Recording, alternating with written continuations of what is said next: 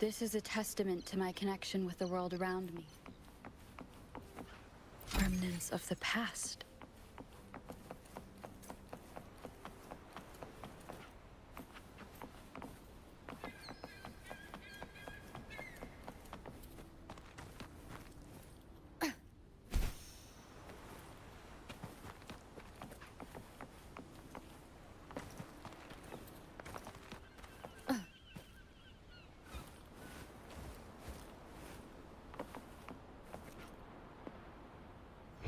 Seems like a new discovery.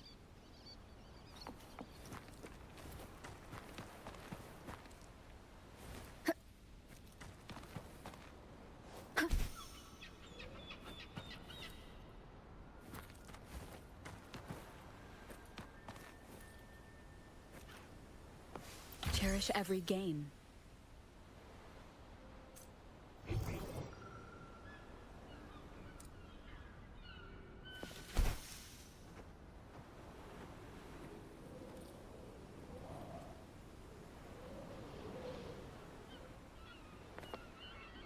An unexpected discovery.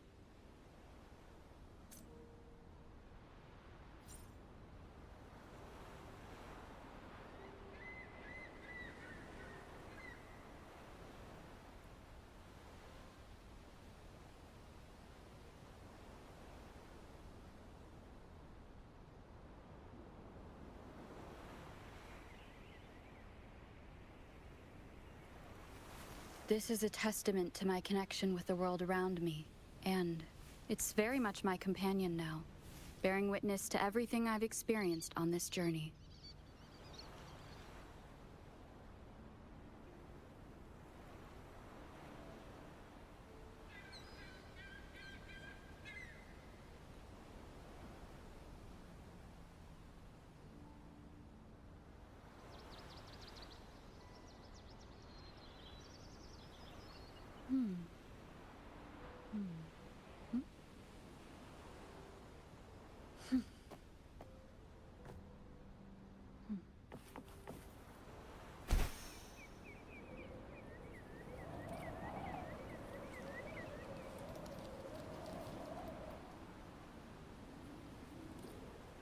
Ha! I knew there'd be a way forward.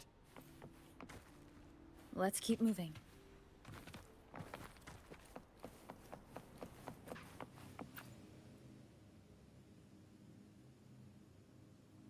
Let me out.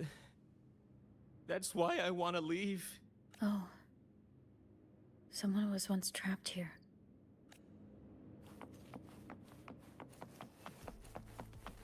The wicked will face judgment.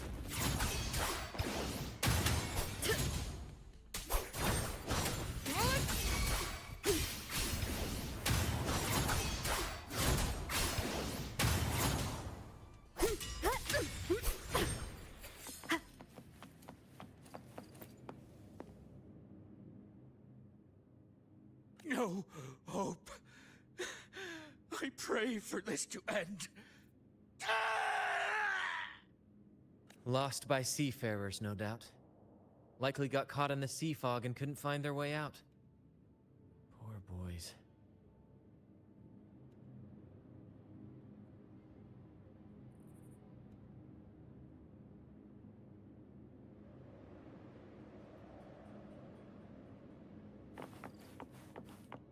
Is that a picture? It's badly eroded. Let's take a closer look.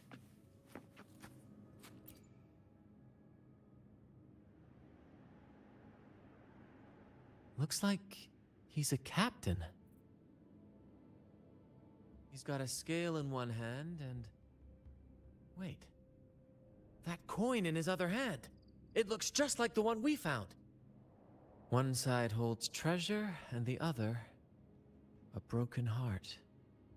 What do you think it means, Captain?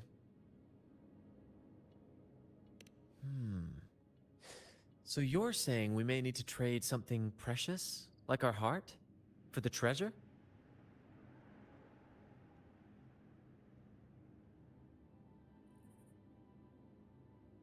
You know, there are stories about a place at the edge of the ocean. A nation where people use scales to measure everything. Souls, wealth, nothing escapes the balance. Perhaps this painting nods to that. Everything has a price. Classic quid pro quo. Fascinating, isn't it? Maybe even Drake had a sense of fairness when it came to treasure. Anyway, let's keep moving, Captain. I have a hunch we'll uncover more soon.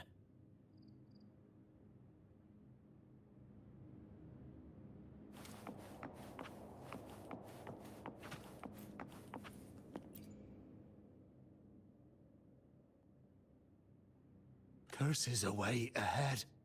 They lost their minds at the sight of the treasures, fighting like madmen. It was terrifying. Curses, huh? I guess that's why no one's ever managed to bring back Drake's treasure.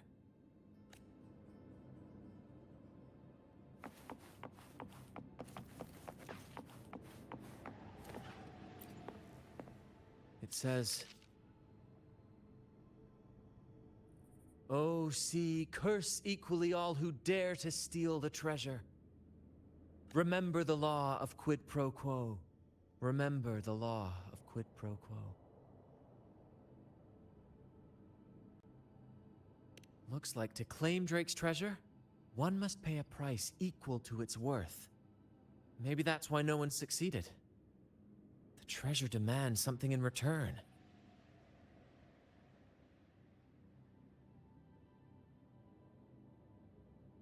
Exactly. If we want something from the sea, we have to offer something in return. Ignore that rule and greed will swallow us whole, likely with our lives as the main course. Captain, I know what we need to do. Do you trust me? That's all I needed to hear. Let's head for the treasure.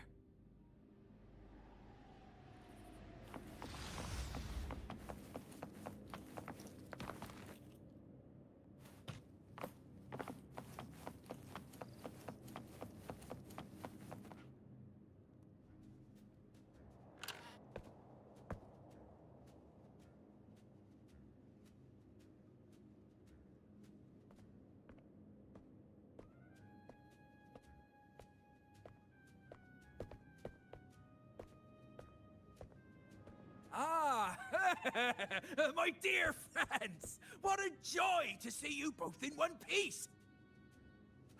I was absolutely quaking back there. Just the thought of that monster. It still gives me the shivers.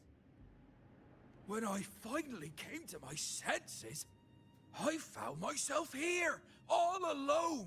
Quite unsettling, I must say. But look at you! You took down that beast faster than I could blink!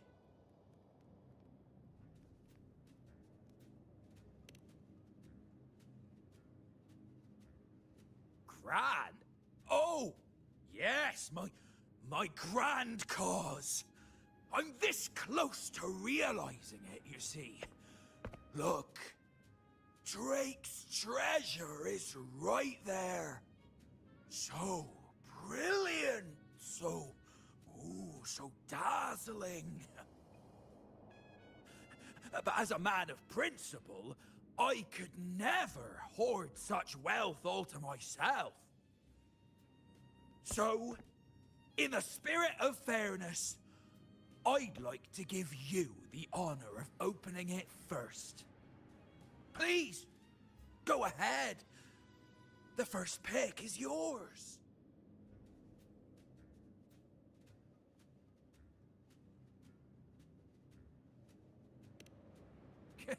Curse? Do I look like the kind of man who fears mere legends? No. My offer comes straight from the heart.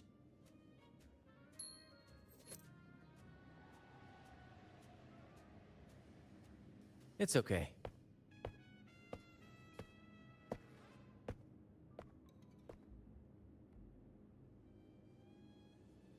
In accordance with the law of the sea,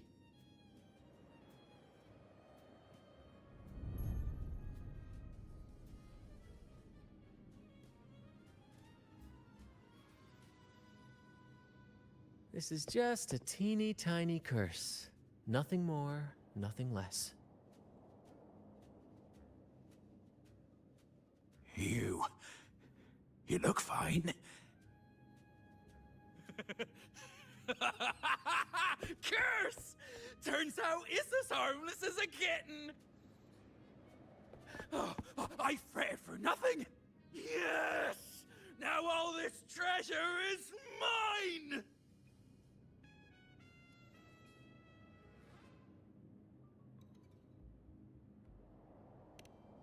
Grand cause? My crew? Oh, right.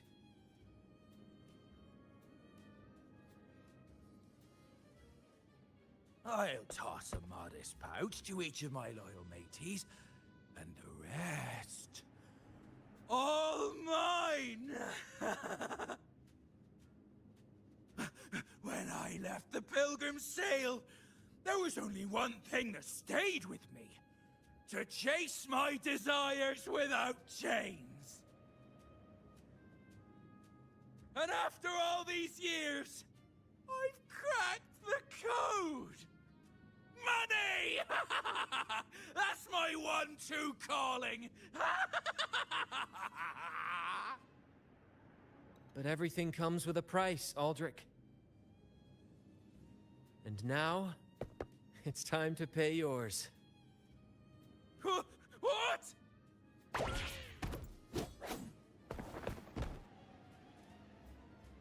Watch out, Captain.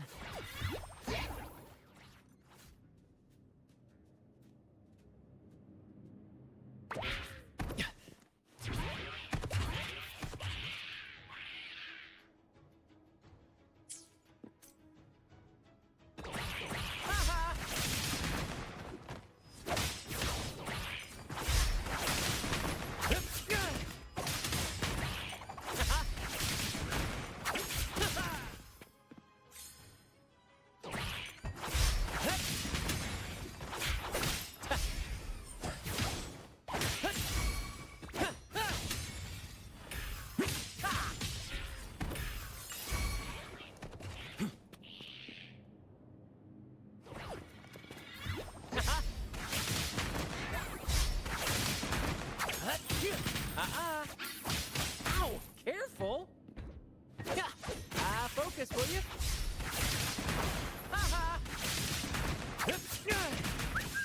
Right behind you! A little mishap.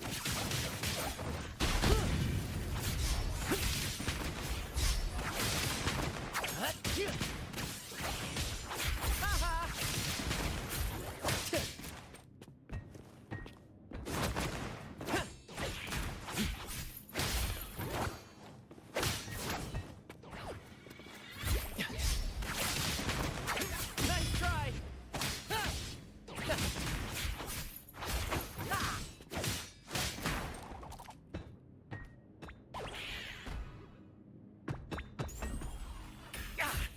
No worries.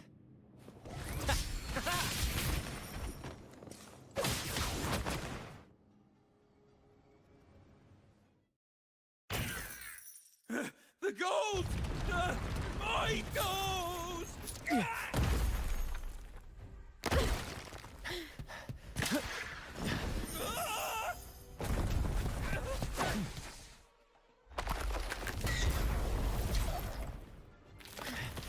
Treasure! My grand god!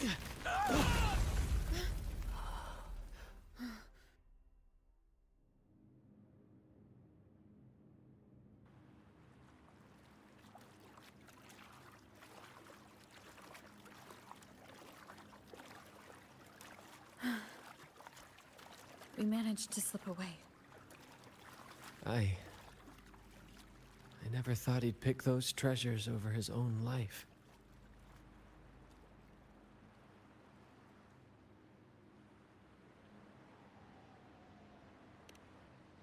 Back then, when Toscanini first told us about Drake's story, I said I wanted to be a captain who led the crew to countless triumphs, so that everyone gets to carve out their own destiny. Aldrich just laughed, calling it foolish. He said, You fool. With Drake's treasure, you can crush anyone and make everyone's life better by force. I never bought into that. For me, it's not about riches or power.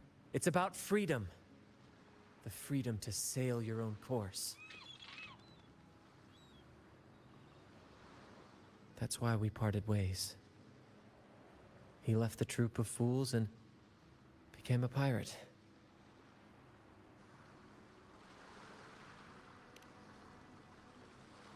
Amidst all your theatrics, you always remain true to your code. As a captain, you're quite different yourself. Certainly one I'd be proud to follow. You accept your crew for who they are, understanding and respecting their choices. I've had my share of adventures, but I must admit, this one with you has been a breath of fresh air. By the way, look at this.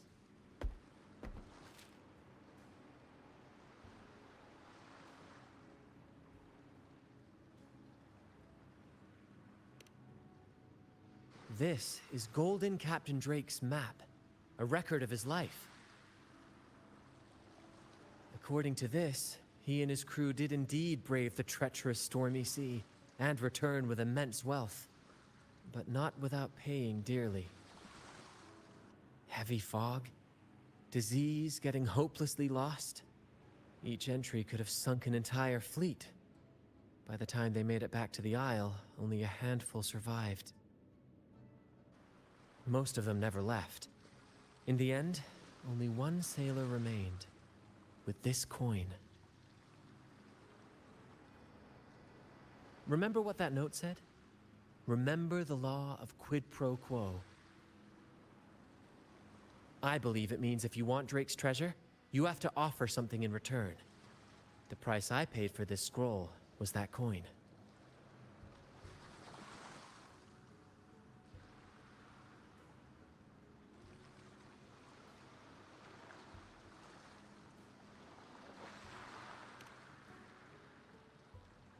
Yes, but isn't it fascinating? A single coin can lead to both dreadful curses and priceless treasures. Who would have guessed that Drake's most valuable treasure would be a map worth just one coin? Honestly, when I made the trade, I wasn't sure what I'd get.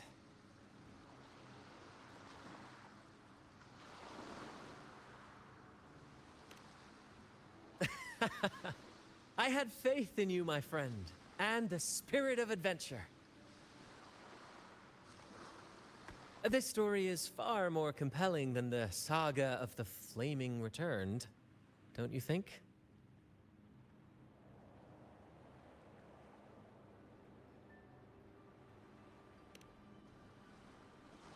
Ah, you remember those pirates who said I was always on the run?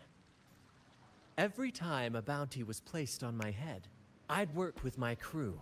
They'd turn me in for the reward, and I'd handle the escape. Well, the rumors spread faster than I expected. Anyway, if you're up for it, the trip back is long enough for me to tell you all about it. So, Captain, the adventures come to a close. Ready to sail back home?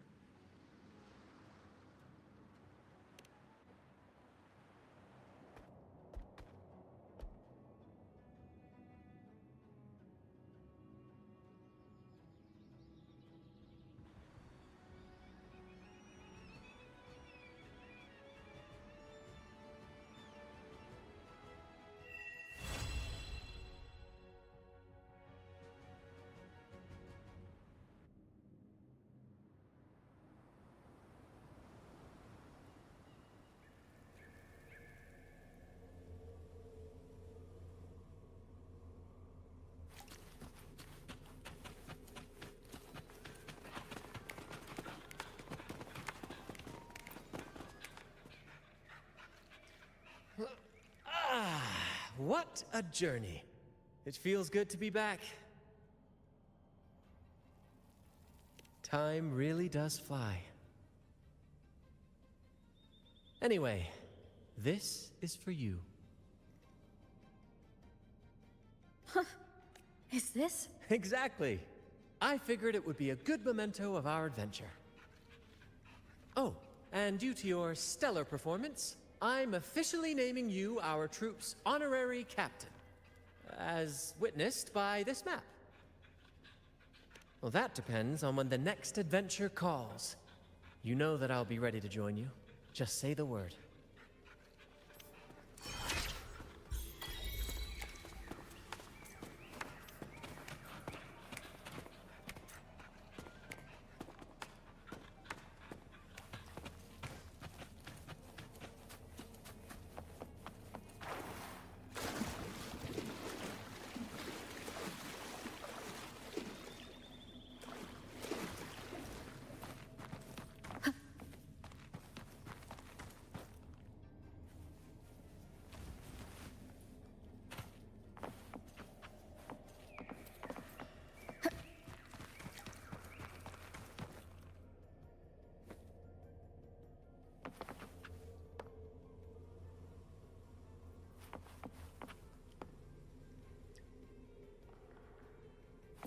Wind guide me.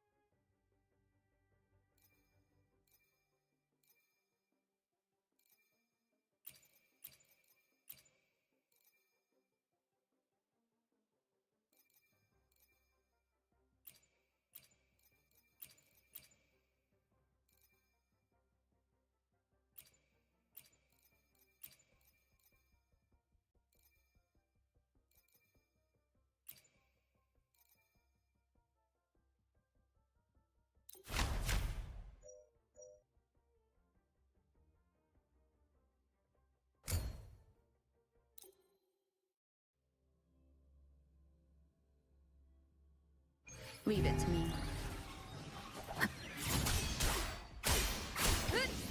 Wind rises.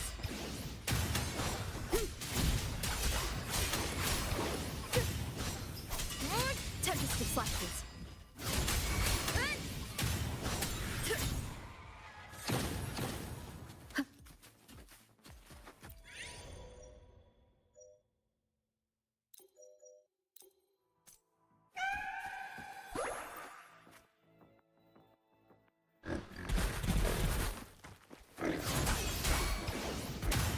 The wicked will face judgment.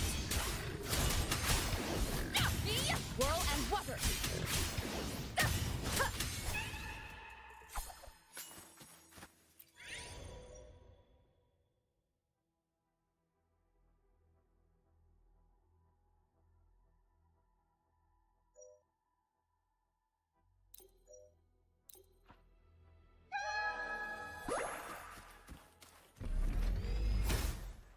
Leave it to me.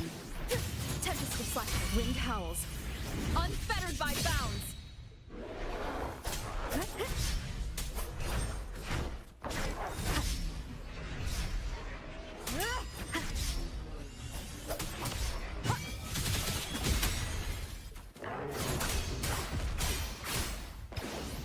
The wicked will face judgment.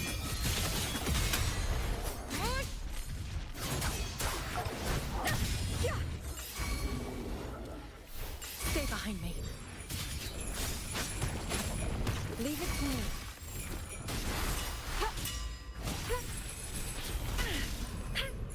Stay behind me.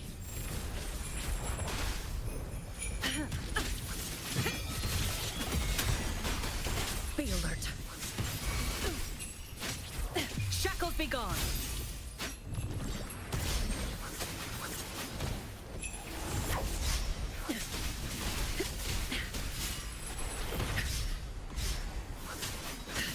Engrave.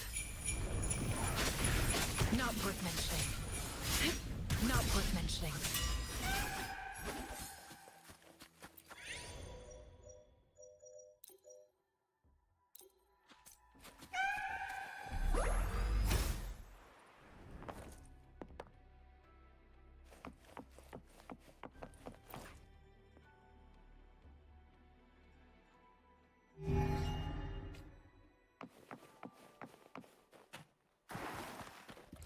Transmitting frequency.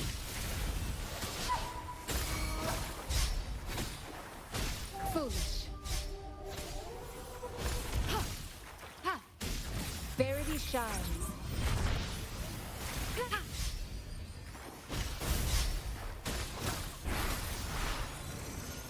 Ha! Wind calls. Waves follow.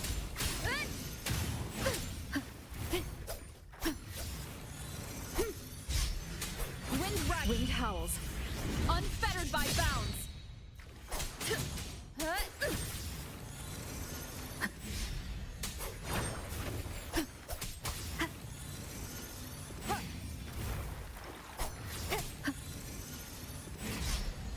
Tempest of flashes. Annihilation.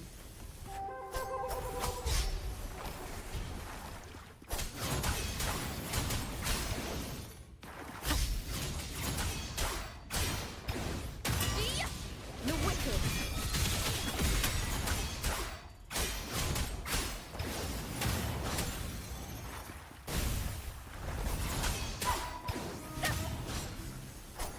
Wind rises. Hopefully this helps.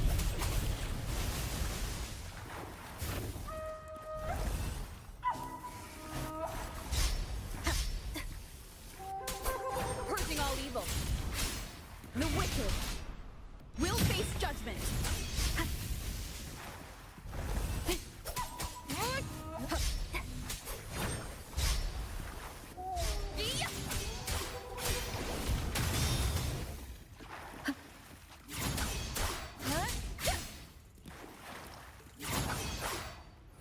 I am the Tempest.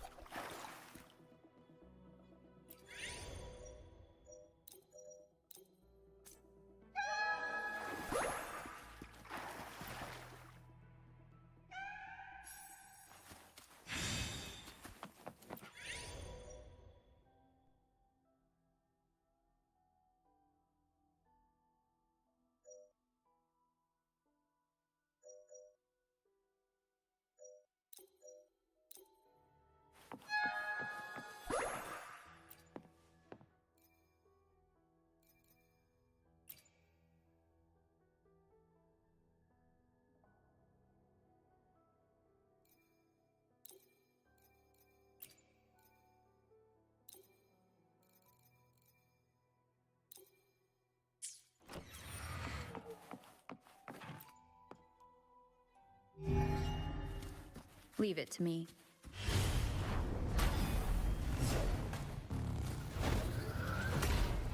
The wicked will face judgment.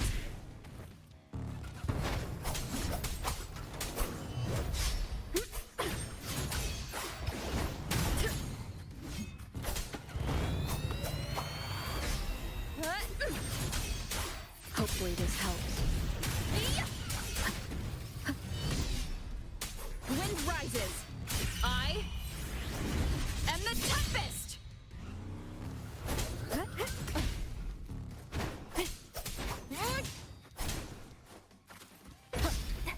The wicked.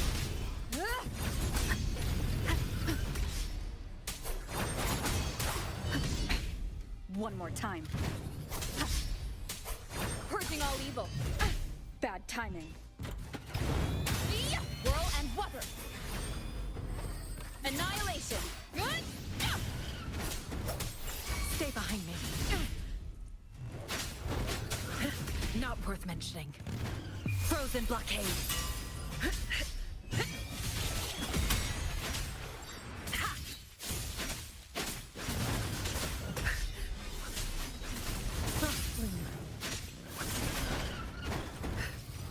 Not worth mentioning.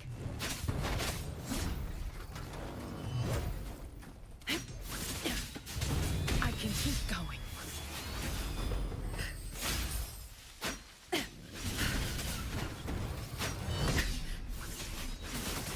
Leave it to me. Administering first aid. Verity shines.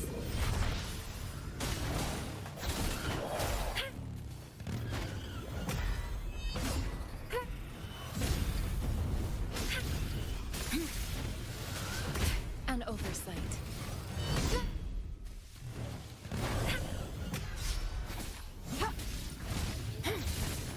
Wind calls, waves follow. The wicked will face judgment.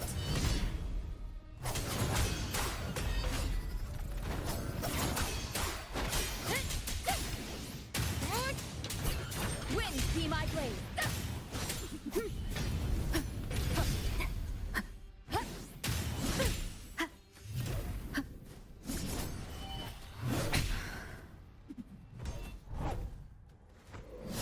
Waves rise. Judgment strikes.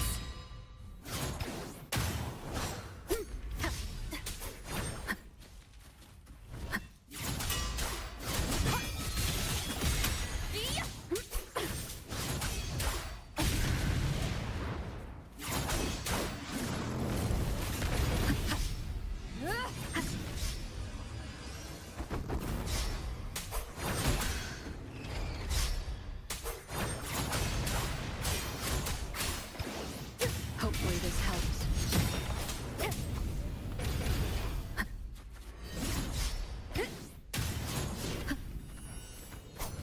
Keep it together. Wind rises. Last chance. Annihilation.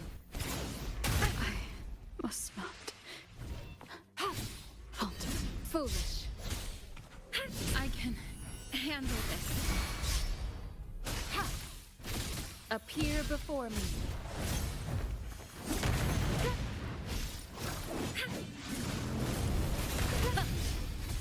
Strategic adjustment required. It was worth it. Engrave. Shackles be gone. I can keep going. Suffering transcends.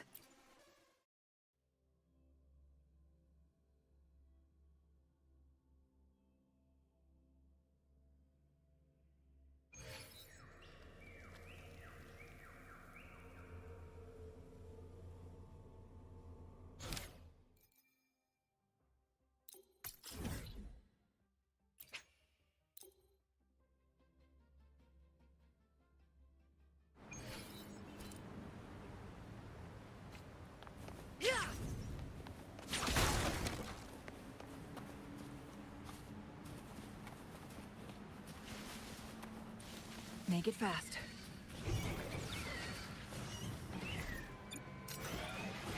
Guests of the unkind.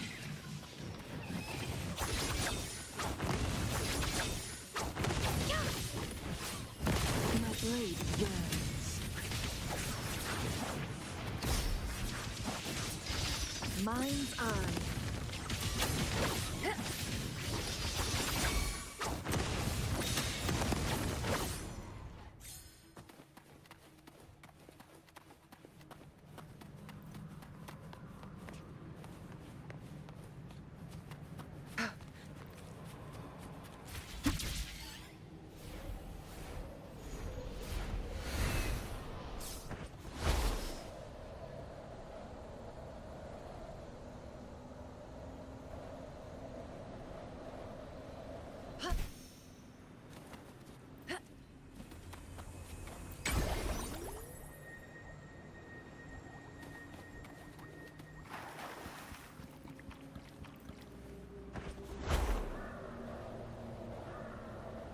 Guests of the end.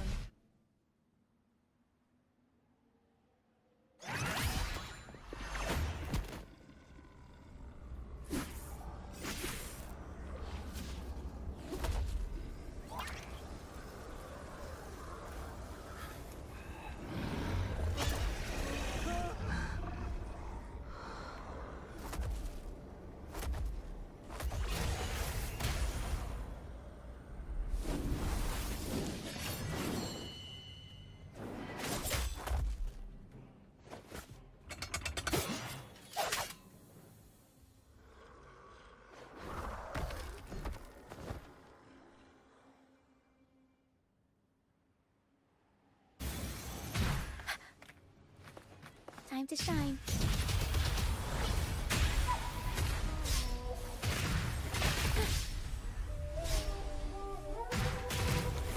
I'll warm up the crowd.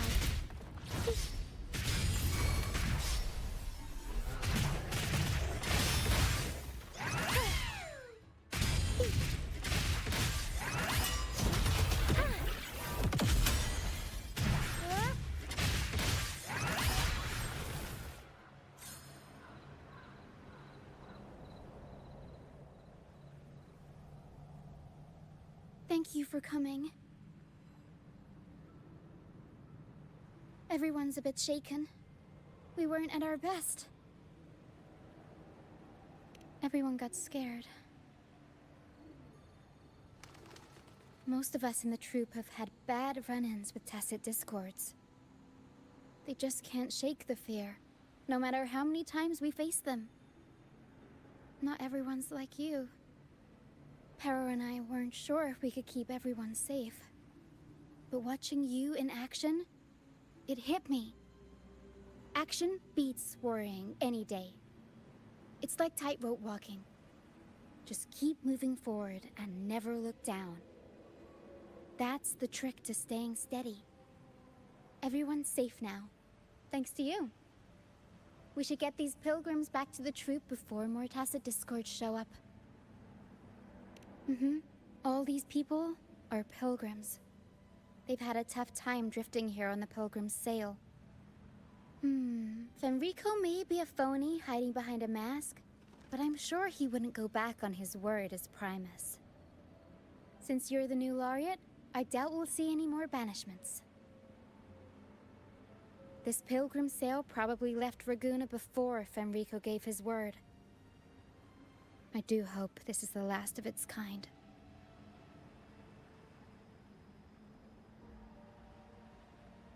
These guys seem in bad shape.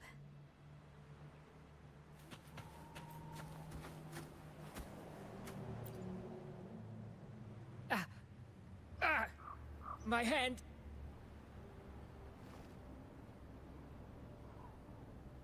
It hurts like hell. I think it's broken.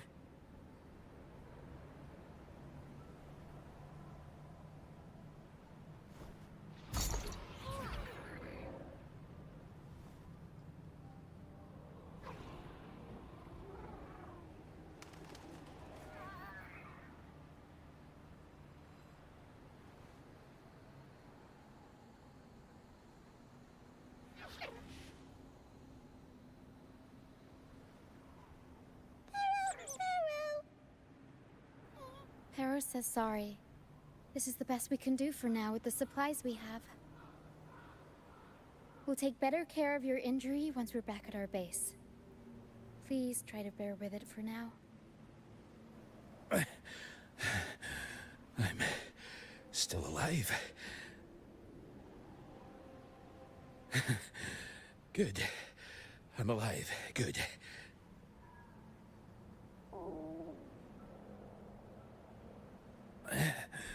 Please, excuse me. I haven't eaten in days.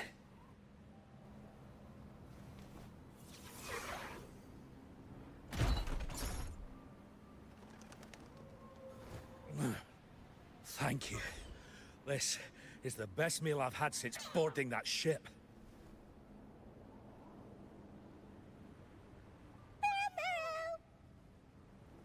Pero says there'll be more tasty treats waiting for you back at our base.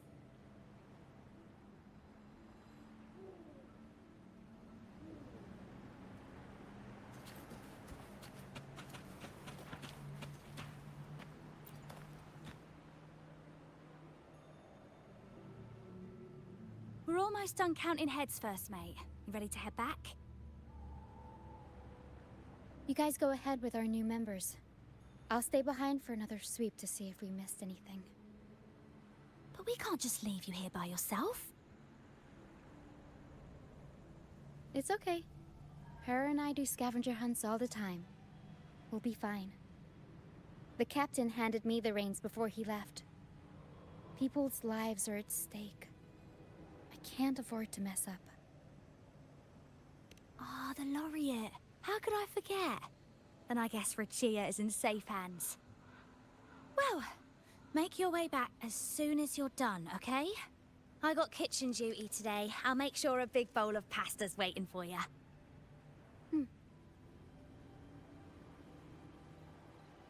Let's go over the cabins again, door by door.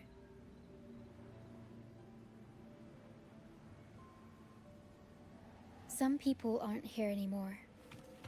Their stuff's still around. If they brought it all the way on the Pilgrim's sail, it must have mattered a lot. Things tend to hold on to memories. Looks like Paris found something.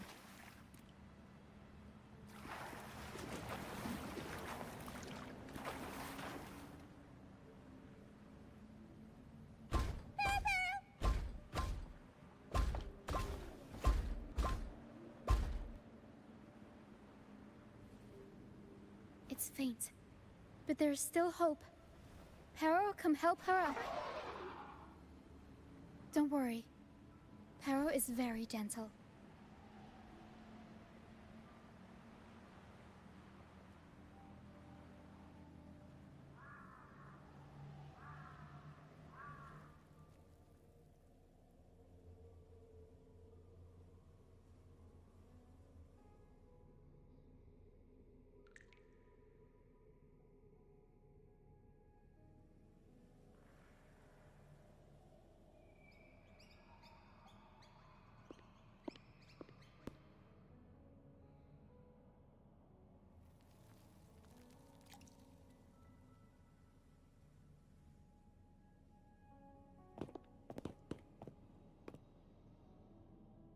What took you so long? Come on, grab a big bowl of pasta while it's still steaming.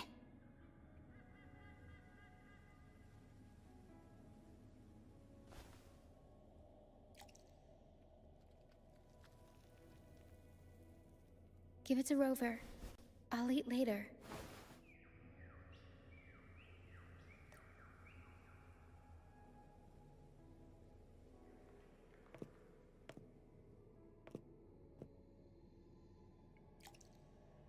Here, dig in.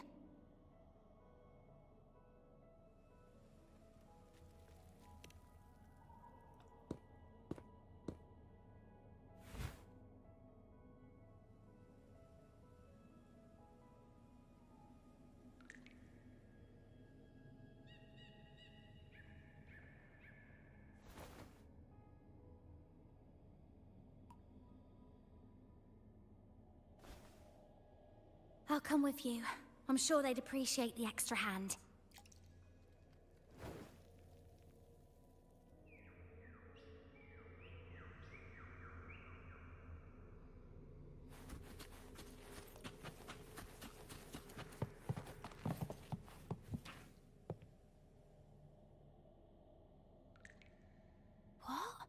She's still alive. Oh, wait, I didn't mean it like that. Back when we checked the ship's cabins, we thought she was already... Oh, I can't believe myself right now. It's all right. We can still save her. We should disinfect her wounds before removing the splinters. No rush. Nice and steady.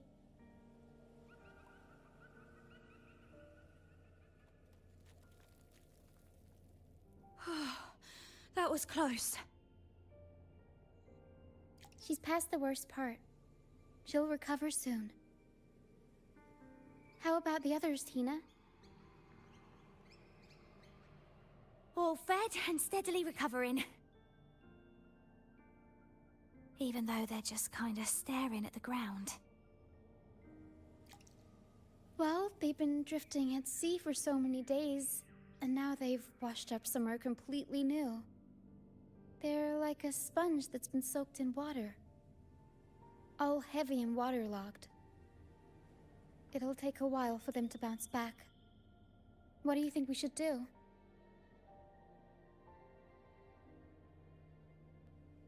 Yes.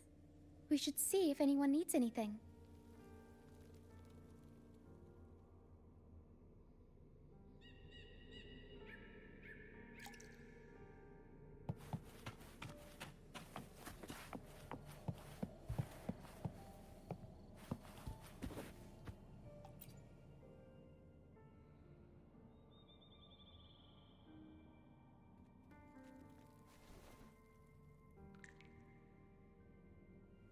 Feeling much better.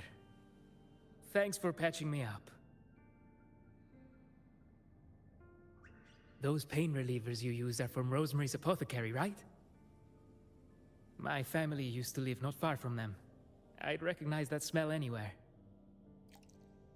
Sometimes I think about home. Other times, I'd rather not.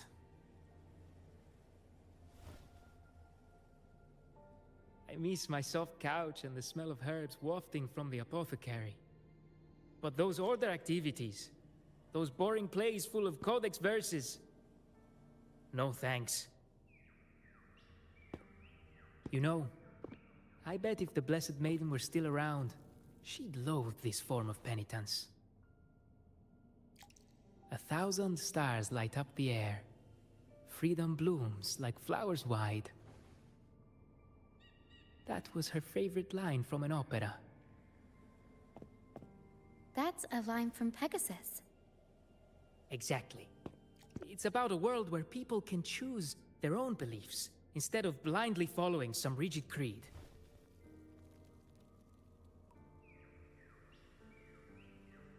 Mandatory gatherings, worship, and forced codes of conduct.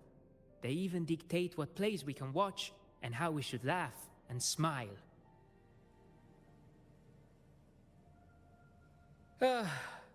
I want to go home. I really do. But Raguna isn't the same place anymore. During our so-called pilgrimage, people played lunacords and flutes. Everyone on board gathered around the star to sing opera and uplift each other's spirits. In those moments, I felt that as long as we could sing freely together, the pilgrim's sail could become my new home. But as we drifted farther out to sea, we faced more dangers, and fewer of us survived. Even our instruments got wrecked.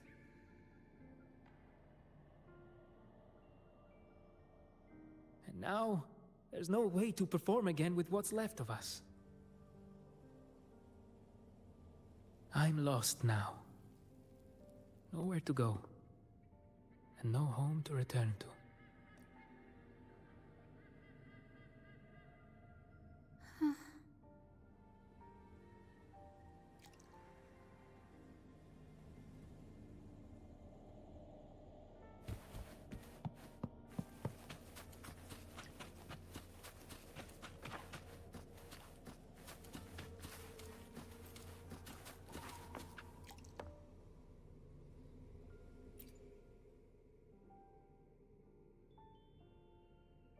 Hello, sir. Are you feeling better? Much better.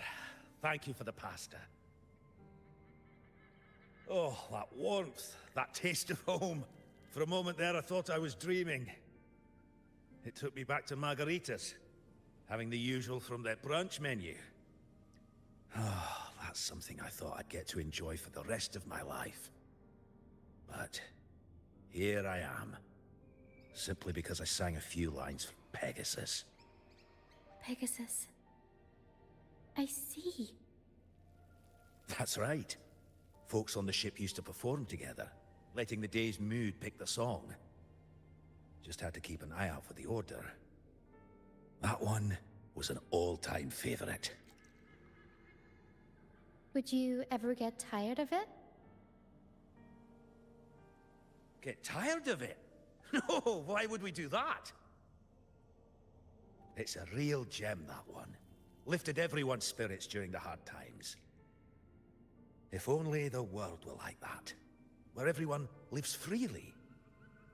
I wouldn't have to endure so much at this age. They called it a pilgrimage, but tacit discords pursued us the entire journey. We lost so many. The truth is clear to everyone now. I survived, while so many young souls did not. I didn't even have the strength to take their cherished belongings with me.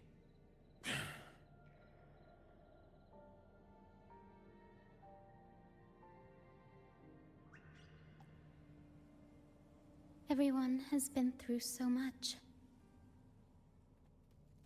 All those rules on how to live. Forced exile. Friends gone missing. Barrow. Is there anything we can do to cheer them up?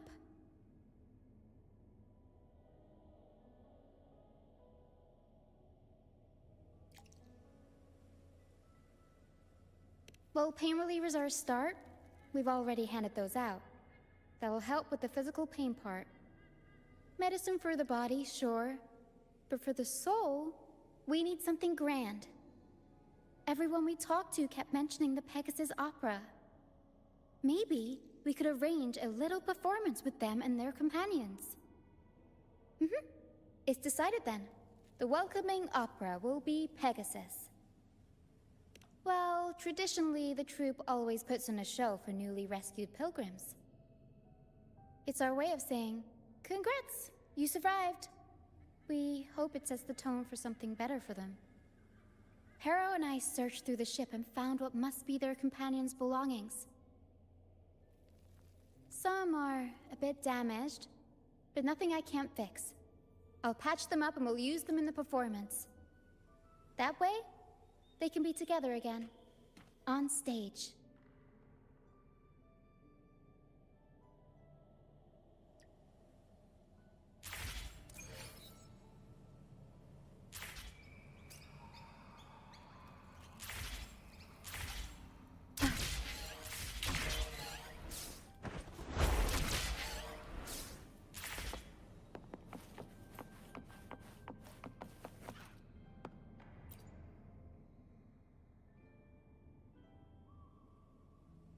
A lunacord, a prop gun, ship debris, Lucianites.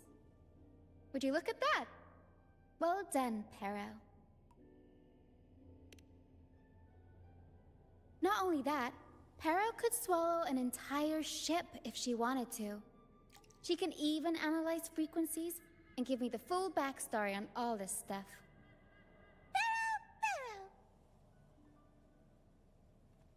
You see, objects carry people's thoughts and feelings. And what better way to share those than through an opera? What do you think, Rover? When is someone really gone? Well, there is some truth to that. But as long as Perro and I are here, whoever owned these items will never be forgotten. Beyond high walls we fly, through mist where dangers lie. Over wrecked bows and ships adrift, I chase the golden fleece's gift. Under the North Star's light. If only life could be as grand as the opera scripts. Anyway, I'll fix these items up, give them a good shine, and voila! Everyone gets to perform together again.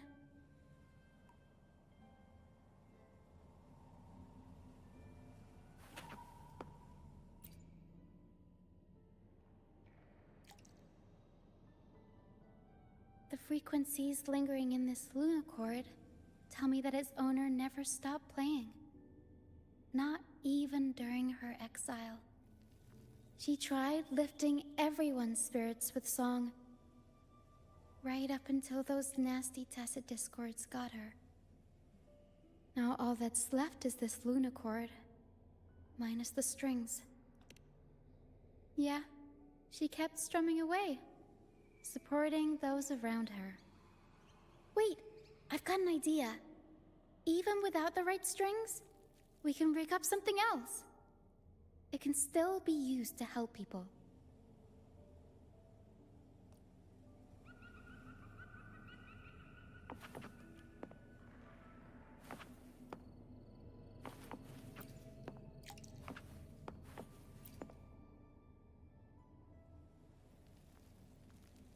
These bits of ship debris may not look like much, but they were once part of countless pilgrims' ships. They carry all the fear and confusion people felt. But they also hold onto their strength. This debris will make a good backdrop material. Or we can scatter them around the stage to help set the mood. Come on, Pero. Let's get them up there.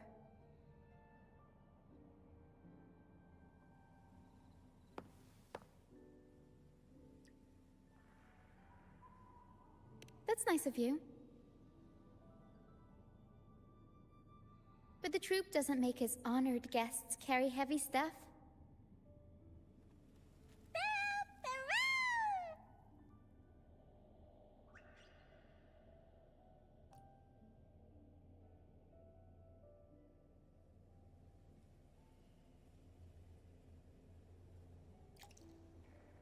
There. That pretty much covers the basics.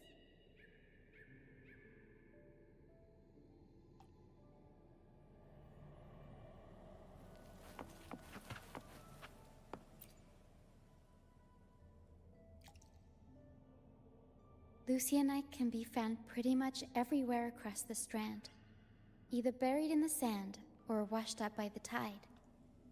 Legends say each piece is a soul trapped in the Strand. After facing wind and rain, day after day, they start to lose their shine. We need to collect them before that happens. Yes, the Lucianite's glitter is what makes them charming. We can use them as stars that shine in the night sky. As for where they fit onto our stage, let's set them around the center.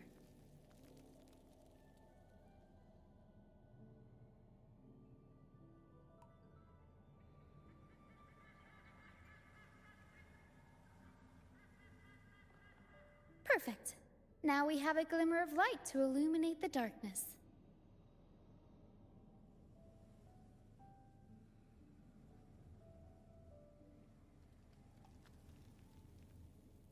All right. Now that all the items are in place, the stage is pretty much set up. Thank you. I'm sure the sentiments tied to these items will make their grand entrance into everyone's hearts. But I feel like we're still missing something. Maybe the stage isn't bright enough? The North Star in Pegasus is the symbol of hope, after all, so it should be brighter. I remember Filippo said that everyone used to gather under a star and sing. But I didn't find any stars. Yes, maybe he can tell us more about it.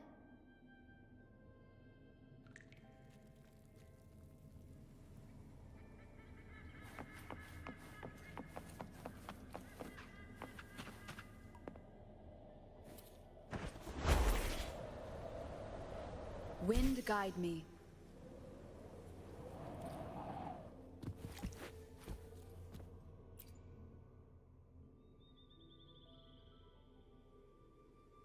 again, Filippo.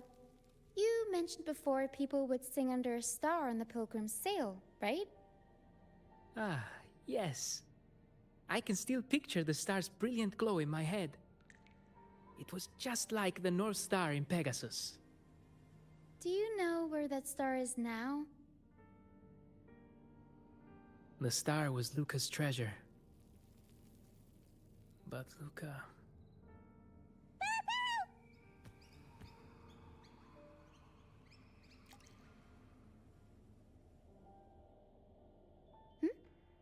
Para says Luca's awake.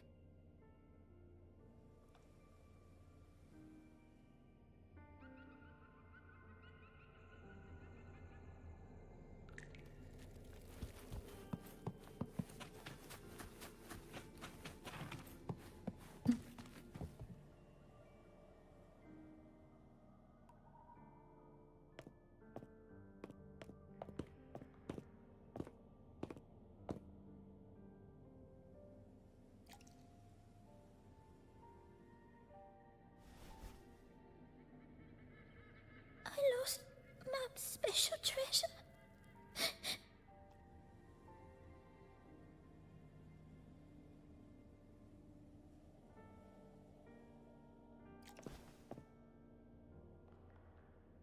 The light from the star kept the darkness away.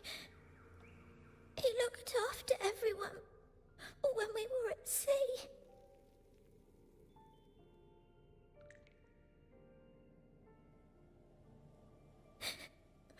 We like to sing around it, just like Mummy did in her plays. She always said the star represents hope. It would keep me safe and protect those around me.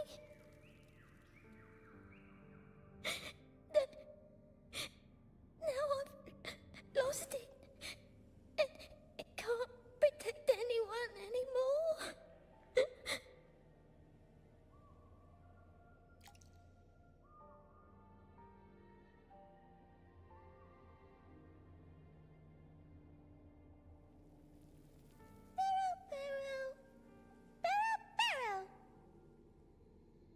Harrow says you should rest up and we'll go find the star for you.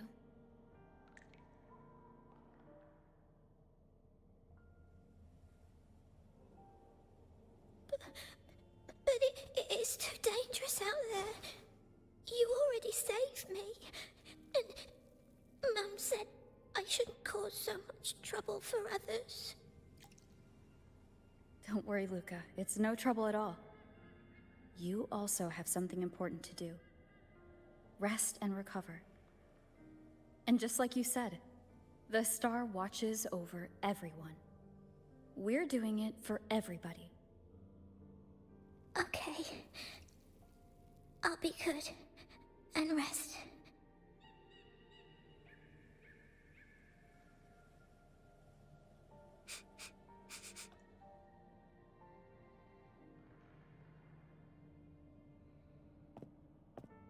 Pero can sense the frequencies of the star left on Luca. Now that Pero is on the right scent, we can start our search.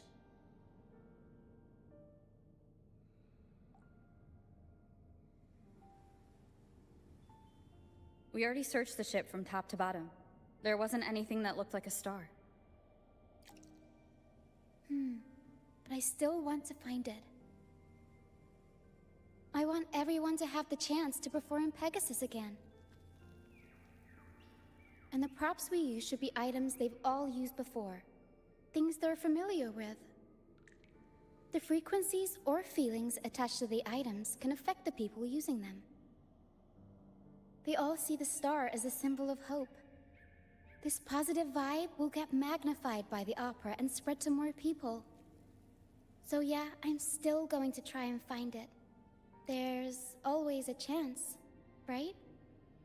A chance is just another way of saying hope.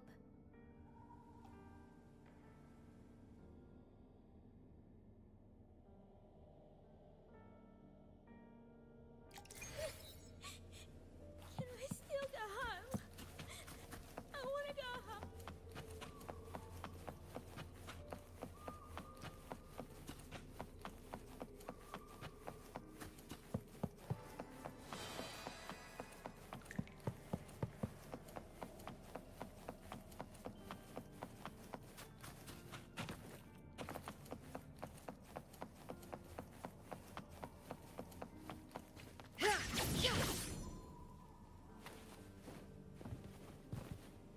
Make it fast.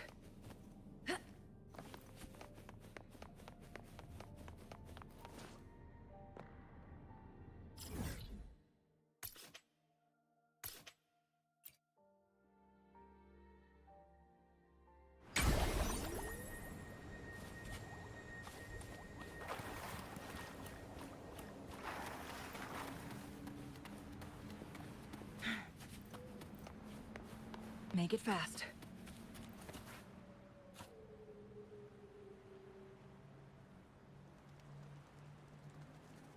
The mist. Yes, the island is covered in mist most of the year. But I just cleared that area not too long ago. And with the latest weather, there shouldn't be any more mist. Battier's out fishing, like always, and our trusty mist detector Lario hasn't made a peep. You're right. Something about this feels uniquely suspicious. The air is so humid. It's like the mist is standing right next to us. The sea covered in veil lay beasts of howling whale. According to Pegasus, we should be careful when there's mist close by. We need to find the star before it rolls in.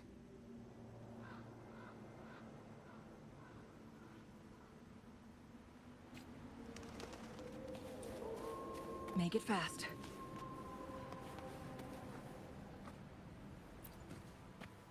Looks like a piece of ship debris.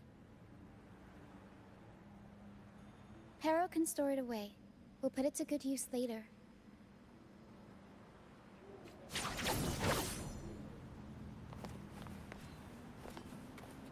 Make it fast.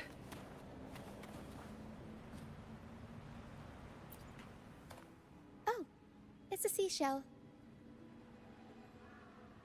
Clean the seashells, toss them in with some seaweed and salt, and ta-da!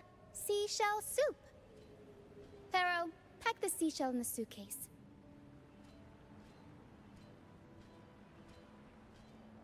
Everyone in the troop finds a way to pitch in, and I usually lend a hand with cooking. But Pero's better with the fancy stuff. Everyone loves the food Pero makes.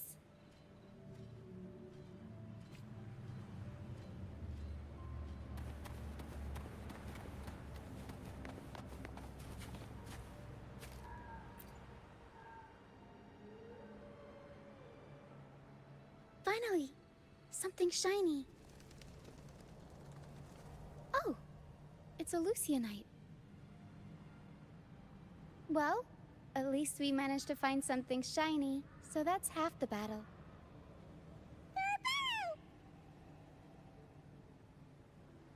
Looks like Pero's found something.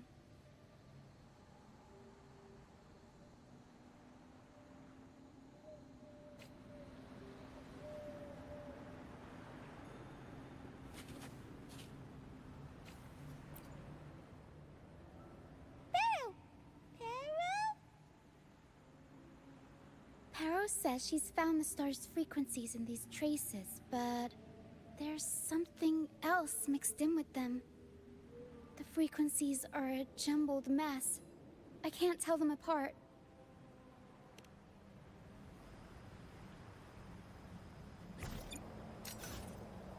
Didn't know you were this smooth with identifying frequencies. I'm impressed.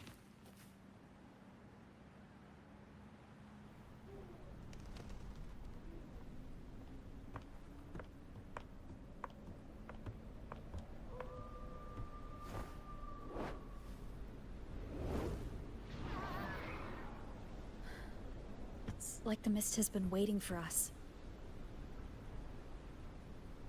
This isn't the usual hide-and-seek mist.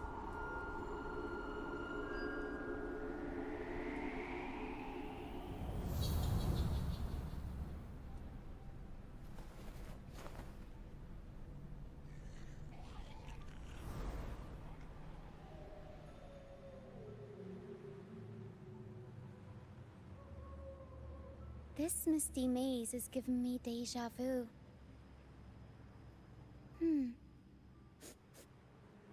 A strange and suspicious smell. It's familiar, but also different. Like a poorly done copy. In Pegasus, the maze is woven from lies and malevolence. Inside, it's as chaotic and unpredictable as a misty sea. There's every kind of monster in there. At the heart of it all lurks an archdemon who's a master of all things evil.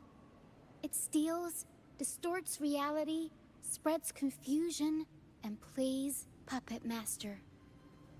I wonder if a fellow opera fan borrowed this scene from it.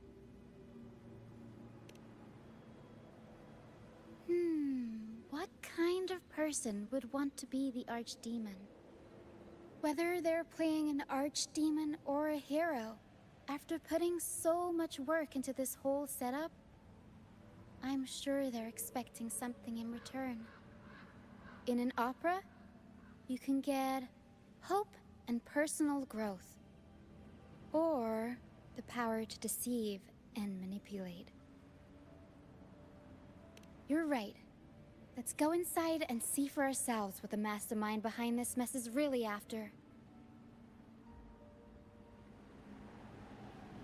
I'm picking up all kinds of weird scents. The mist, tacit discords, some kind of star, wet soil, old book pages, dead souls, dusty junk, hot cocoa, and oranges. Always with the tacit discords. A sea covered in veil lay beasts of howling wail. Of course, the mist is good at messing with your head. Anyone can get lost in it. But hey, at least failures help you find the right path eventually.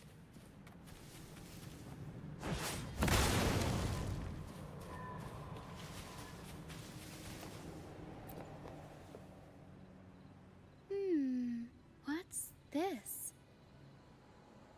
Golden fleece. And it's got the Dragon of Dirge's scent. The tacit discords won't go near it. Looks like drag marks on the ground. Seems like someone moved this here not too long ago. Make it fast. Guests of the unkind, be reduced to cinders.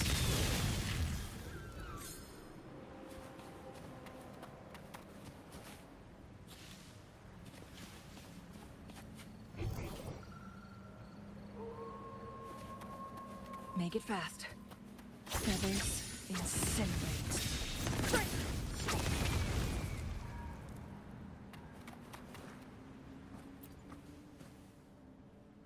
Oh, there's another one here. Just as I thought, Golden Fleece seems to be the universal antidote to tacit discords. Seems like someone put them here on purpose. Were they trying to force the tacit discords onto a specific route? Or were they trying to drive them away and create a safe path? Make it fast.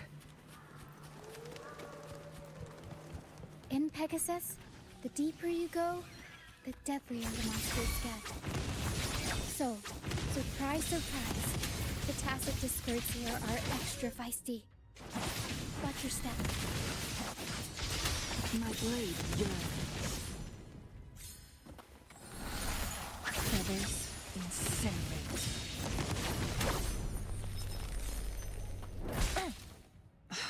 Silly mistake. From defense to offense.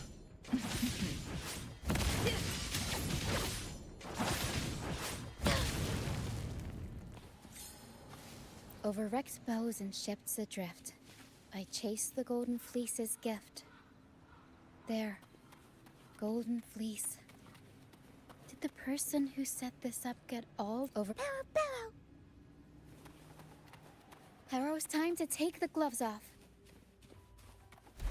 Here we go, Barrow.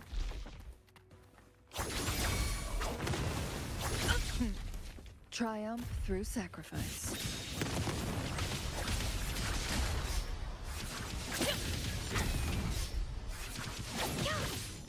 Beckon the divine flame.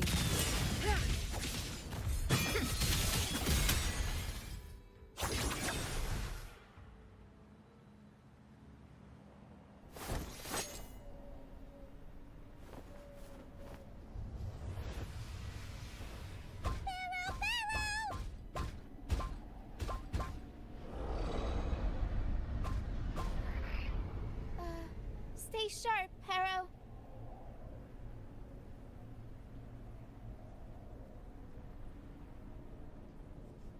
I'm here with you. Don't worry. Okay.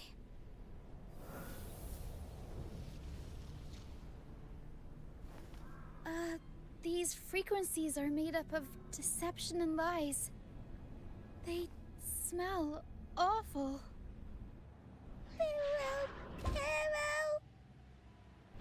Barrow senses the star inside the cave, and something else she can't describe. We're approaching the end of this path. It seems like the center of the maze is just ahead. Soon, we'll find out what lies at the core. But it may also be...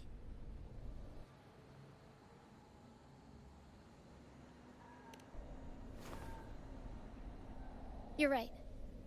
We should keep going.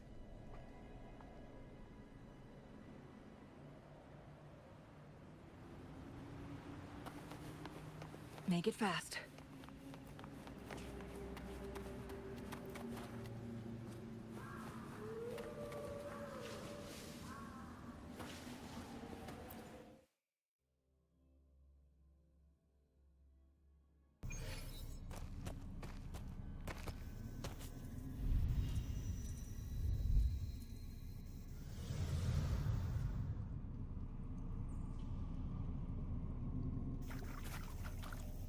Nice and easy. We're right on track. Thanks.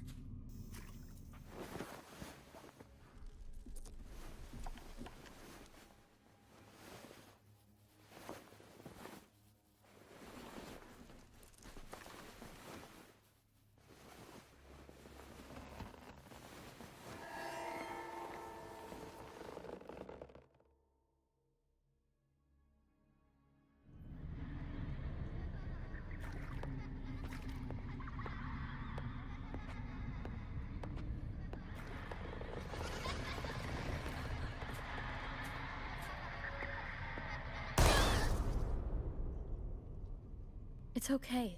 We're nearly there. Okay.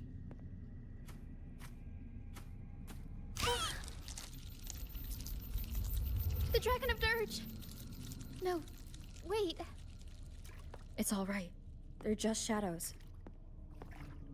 Yes, I'm not afraid.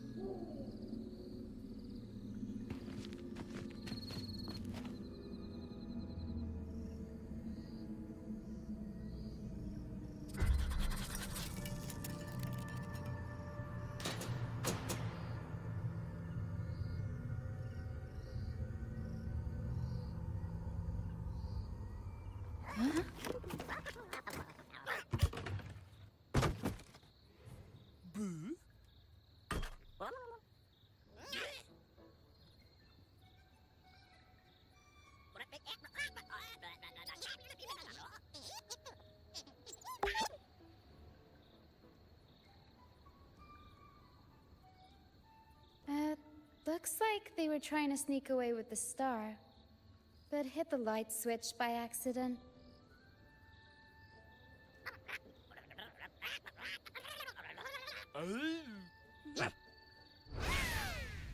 What are they saying? They're saying we're not going down without a fight. Golden Fleece, a worn playbook, old instruments. Are they supposed to be the archdemon? Or the fools hiding from the Tacit Discord?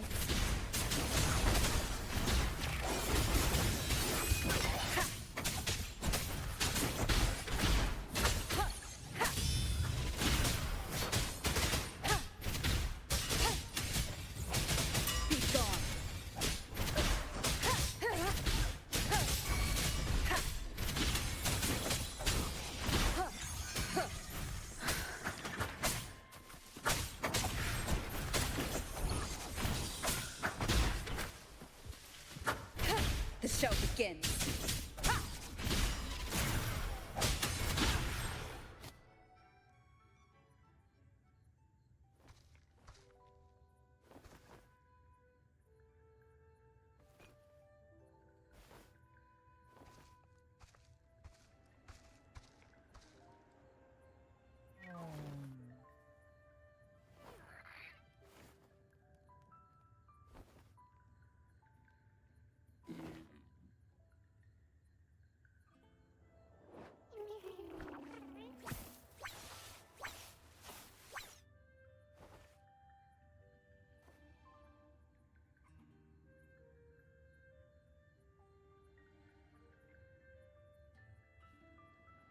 Oh, no, they used to have homes and their own masters. They still don't understand why they got kicked out all of a sudden one day. Even after being abandoned, they never forgot about their masters and managed to find their way home. But their masters were no longer there. They scoured the whole of Renacida, refusing to give up and accept the truth. But even now, when they've reached this land of the banished, they still couldn't find a single trace of their masters. Just when they were about to lose hope, they found solace in the emotional frequencies left on personal items. So, they made this place their own. Little by little, they scavenged things to bring the home from their memories to life. That's how they came across the star. Yes, they're not really the brawling type. The Tacit Discords scare them, so they sneak around, grabbing anything not nailed down while trying not to get caught. With so many Tacit Discords wandering around the Strand, all they can do is scatter a golden fleece, spooking the Tacit Discords to give them the chance to sneak out.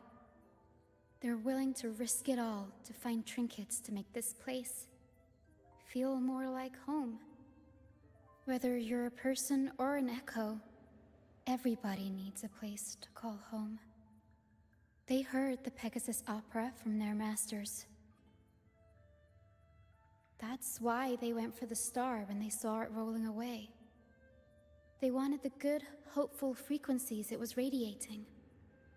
These echoes knew the star wasn't theirs, but they weren't keen on giving it up either.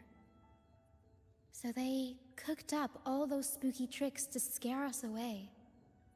Turns out, this maze wasn't hiding an archdemon. Good idea. Let's bring these echoes along. Plus, we could use some extra help with the opera. And all this stuff they worked so hard to collect? Let's bring it with us too. It must mean a lot to them.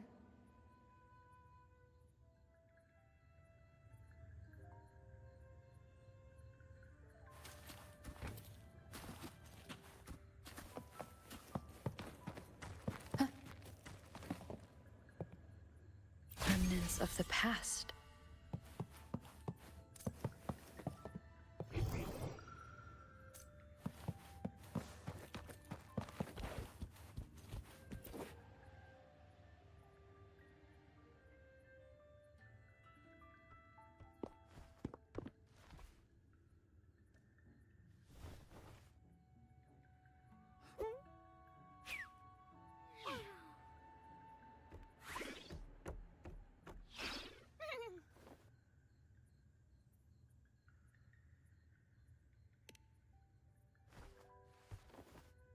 She says this accordion was from her master. Even though she hasn't found her master yet, this accordion left her with many fond memories. As the mist fades, so shines the star's unbound light. Her master used to sing this to lift the spirits of people who had been wronged. And naturally, she picked up the tune. The misty maze we just went through was her attempt to recreate the opera. She used the misty coastline as a stage, with the help of her echo friends, of course.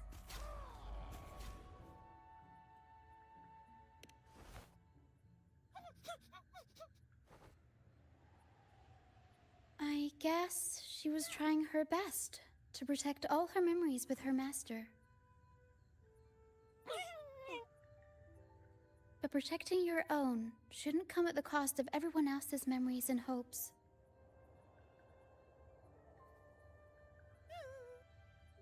For anyone who's been hurt, we're probably better off sticking together than dragging each other down, right?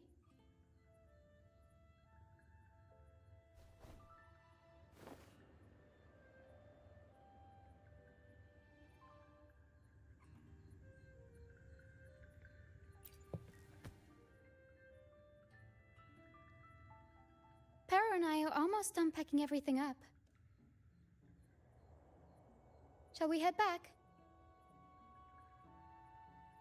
All right, back to the troop.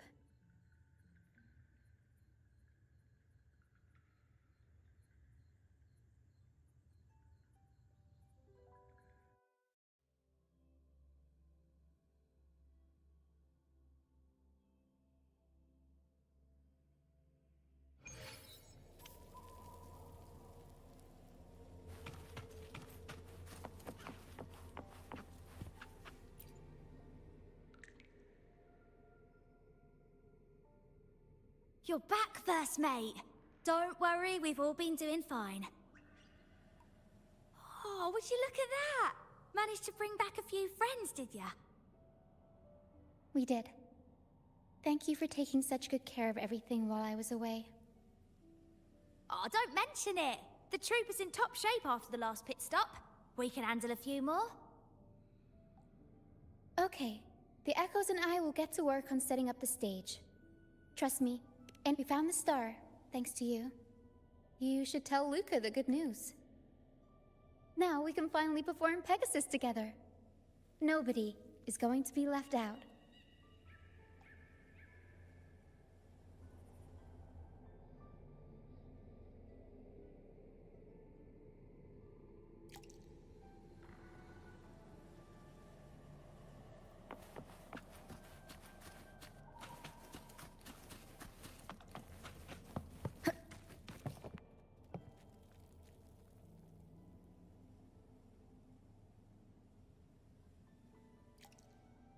The star.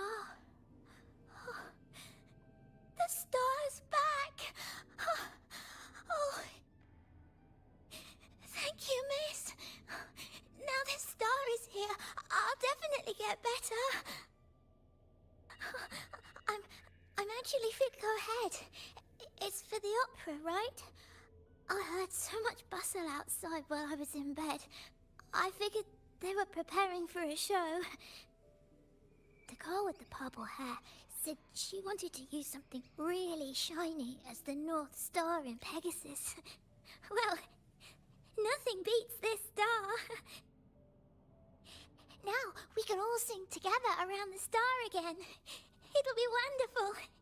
Just like it was back on the ship.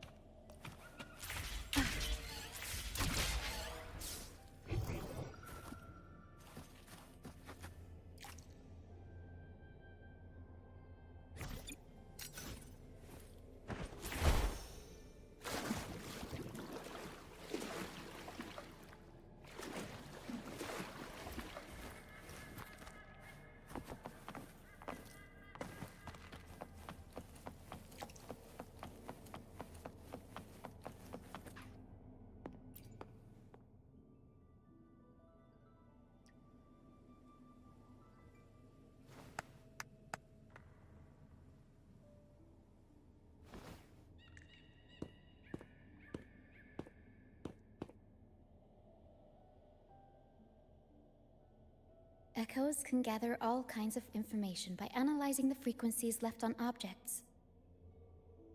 On the stage, Lottie Lost found her master's old lunacord. Diggy Duggy found his master's wreath. Cuddle Waddle found his master's favorite prop gun. And Hocus Pocus hit the jackpot and found his master. Turns out, their masters didn't actually abandon them after all. Yes, their masters were actually banished. All that's left of some are their belongings, but others were taken in by the troop.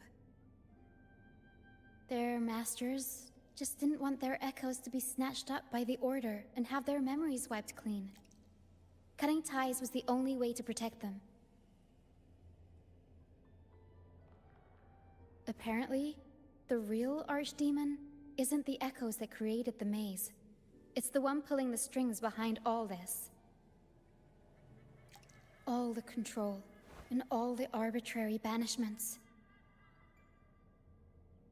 A simple sentence from those higher-ups can ruin the peaceful lives of countless people.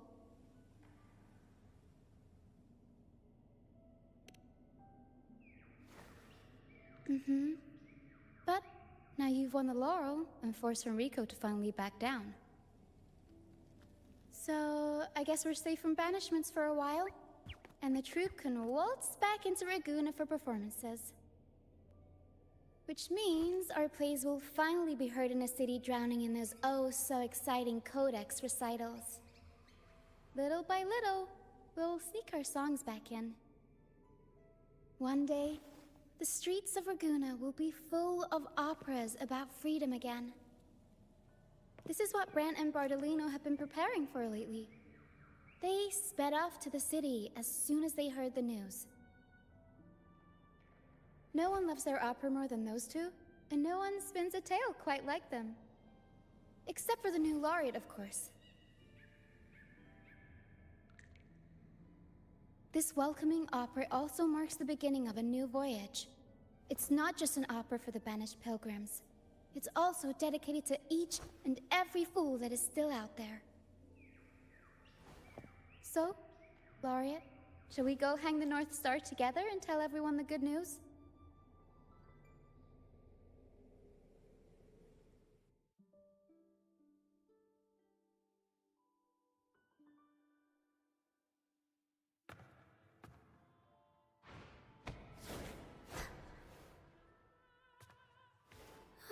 Help!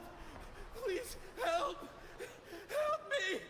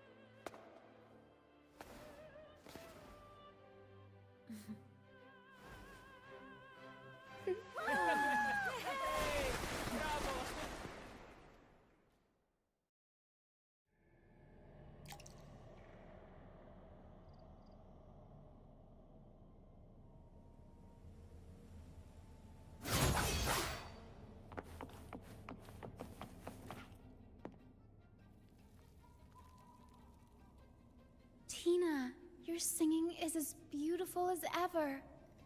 Thank you for lending us your voice for this revised version of Pegasus. thanks. I had to belt it out if I wanted to do Luca's shining North Star justice. She can't make it up the stage, so I'll just have to bring the star to her. Lottie Lost, here's your master's lunacord. It's missing its strings, but it can still help people.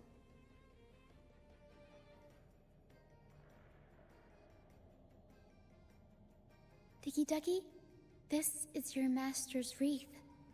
I got it patched up for you. Be sure to keep it somewhere safe.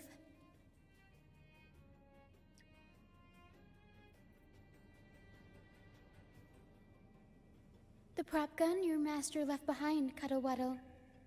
It can blow bubbles now. Please take good care of it.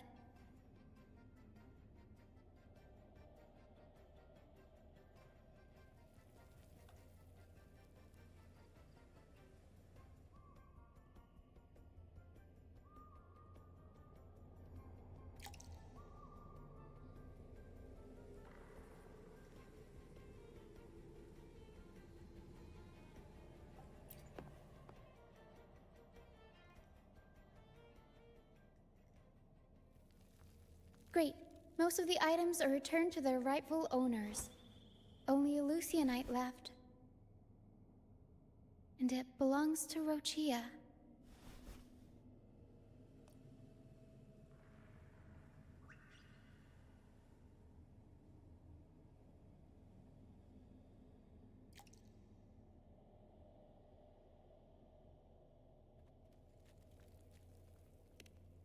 Yes. That's because I used to be one.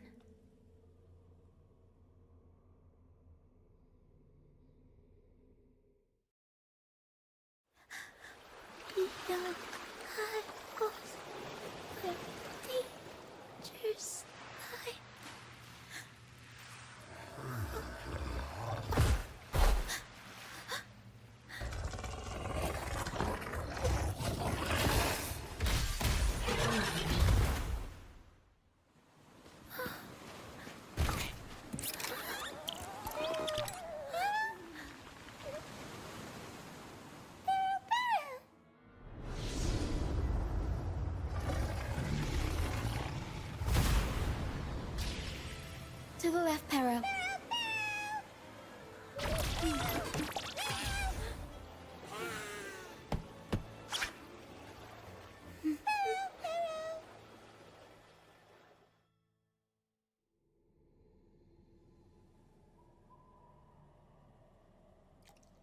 Thank you for that wonderful performance. It took everybody to make it happen. And that includes you, of course. Since we first met, Pero and I noticed something special about your frequency. So special that even Pero couldn't figure it out. Ever since you came to Renacida, the Misty Maze has been unraveling. Maybe, just maybe, you can be the one to change things. No, change the fate of the entire Solaris. Wherever you go, things start changing. Strange, wonderful things. You're like a magnet for the unpredictable. I know the saying, with great power comes great responsibility. Danger will be hot on your heels wherever you go.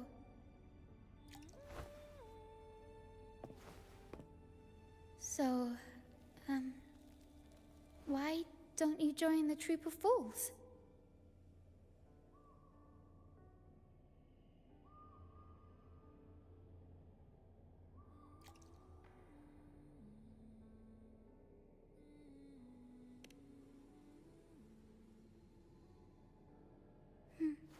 You pulled off the perfect welcoming opera and marked a new voyage.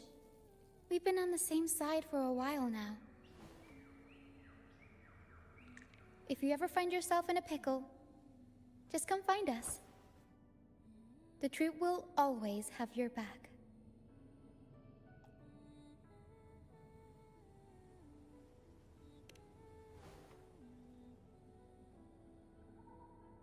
We all started out banished to this deserted island.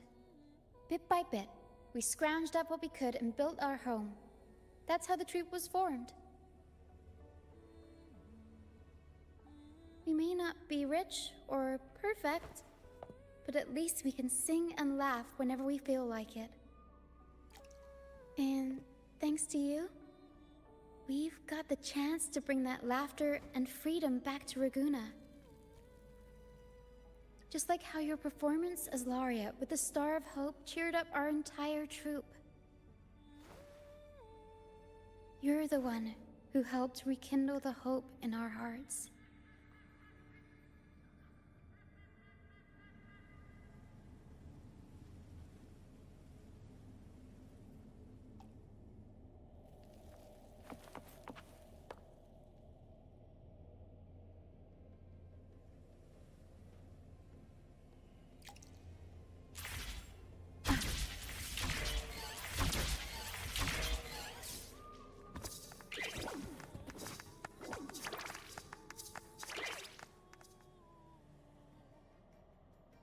Thanks for everything. My first time running the welcoming proceedings was a hit, and the troop's voyage back to Raguna is off to a great start, if I do say so myself. Now that the weight is off my shoulders, I feel light enough to pull off a few backflips. Anyway, I think it's time we talk about that reward of yours. Aside from the not-so-basic payment, I've got a little something extra just for you.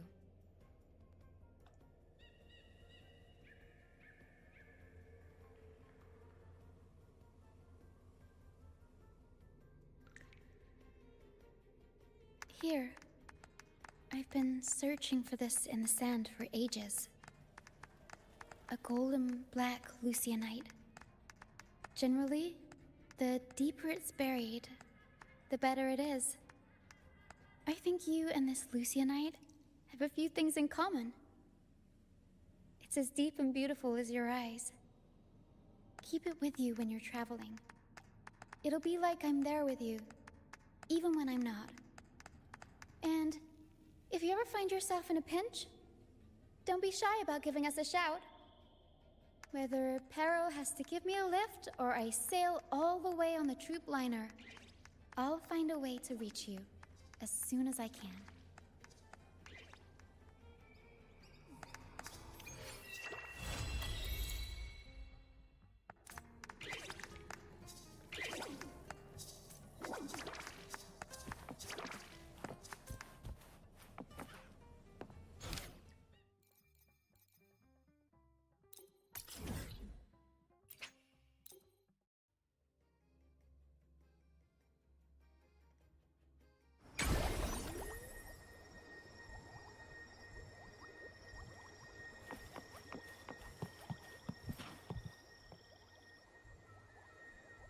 You there, Abster?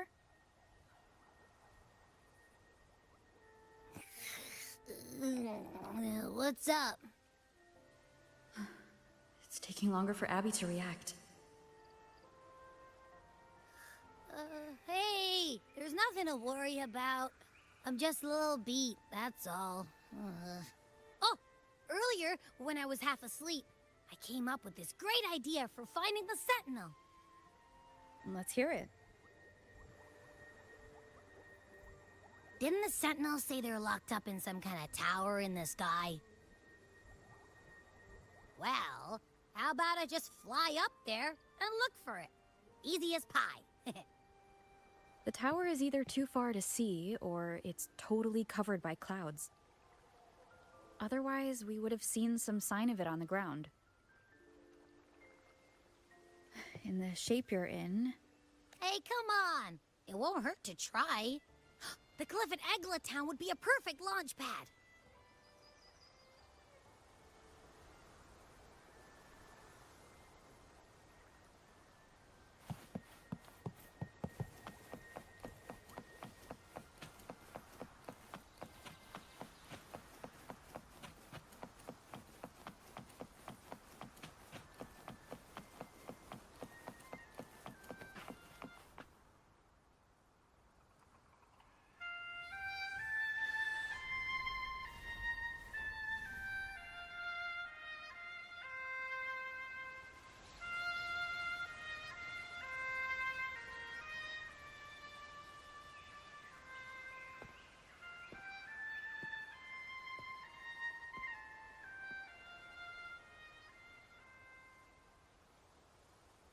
Music itself holds no emotion. It's the heart that grants it meaning. So, dear listener, tell me, what feelings did my piece evoke in you?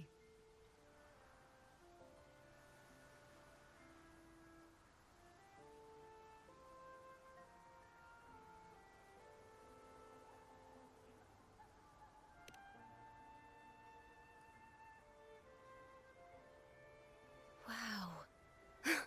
A very valuable insight. Thank you. That brings me closer to completing my piece. Salutations, Rover. My name is Jacona, a wandering bard. I'm glad to have met you.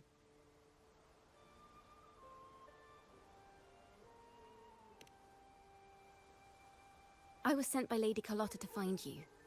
As I passed that abandoned house, I suddenly felt this, well, you know, rush of inspiration that just can't be ignored.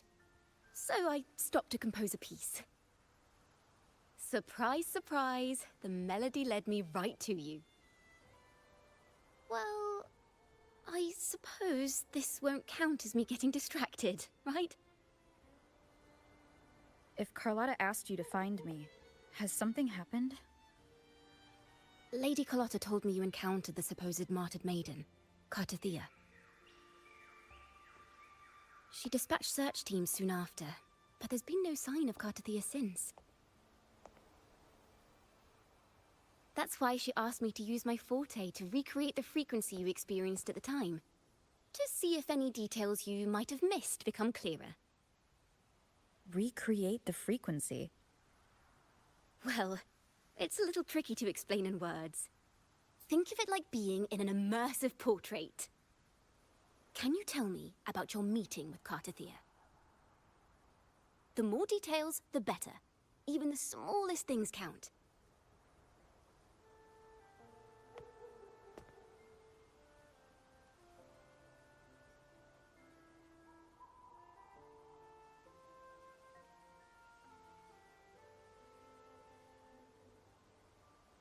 Let's see here. Tweak a few notes here. Some emotions there. Textures. That should do it.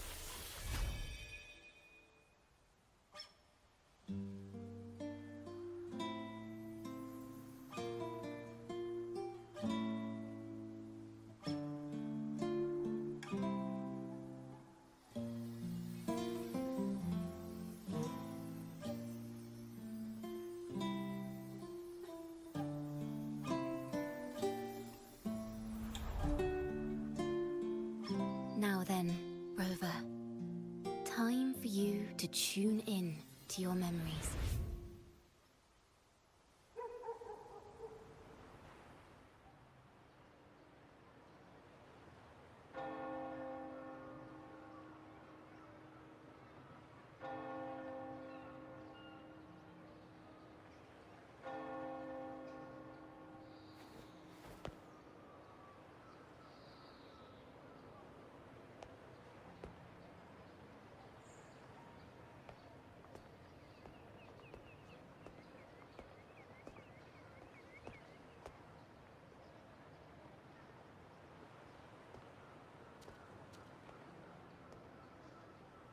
Tune into my memories.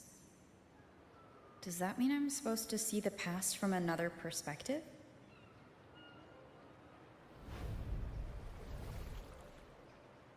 Laureate.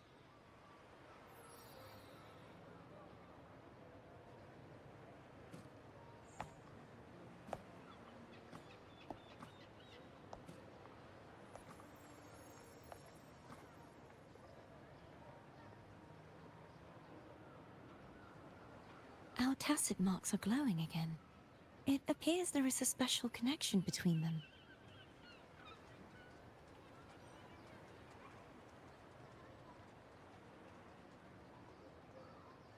What is the meaning of this? Someone used their resonance ability to help me relive this moment, but this seems unexpected. How did you first come to notice me? The Sentinel. Imperator's voice guided me to you. You heard the Sentinel's voice? Then tell me, am I their resonator?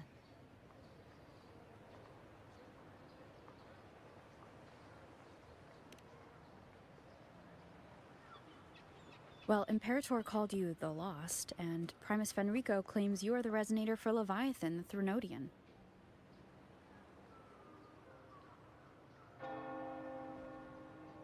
But you really don't have any idea?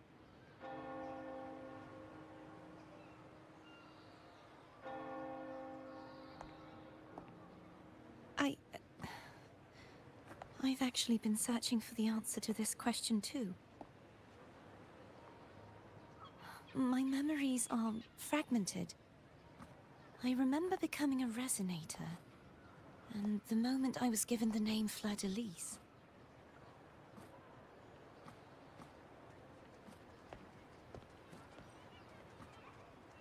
I also remember fighting something, but the details and the outcome of that battle are lost to me.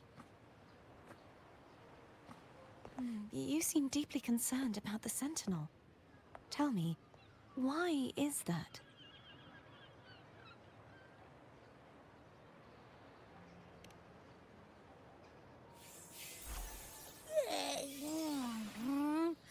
You rang?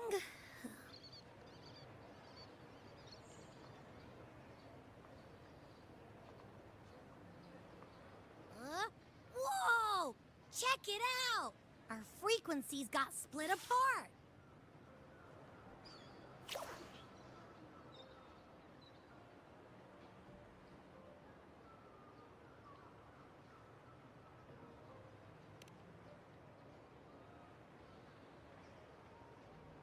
Basically, we're sorta in that hover mode you once joked about. Nothing new to me, though. This must be the frequency that's entangled within you. Is it some kind of echo?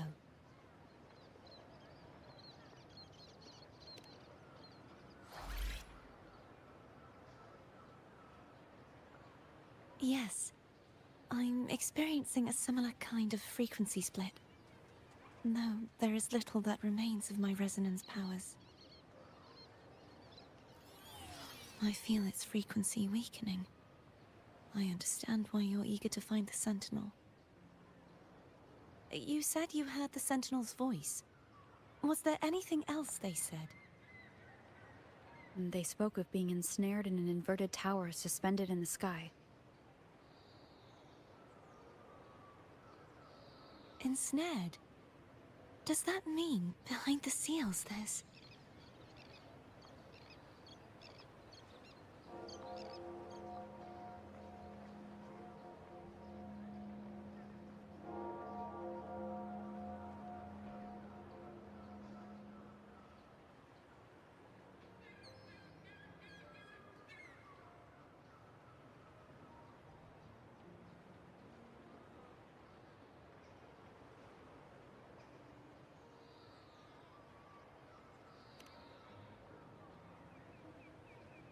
I'm sure you've noticed that I was drawn here only as a frequency. My true form currently resides inside an inverted sonorosphere, suspended high in the sky. At its center stands a tower, its gate locked by 3 seals. I've sensed a voice calling out to me from behind them. Could it be the Sentinel?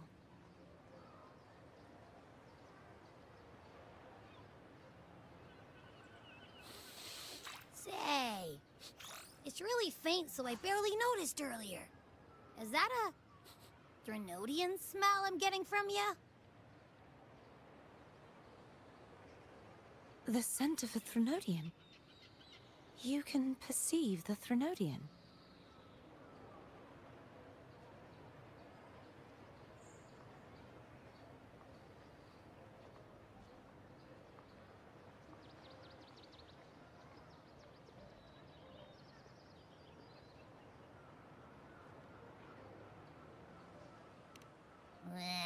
It's not an exact one-to-one with that big Ovathraxula meatball I had. But I'd never mix up a flavor I've already tasted. Abby has a nose for these sort of things. We came across Threnodian powers before in Jinzhou. So it's safe to say Abby can be trusted.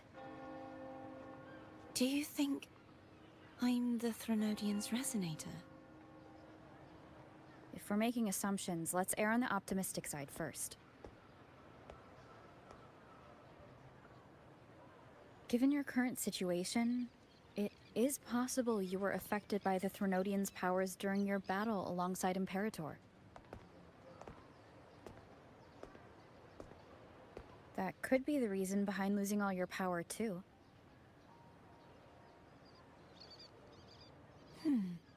I take it this theory would benefit you as well.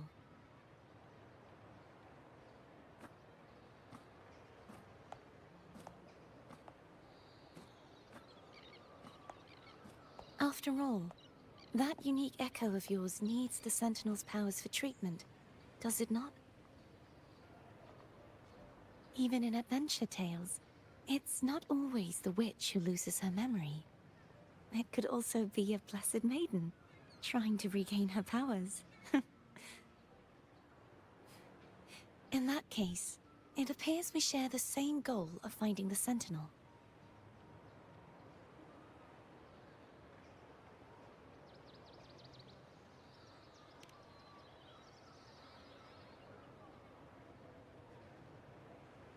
Spending so much time alone in the Sonorosphere gave me plenty of time to consider countless possibilities. I've braced myself for whatever may come until I find the answers I'm seeking. I want to know what's going on with Imperator in that tower. And I want to speak with you in person. How can I reach your Sonorosphere? A part of the Sonorosphere is actually on land, though its outer perimeter is surrounded by a barrier. I cannot leave, and no one can enter.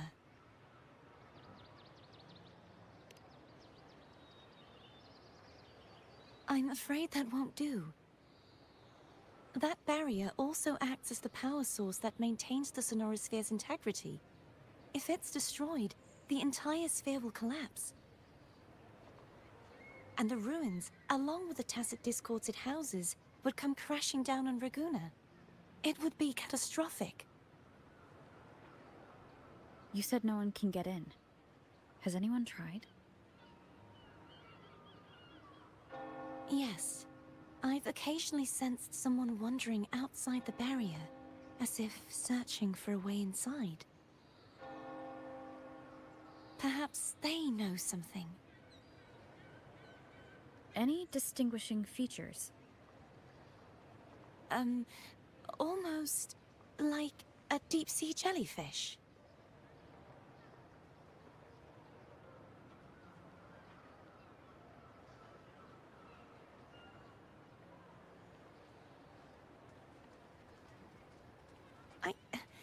I wasn't able to get a clear look. I can only describe the feeling I got from her as a resonator.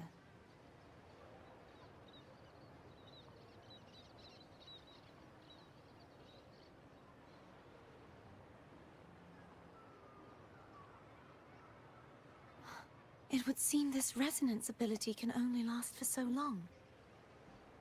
I'll look for a way to find this person you mentioned. Something tells me you will keep your promise. No matter the outcome, this may be my chance to find the answers I've been looking for.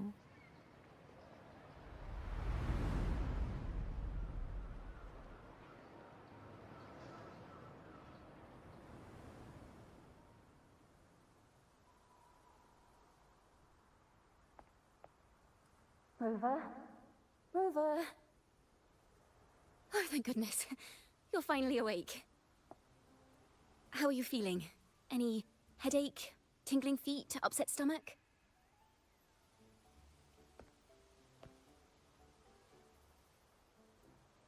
Phew. I tried everything, but you just wouldn't wake up. I thought you were... Wait a second. Did you actually fall asleep listening to my music? Oh.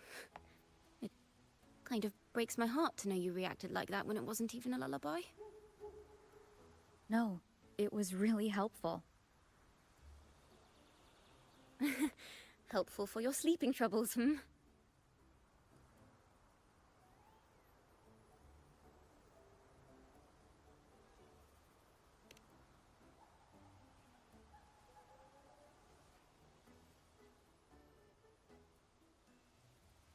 Wow. So my forte created a special connection that led to some unexpected developments. The girl, is she friend or foe? What truths lie behind the seal, and who is that mysterious wandering figure? I have a feeling this is going to be a very exciting song.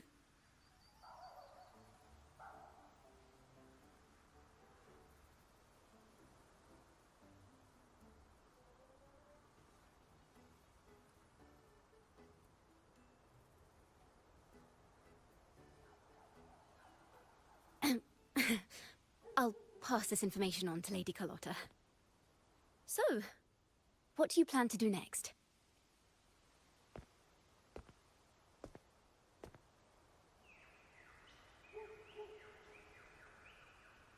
Pardon the intrusion, my lady.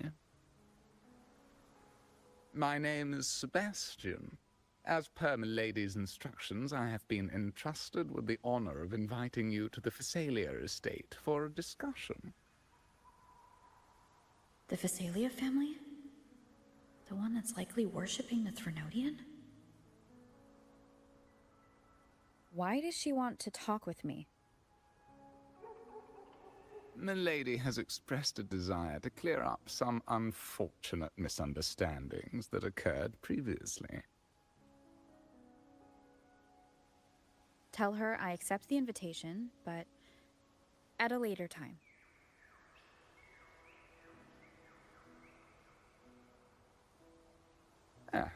I will convey your message to my lady.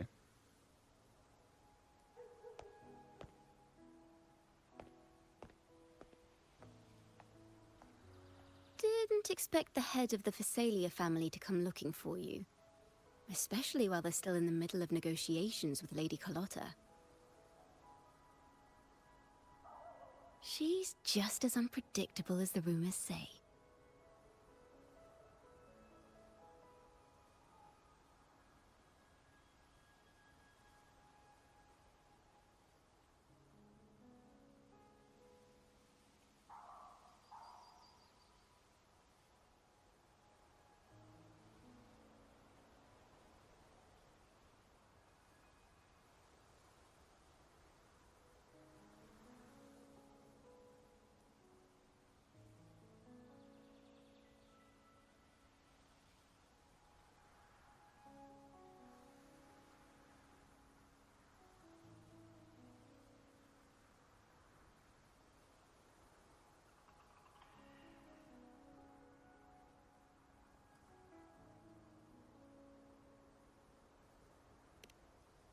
I suppose you would want to know more about her before taking up her invitation, hmm?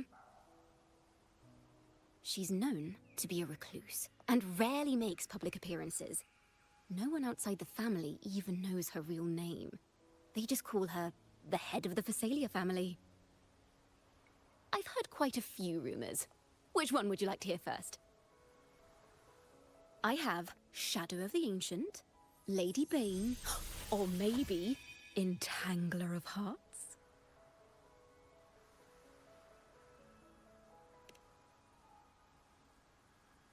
Hello, that's why they're called rumors. I'm just doing my due diligence by being faithful to the source material. So, ready to dive right in?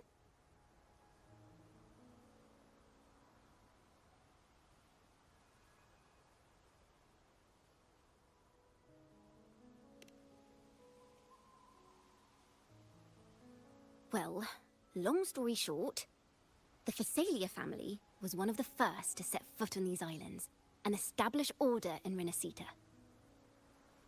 Their lineage even predates the Order of the Deep, and their craft of extracting toxins from aquatic plants is a legacy passed down through generations. Word is, they select the new head of household by having candidates ingest each other's poisons and wait to see who's still breathing when it's all over.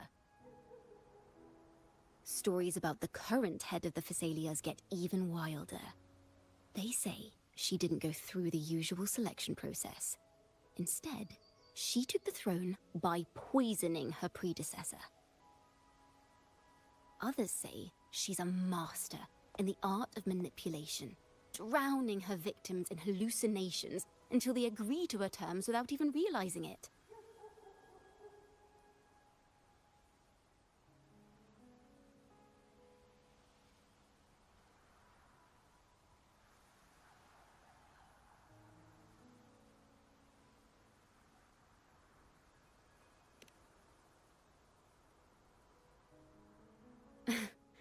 In any case, the Thessalia family aside, she's someone you definitely want to handle with care. If you're set on meeting her, I'd be extra careful if I were you. The way she describes the head of Thessalia reminds me of how Cardothea spoke about the wandering figure by the barrier. Can't rule out the possibility that they're the same person. Looks like I'll need to pay her a visit.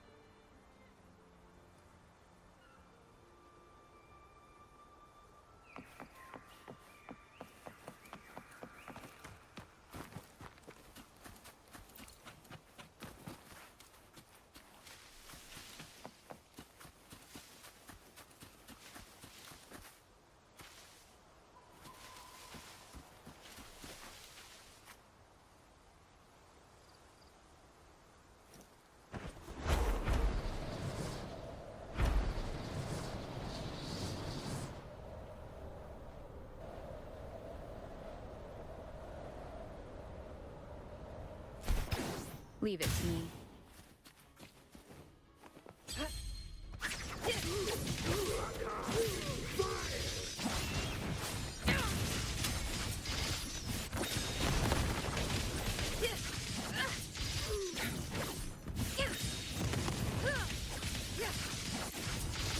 My blade yearns. Sever!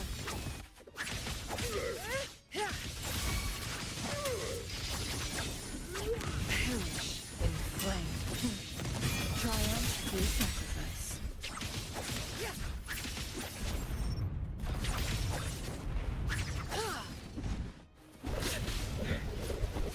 No need to dwell on it. Take forward.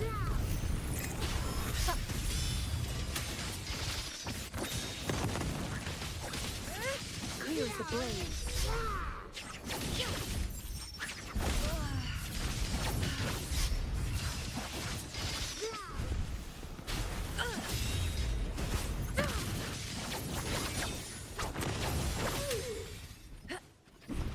Beckon the divine flame. Wind call. Waves follow. Annihilation.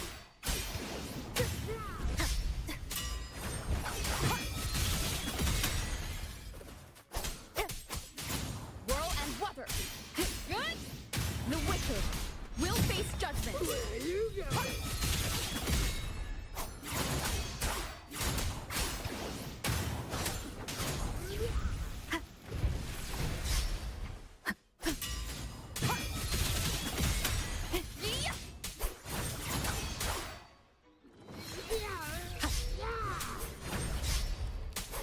Wind be my blade. Where you going?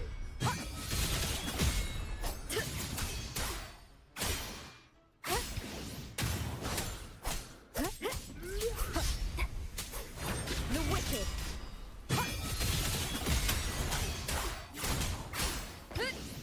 Waves rise. Judgment strikes.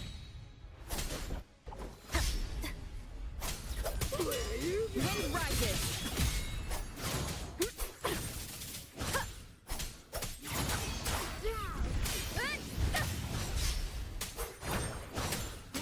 Together we vanquish. No need to dwell on it.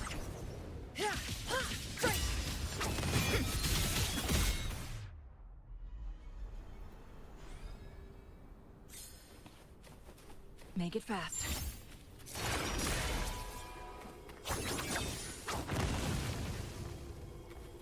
How do you like these?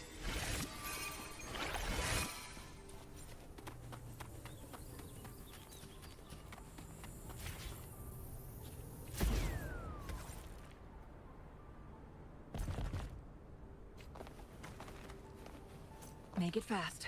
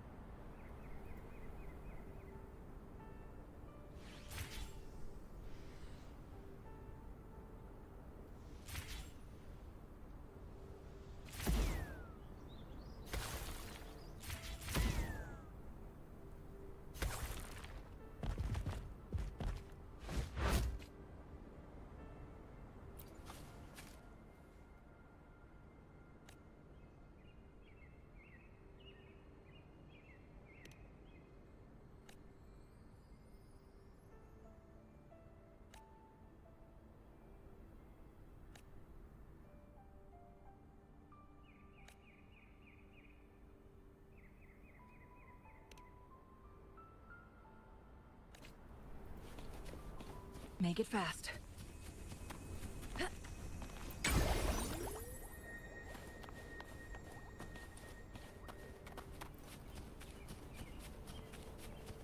Guests of the unkind. Crosscut, sever. Beckon the divine flame.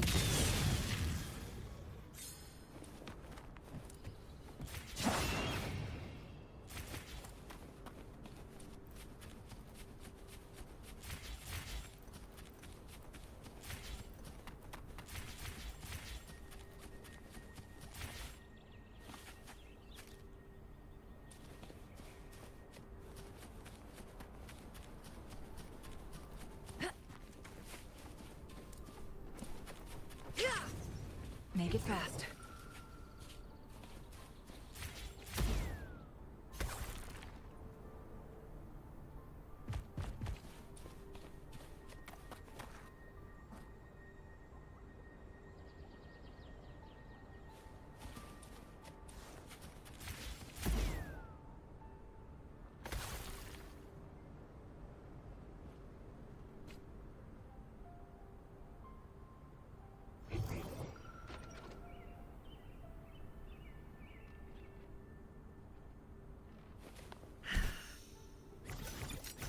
Guests of the unkind.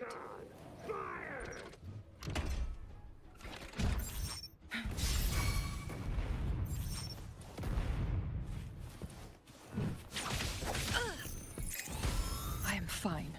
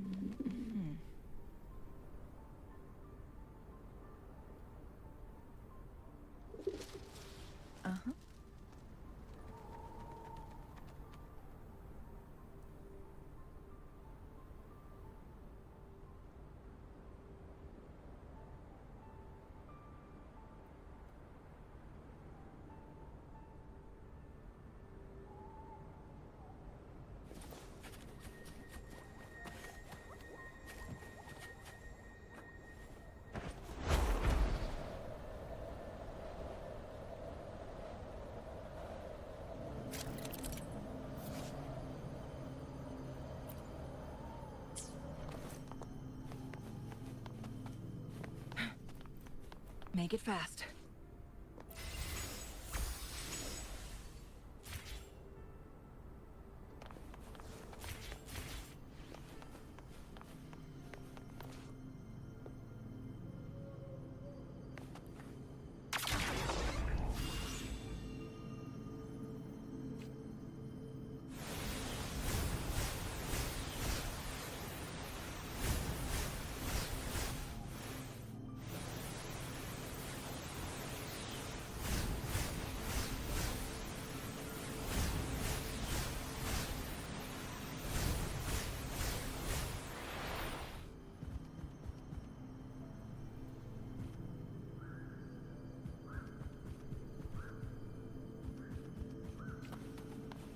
Make it fast.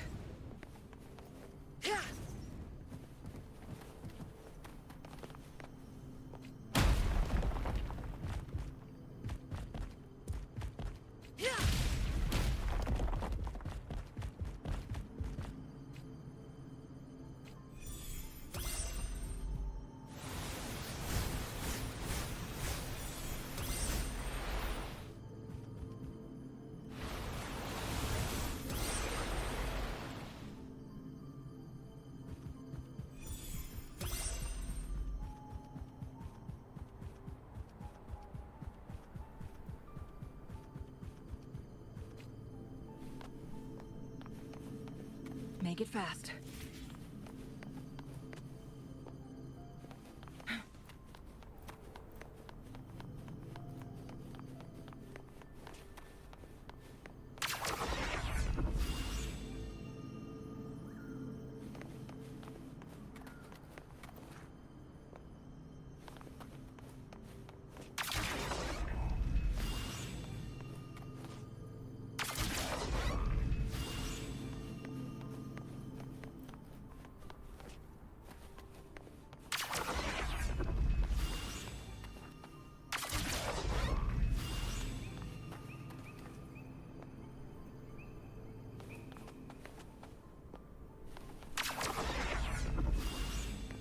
Make it fast.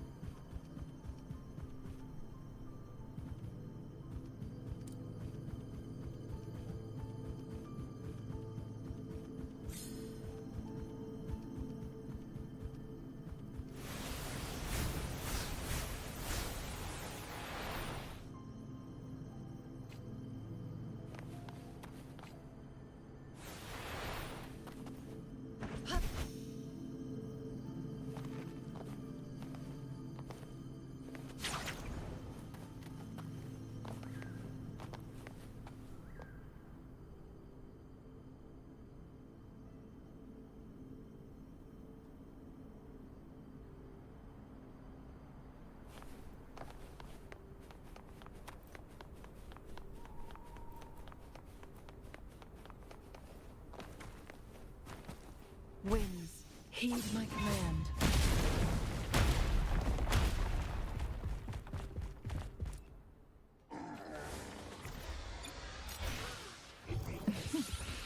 There you are.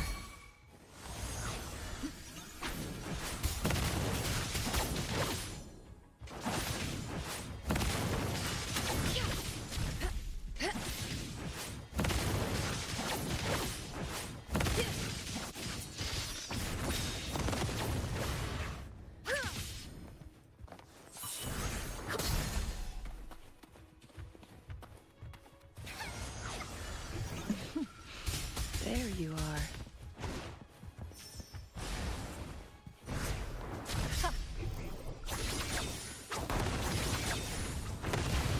My blade yearns. Sever!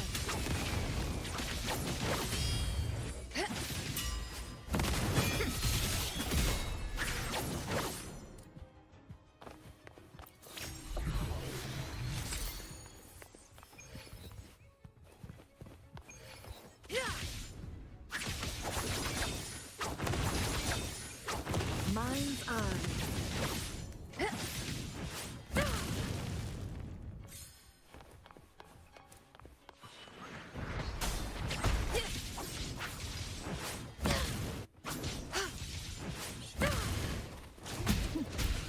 There you are.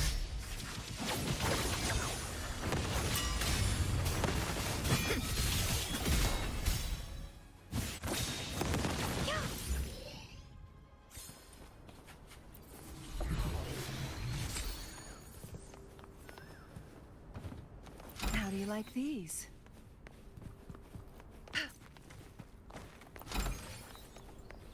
Make it fast.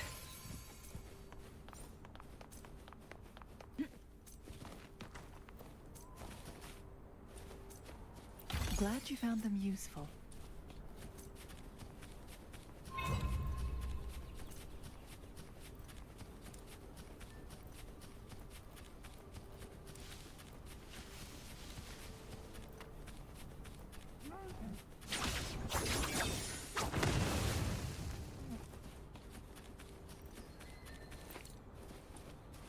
Make it fast.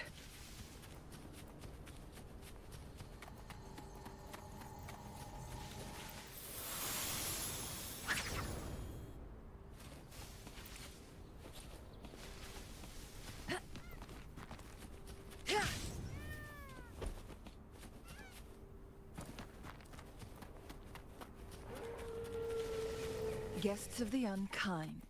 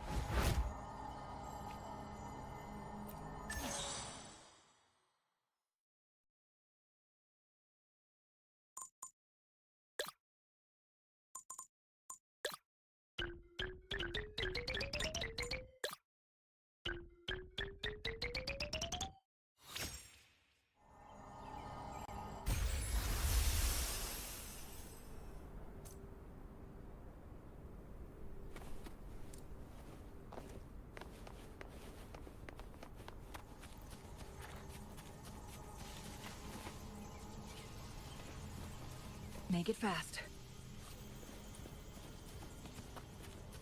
Guests of the unkind.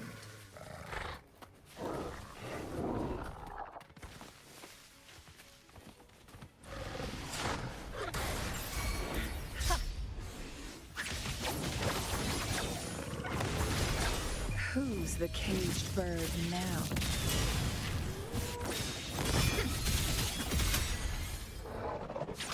Sever!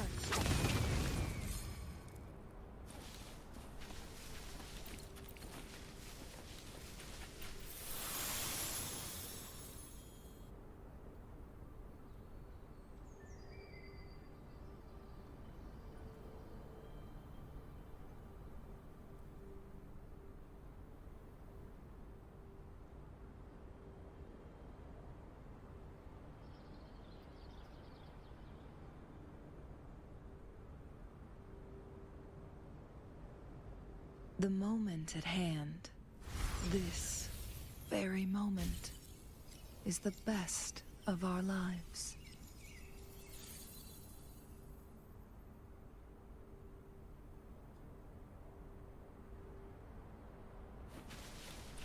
Make it fast.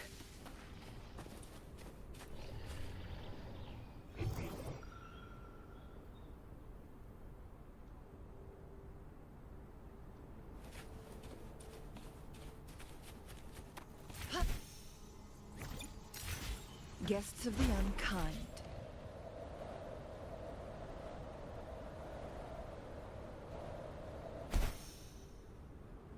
Hello. I received Chacona's memo. To think the head of the Thessalians approached you when I was still in negotiations with her emissaries. Was it meant to be a diversion all along? They invited you and you alone. As a Montelli, I'm in no position to intervene. That being said, if the Thessalians try anything against you, I'll get you out. Even if it means storming through their front gates. In the meantime, I'll keep looking for more information and the person Cartathea mentioned to you. I'll call you as soon as I find anything. Got it. Glad you found the music.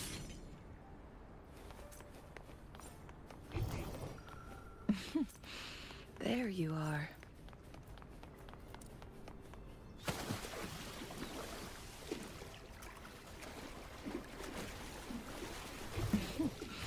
There you are.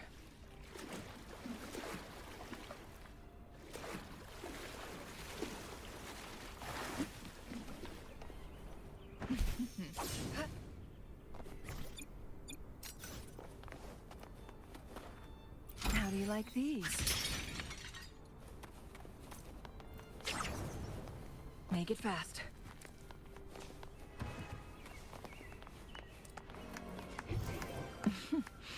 There you are.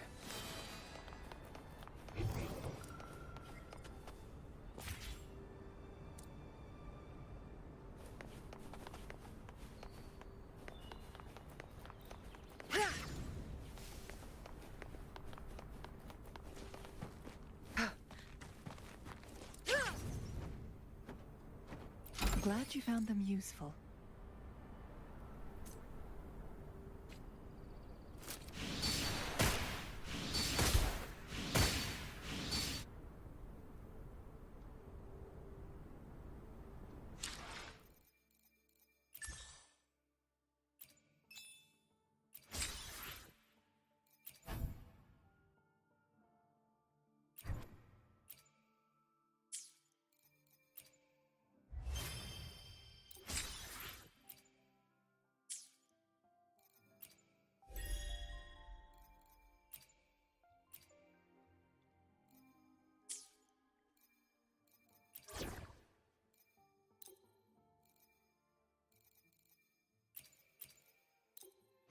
I'll do my best.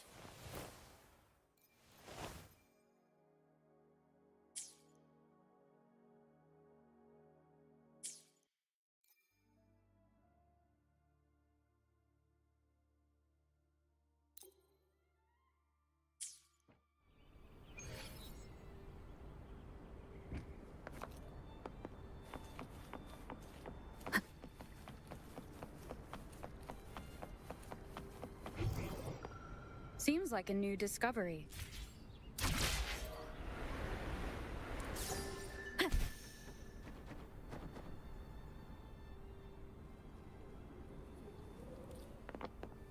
Cherish every gain.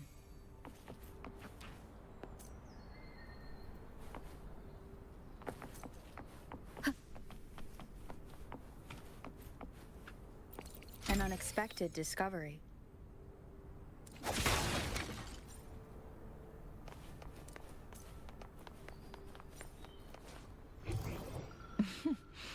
There you are. Winds, heed my command. Glad you found them useful.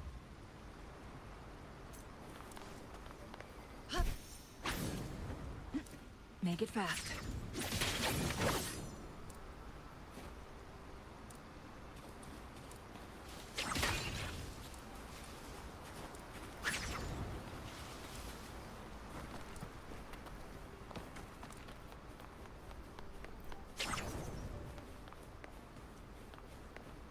Make it fast.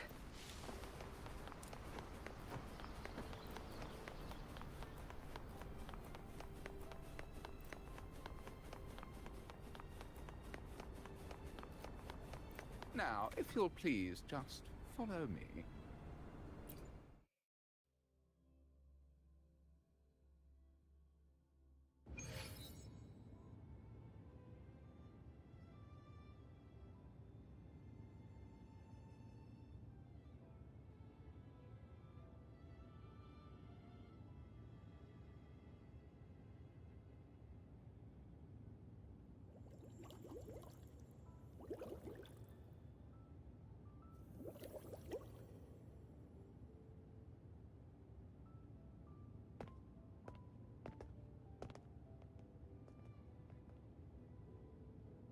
One moment, please.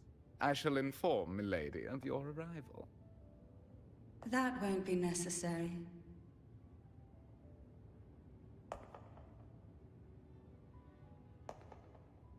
To keep our honored guest waiting would be most improper. Especially when it was I who extended the invitation.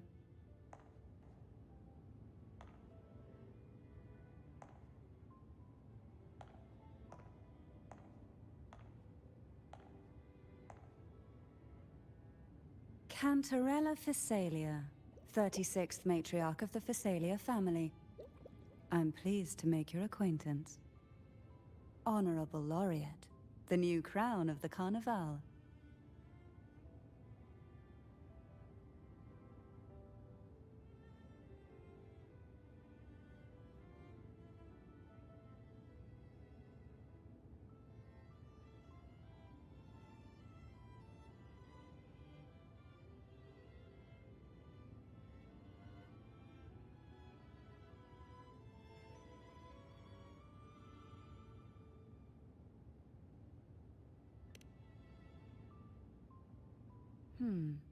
The laurel is a gift of the divinity. What claim have I to crown one as distinguished as yourself?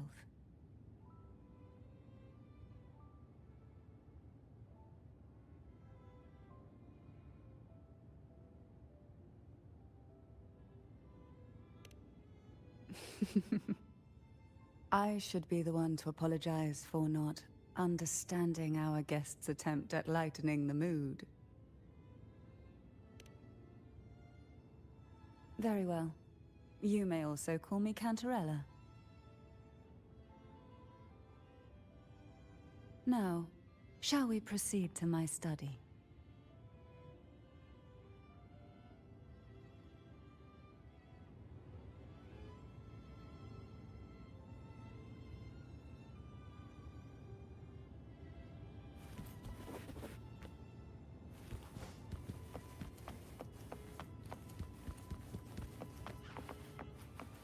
Wind howls, unfettered by bounds.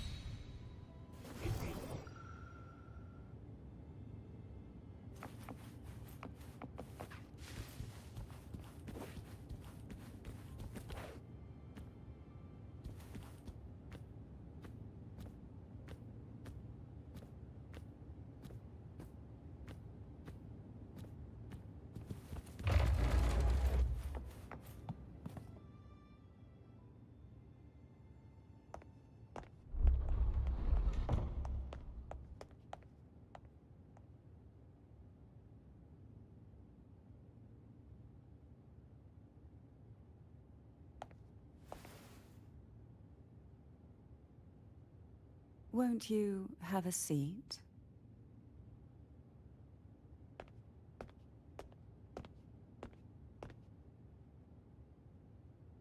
I hope you'll accept this tea as my way of apologizing for the incident with Gilberto. Members of the family may have troubled you, but there is no stain that can't be washed away. Every sorrow has its own way of fading, don't you think? You still hold a grudge? Won't you accept my apology?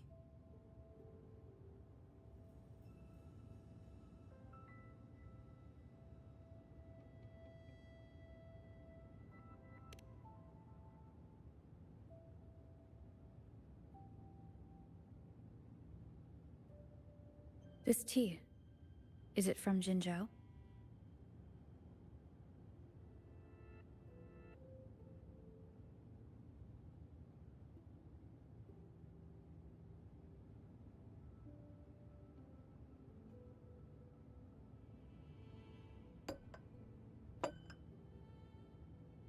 I invited you here to ask that you might serve as a mediator. Before we get into that, there's something I want to know. I imagine it concerns the Phasalia family's true beliefs. It would seem Gilberto's mind is beyond saving. But let's not dwell on that. What is your opinion on the current state of Raguna?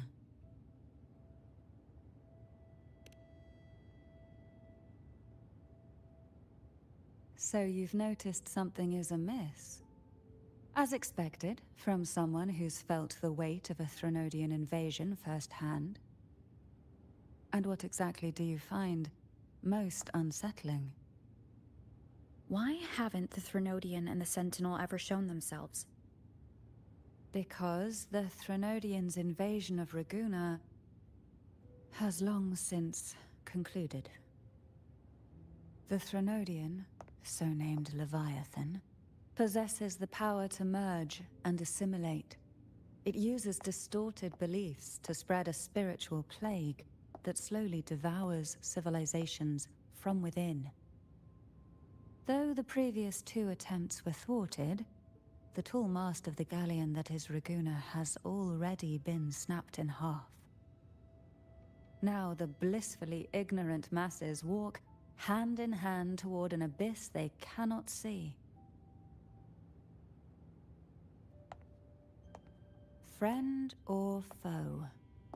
As a newcomer to this land, can you really tell them apart?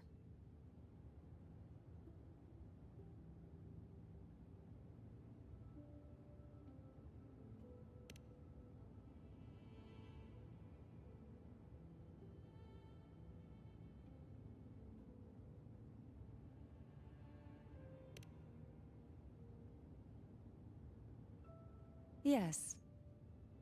And no. On one hand, there's the truth of the Order's beliefs. On the other, there's our family. The Threnodian doesn't take kindly to those who know the truth. We've always been under its whispers. Once the soul fractures, the mind will follow, until only a puppet remains. Now that we've come this far, there's nothing for me to hide. My only hope is that once you learn everything, you will carefully consider my request. Come. The truth you seek lies in the deepest part of the castle.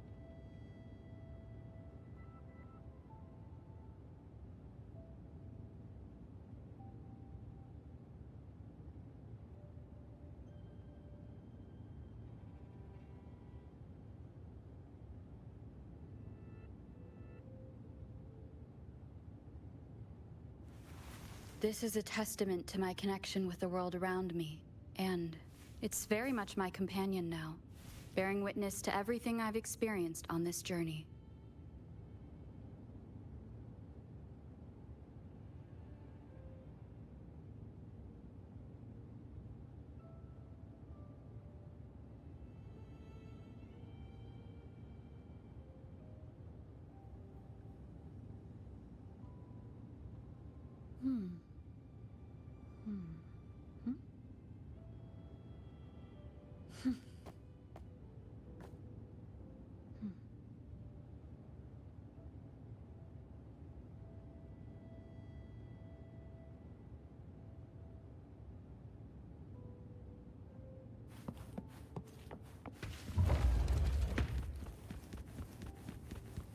It's thick with dust.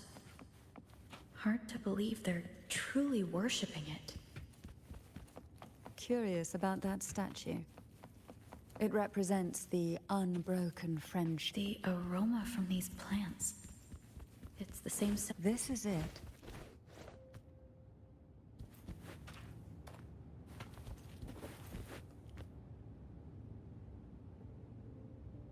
Are you prepared? Yes. Now that we're here, I'm afraid I can't let you leave. Even if you want to.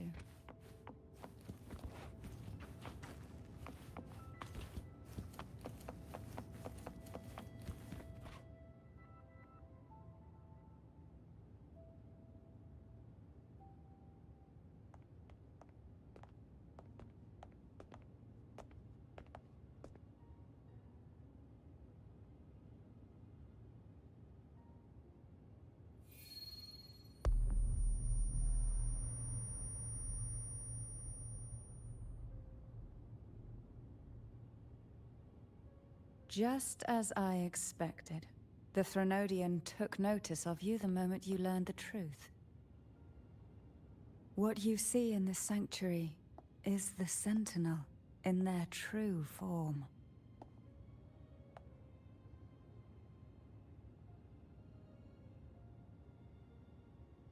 A majestic steed that galloped with the wind, not a creature of the ocean's depths.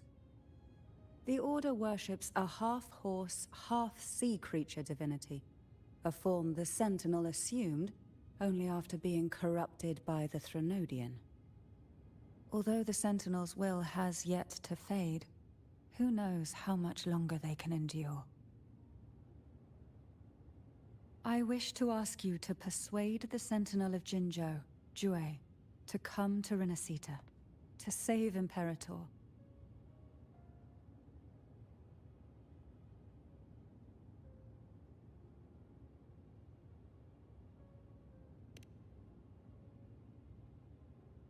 In return, I will agree to whatever condition or request you make.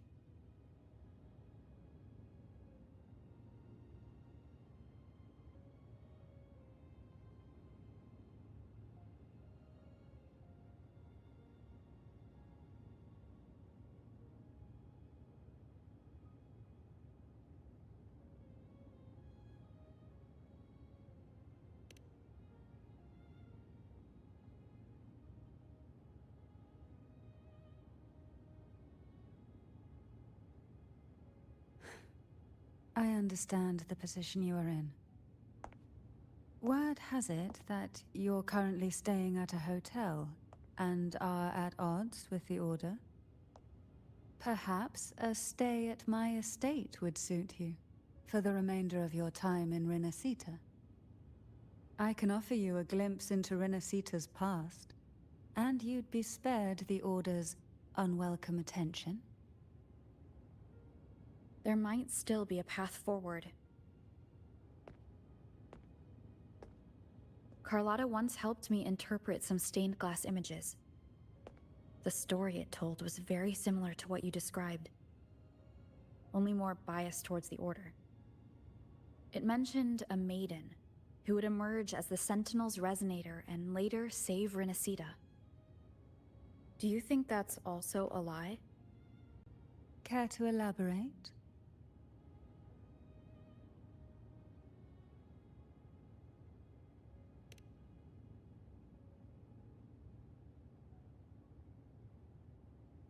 The part regarding the maiden isn't entirely fiction. The Sentinel does indeed appoint a maiden to be their resonator, though not in the way the Carnival would have you believe. No. It's through resonance with a very particular artifact.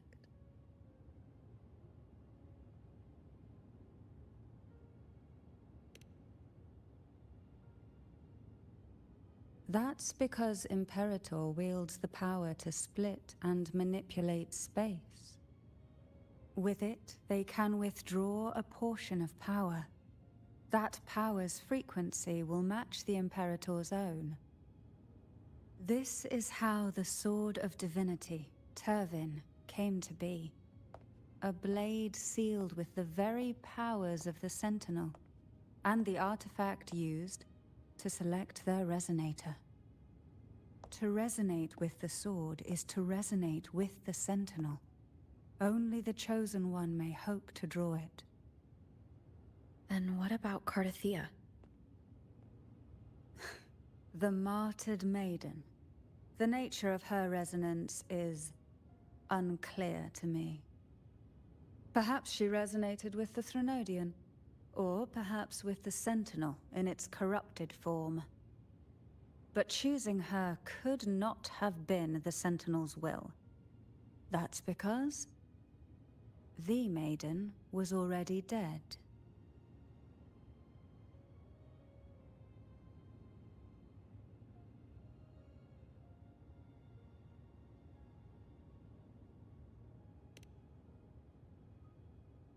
In the past, each year the Phasalia family would hold the divine trials to select those with the strongest will. These young women would attempt to resonate with Turvin's powers. While overclocked, of course.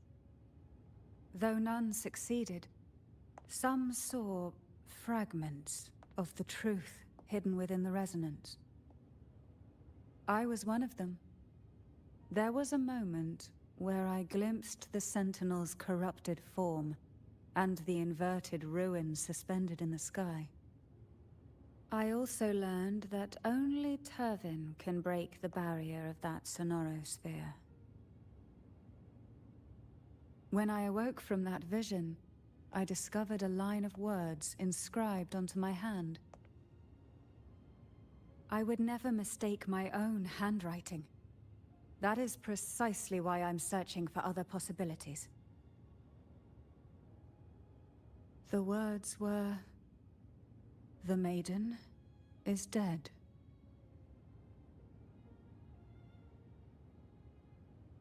An inverted ruin suspended in the sky. Her and Cardathia's descriptions bear many similarities. If Turvin is the key to entering the Sonorosphere, it stands to reason that Imperator may have played a role in the sphere's creation. If I can confirm that Turvin was truly left by Imperator, at least it would prove that neither are lying. Cantarella said she was overclocking when she tried resonating with Turvin. That's exactly what happened with Jinshi. Could Imperator be trying to restore their power through a second awakening? If that's the case, my permission should cause a reaction. That's one way to confirm what they're saying.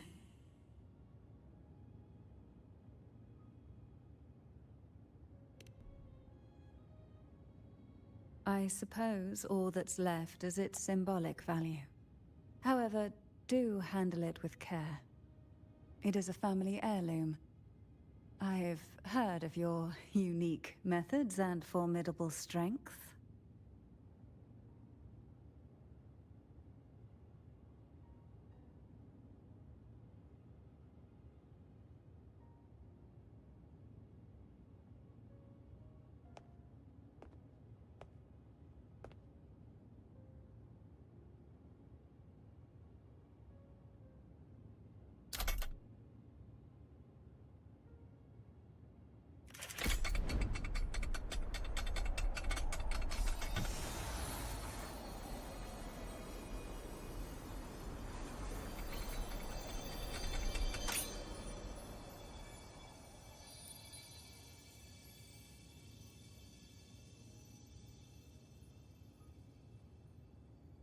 Rover, who are you really?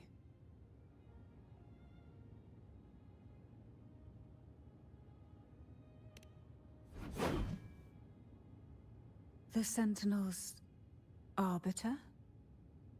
Well, I have some information and theories of my own. Care to hear them? Please, enlighten me.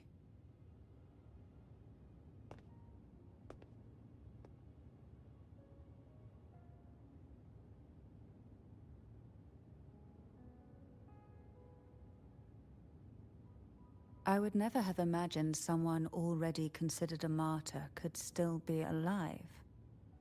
What surprises me even more is the connection you have with the Sentinel. We Thessalians revere Imperator as our one true divinity. And yet, here you stand, the arbiter of the Sentinel. Would it be more fitting to address you as Master?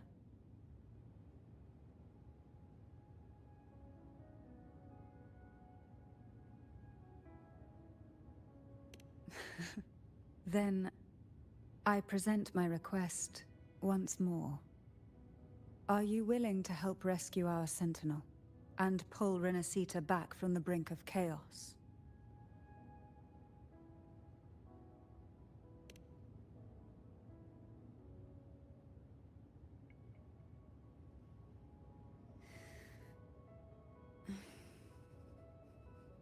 Turvin can only serve its purpose while in your hands. You should have it. The only question now is how we reach Cardathia and Imperator Sonaro Sphere. We can discuss it on the way. So you are the one that Cardathia sensed wandering outside the Sonaro Sphere. A question that you already know the answer to. Why bother asking? Although being described as a jellyfish. There is a cable car in the lower levels of the Physalia estate that leads directly to the Sonorosphere. The mechanism beside that wall can activate the lifts. Are all these mechanisms really necessary? Convenient.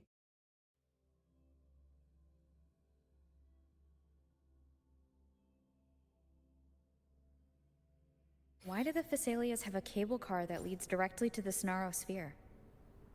Before it became a Sonorosphere, it was a seminary known as the Avenolium. The martyred maiden once pursued her studies there. A superficial harmony needed to be maintained between the Physalias and the Order, and this underground cable car was intended to send scions of the family to school. The elevator is merely a later addition I had built for easy access.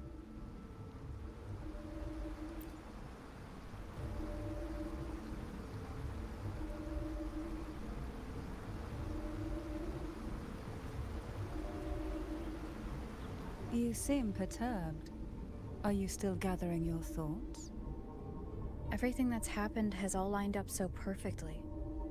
It makes me think it's too good to be true. I'd like to share a different perspective. Rivers eventually converge into the same ocean. If a goal is mutual, then it's only a matter of time before they meet. Our choices and our will have led us to this situation, not the wishes of fate. You are quite different from what the rumors say. Oh. And what rumors have you heard? That you're a recluse, a mystic obsessed with the crafting of poison. Oh, and that you poisoned your predecessor. Those kinds of rumors. A recluse? On the contrary, I've been searching for a solution to the Sentinel's plight, and rarely return to Renacita. After most of my leads fell short, a friend at Mingting in Huanglong introduced me to the stories they were telling of you. A friend? All the affairs of Huanglong's states eventually land in one person's hands. Would you care to take a guess at the identity of this friend of mine? Why not put the other rumors to rest? Because the rest of them are all true. I see it'll take more than that to rattle you, huh? I assure you, this is no jest. We Thessalians have lived under the Threnodians' whispers for generations. Once the soul fractures, the mind will follow, until only a puppet remains.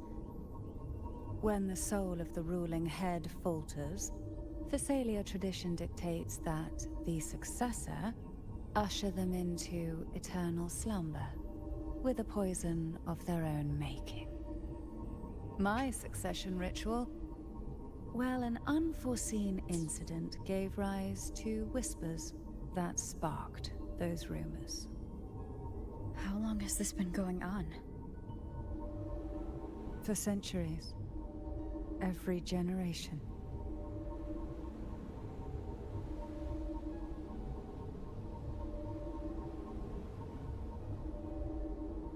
Outside, they call me the Bane, but historically every head of the Phasalia family has carried such a title. It just so happens that I am the most potent one yet.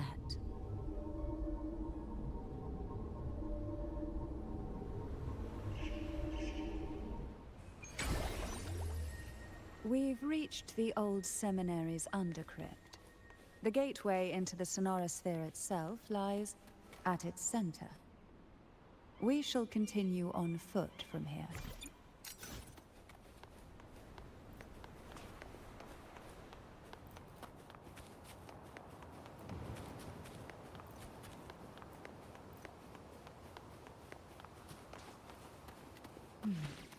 Strange.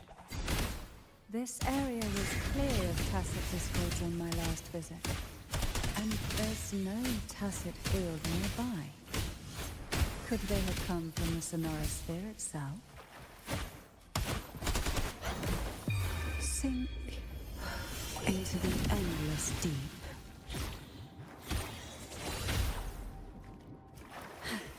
Pull from this surge of deep tides. Pull from this.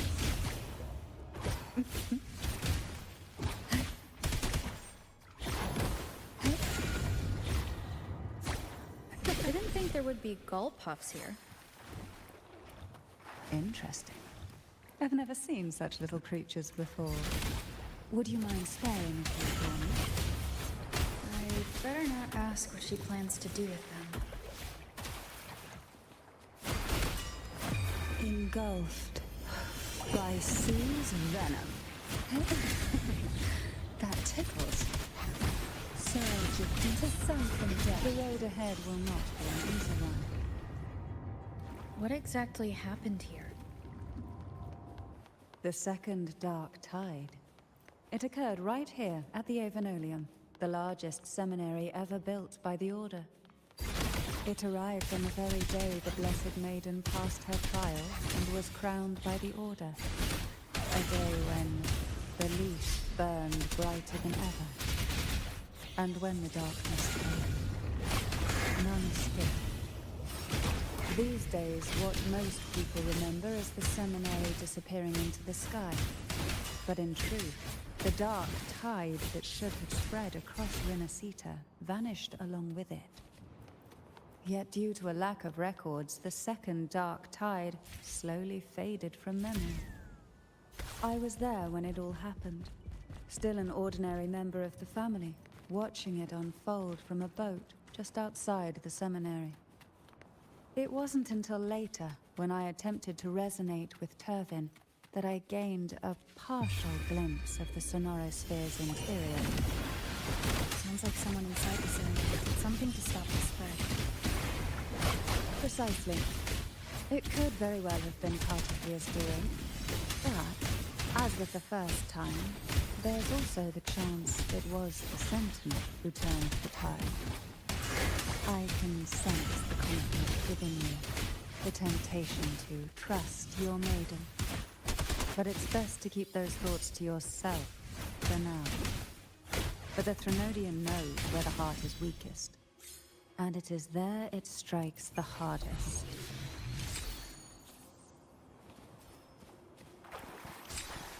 What we want, of course, it's never too late to place your trust when the evidence is clear. But now is not the time, is it?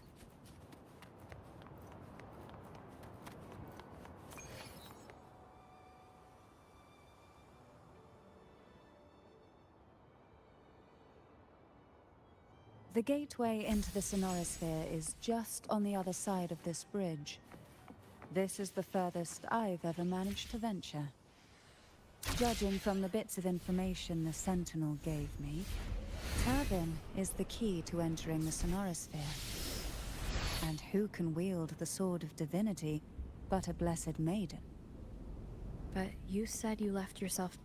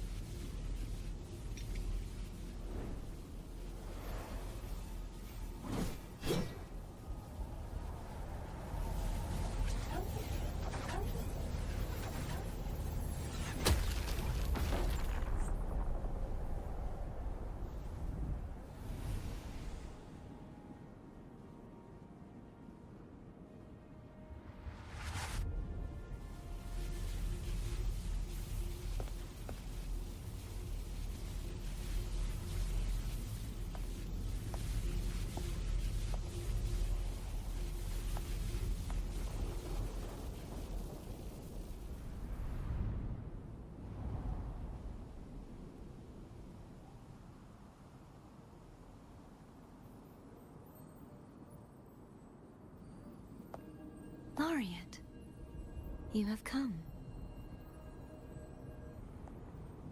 Greetings. I'm Defier, and you are?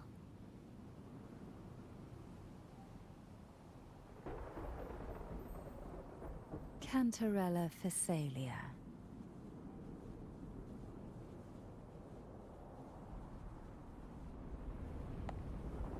Oh, a Phasalia. It seems your ties with the Order are more complicated than they appear.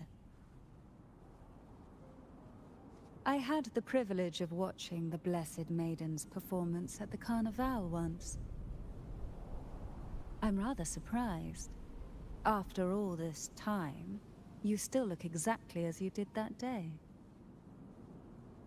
But you and I should be around the same age. I'm also unsure of what's happened to me. I've been searching for answers. This must be the Sword of Divinity. Turbin. The one with the Sentinel's powers sealed within. You shouldn't have knowledge of this sword. Memories flowed into my mind just as you entered the Sonorosphere, granting me information about the sword's origins. Cantarella said that only those who resonate with Turbin are granted glimpses of its knowledge.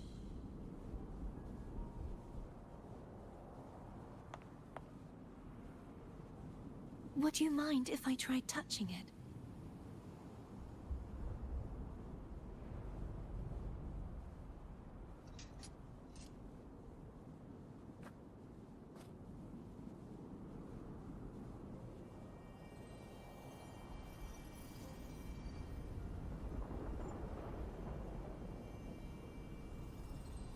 The question of whose resonator I am is now perfectly clear.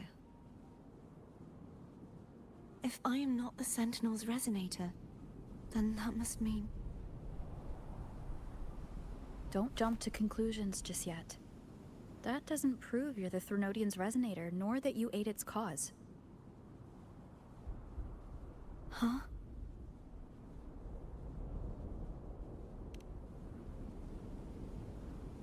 This connection formed between the Sentinel and the Threnodian, the second Dark Tide, and the forming of this Sonorosphere.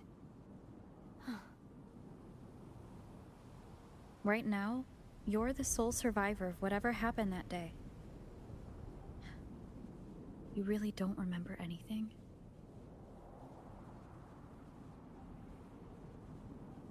As you spoke, I remembered a few more things.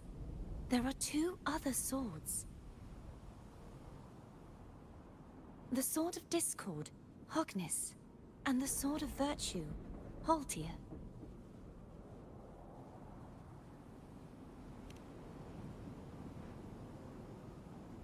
Yes.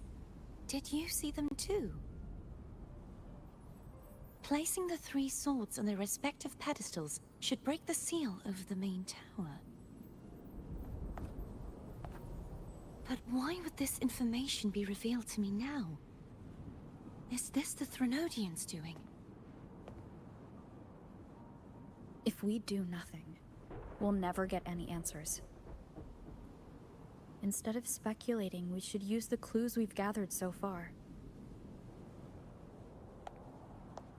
Lady Maiden. Please, Cartathea would suffice. I am but a fake after all.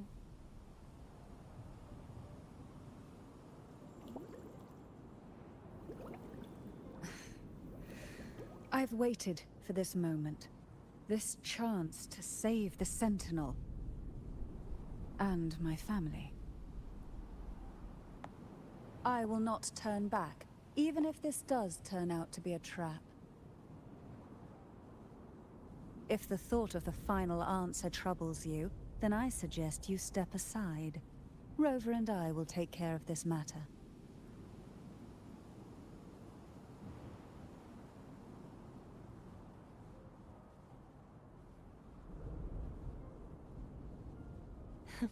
Since you are willing to overlook the possibilities of a trap, then there's no reason for me to worry and turn away.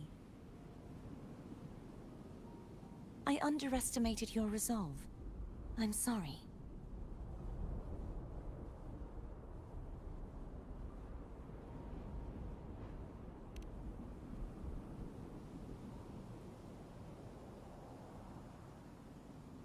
Simply place Turvin on the pedestal behind me, and this tower will elevate itself.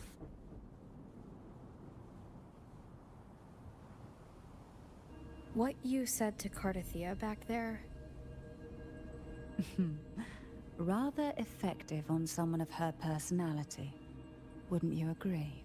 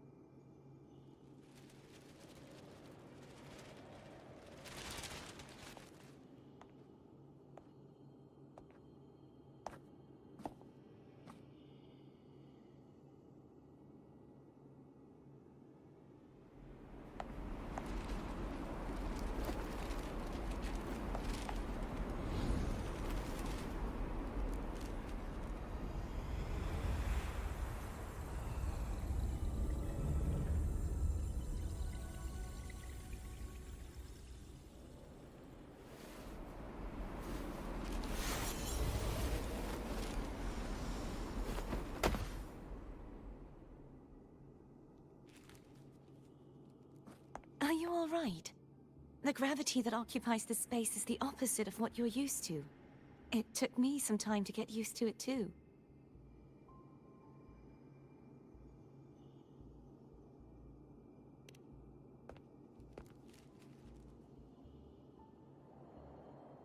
I believe it's to prevent them from falling to the ground.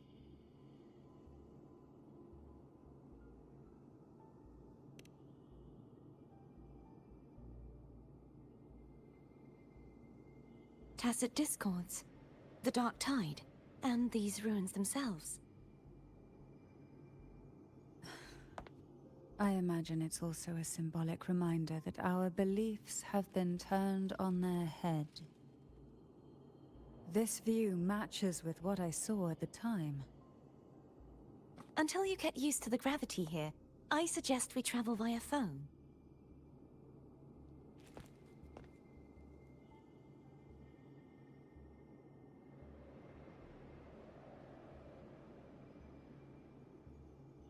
It's the name I gave to a gondola.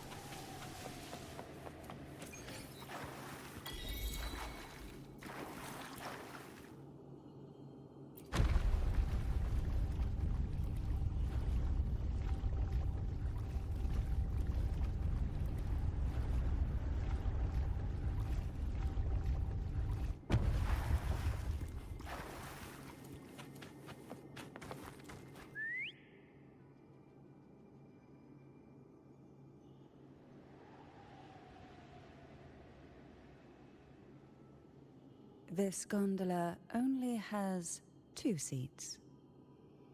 Oh dear. I completely forgot about this.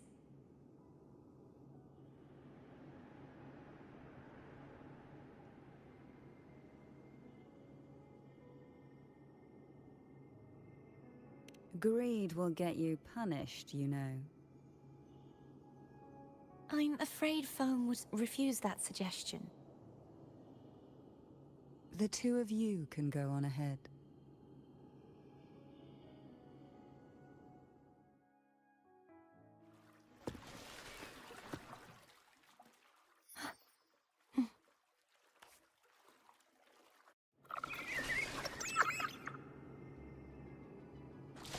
You look distracted. Still thinking about what Cantarella said about fearing answers? My powers are very weak, and many tacit discords roam the Sonorosphere. Thus, I've been limited in the areas I can explore. All I can do is sit here, lost in thought, trying to figure out who I am. Are you afraid of knowing the answer? I am afraid. We'll be arriving at the first water rise soon.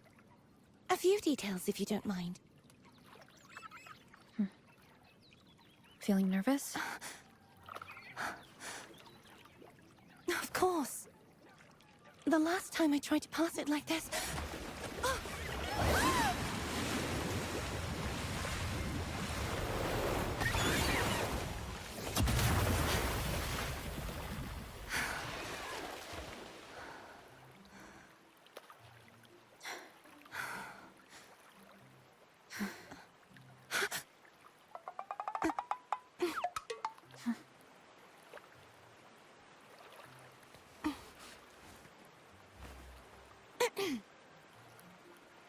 Where were my manners? I can assure you that won't happen again. As for the rest of the way, I see it clearly now.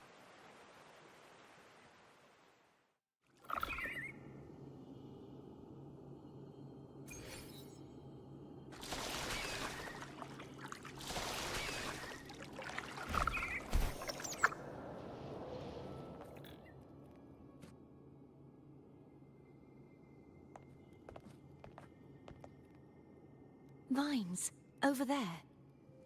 And that statue. I can feel strong remnant energy coming from it. The Order's remnant spark must be inside the statue. Legends speak of how the first Primus used it to purify the first Dark Tide. I see now. The lingering remnants of the Dark Tide must be trapping the spark. To release it, we'll need to clear away the remaining remnants binding it. Once we have the remnant spark, we can use it to burn through the vines.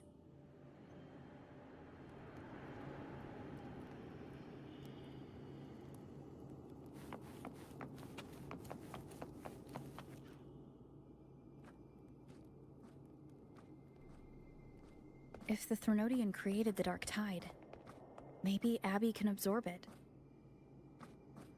Abby is still unwell. Perhaps we shouldn't burden it further. More Dark Tide remnants. Good thing there isn't much. Leave it to me. Don't worry. This much I can still handle.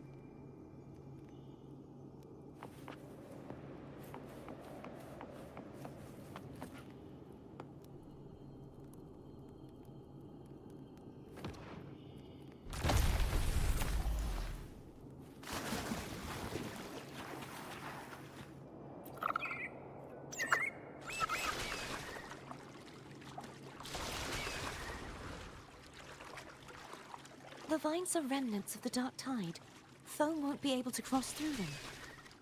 Let's disembark here and find a...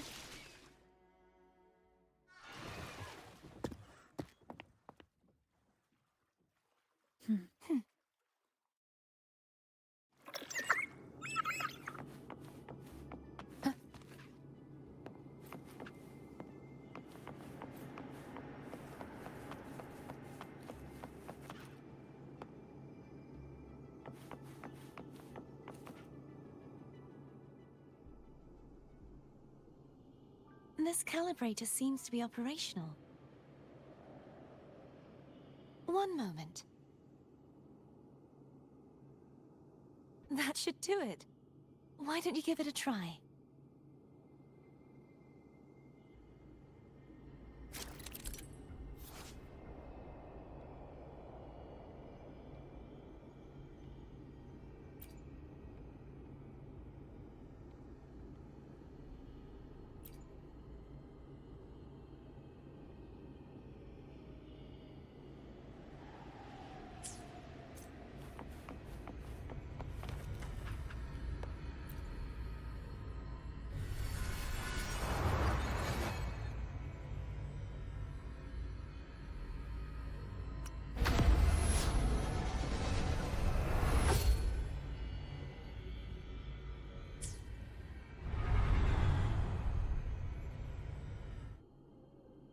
It's turning. Rotate the gravity calibrator to change the direction of the gravity's pull. If we use this, we should be able to reach areas we previously couldn't. Leave it to me.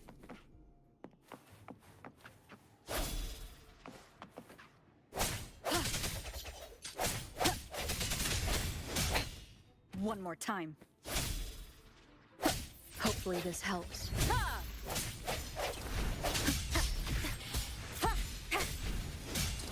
Strike from the shadows.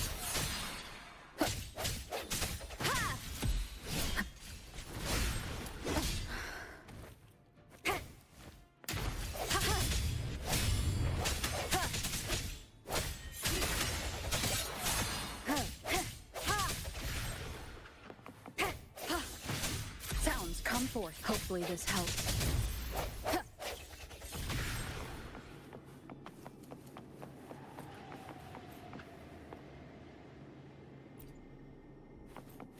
Hurry. We need to purify the other statues before the Dark Tide's corruption returns.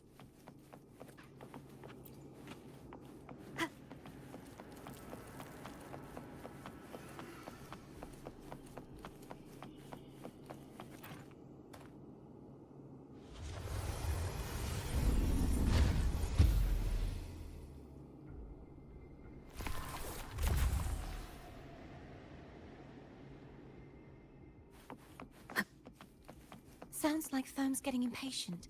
Let's head back.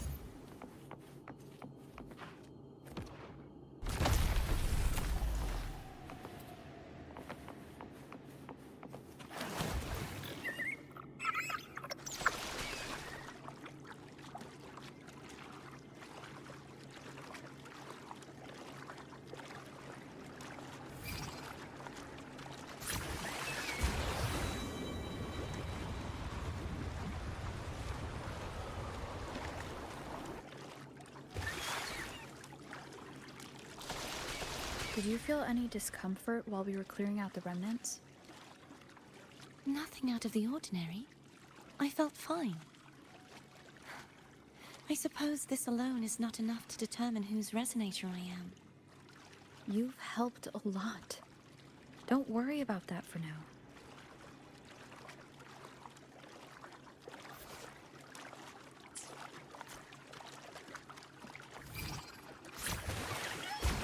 water rise is coming up. You planning to hold on to something? Why didn't you tell me sooner?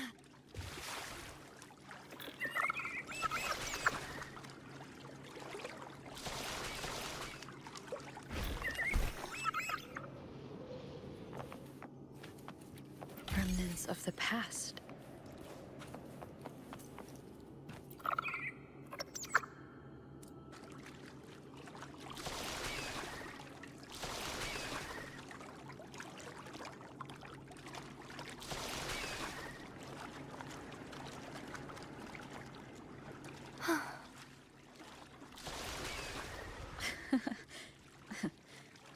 By the way, you said the inverted gravity is to stop the dark tide from descending into the city?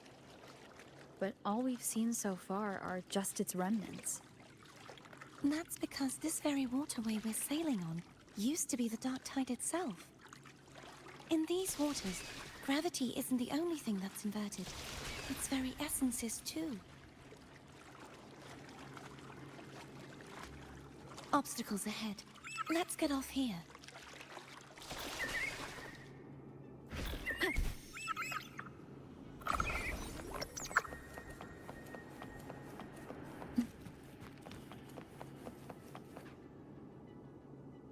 There it is, up there. But judging by the distance, we'd be hard-pressed to make it back in time. Can you use your ability from somewhere in between to clear them all at once?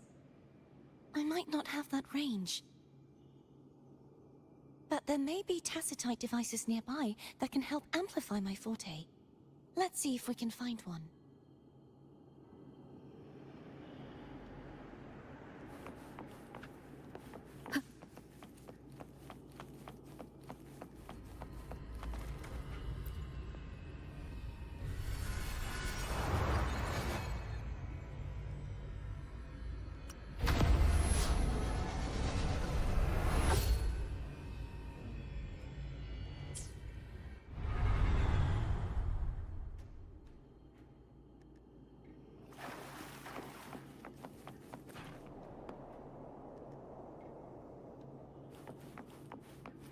That's it.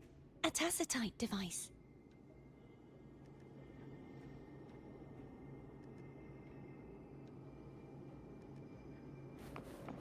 Leave it to me.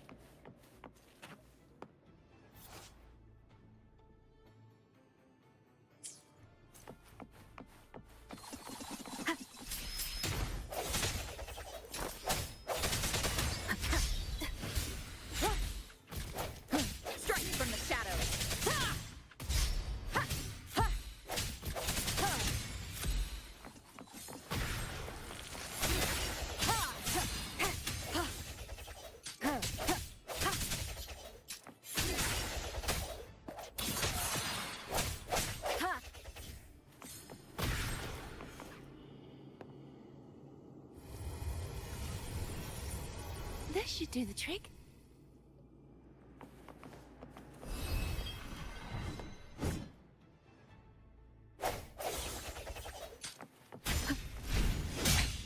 One more challenge, come forth. The hour is upon us.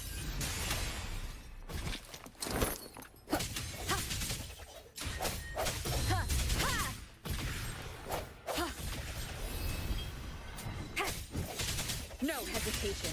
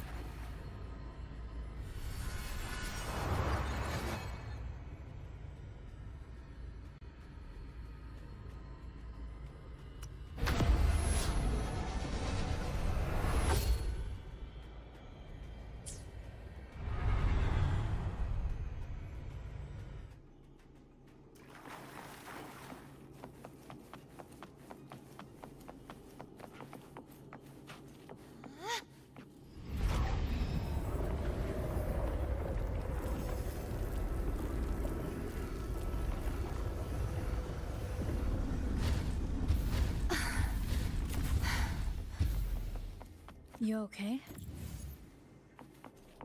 Just catching my breath. You go get the remnant spark.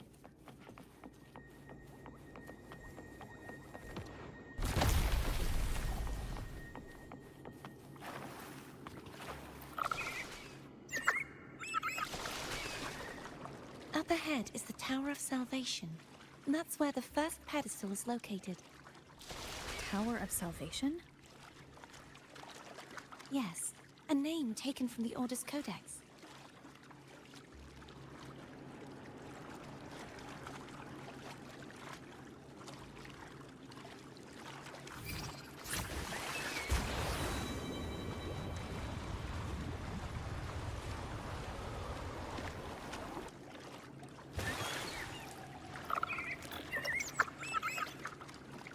I'd rather know I'm a villain than remain a wanderer, lost in a world without understanding. To live with no memory of the past. Would it be so different from choosing to end it all? I must find the answer. Only then will I know how to face the memories I still carry. As for you, if I really am... I can take care of myself.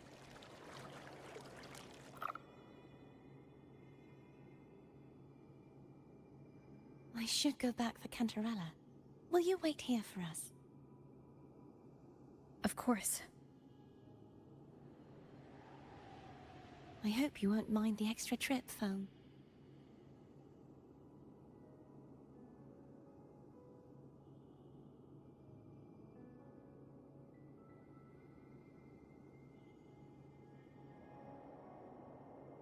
I saw signs of battle along the way. Is anyone injured?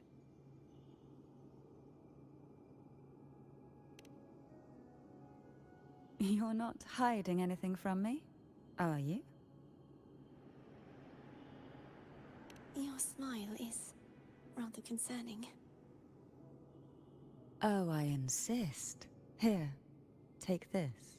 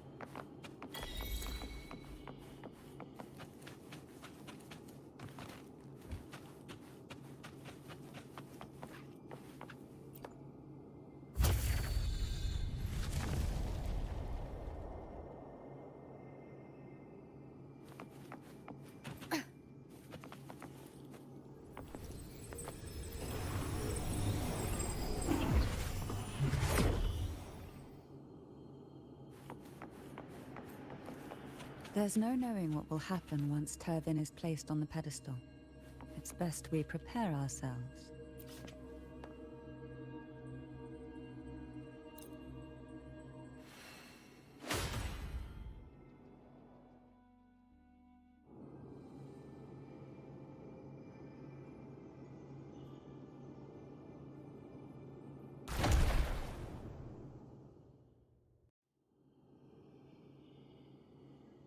No longer shall you bear these thorns as a reminder. Forged from primordial seas, this crown shall grant a new identity. Fleur-de-Lis, child of divinity, the Immaculate One, will you uphold the sacred teachings of the Order of the Deep? I will. Salvation, unity, ascension. Of these three doctrines, which do you choose? I choose salvation. I wish to be the Master's blade, striking evil, upholding virtue, and offering salvation to those in peril. In the name of divinity, I bestow upon you this crown. May the blood of justice never run dry. Through this sacred rite, you become the bridge between the heavens and the living. From this day forward, you shall be the Master's sole receiver and herald. Rise, blessed maiden Fleur-de-Lis. None but the Master shall ever have the right to command you to bend the knee.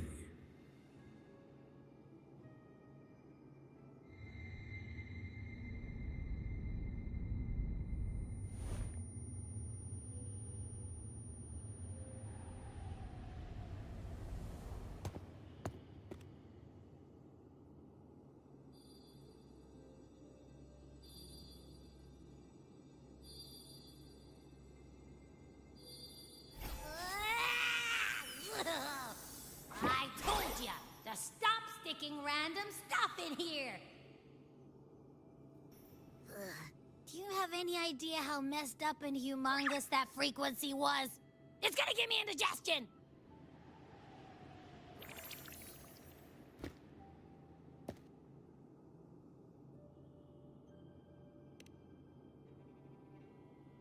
I should ask you that.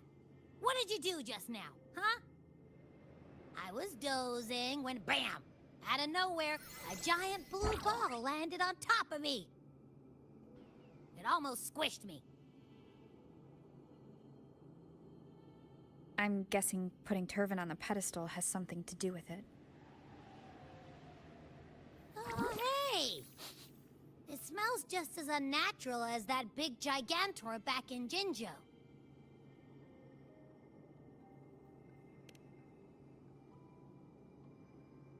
The Sentinel of Jinjo. If what our little echo friend says is true, then the frequency that entered your tacit mark could be Imperator's powers. Huh? But the Sentinel isn't even here. The power to split and manipulate space. It is reminiscent of the moment of Turvin's creation. Only this time the place of confinement has become your tacit mark. Why would it do that?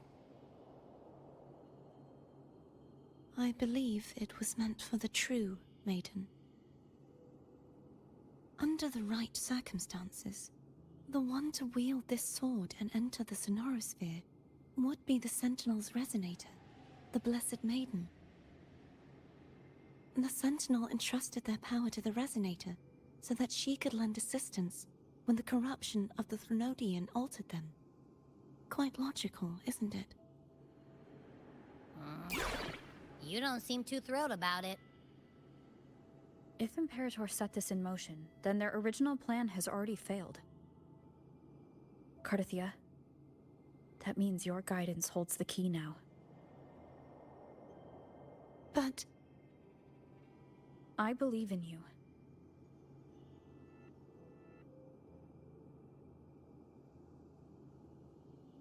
Is there anything else you remember? I just remembered the day I was crowned by the Order.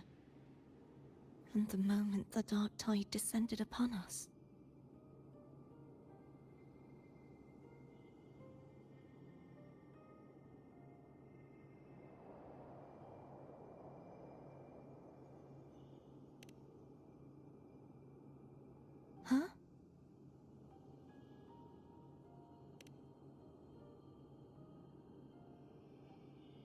but I didn't see the dark tide. That is all I can remember. Is that what you saw? You witnessed it as well, Cantarella? No. I only saw fragmented, blurry images. They seemed to belong to other places within the sonorosphere.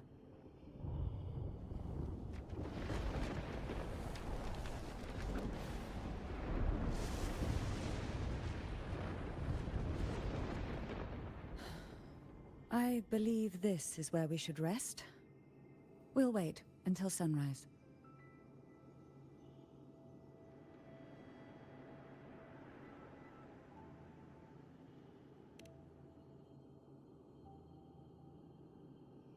You're the one who needs rest most of all. After all, it's still only a possibility that the frequency you absorbed gives the Sentinel's powers. Rest now, to ensure it doesn't take a toll on you.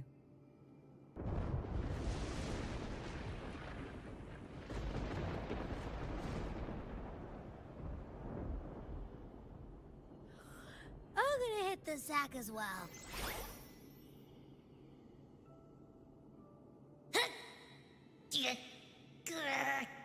Boy, it's so cramped in here.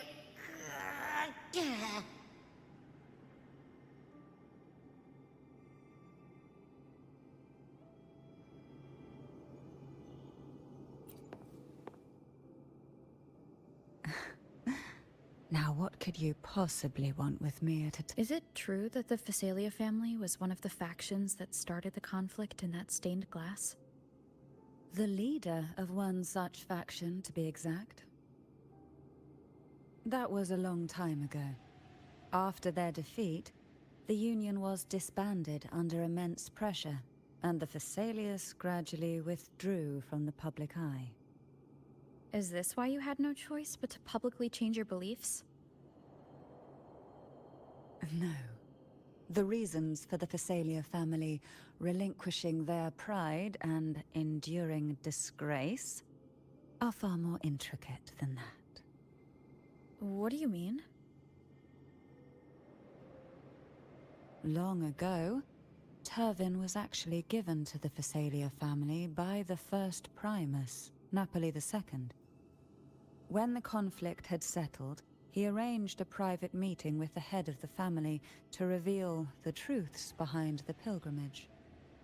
He told the Phasalias that when he traveled through the first dark tide and reached its end, there was no sanctuary, only a battlefield filled with darkness and suffering.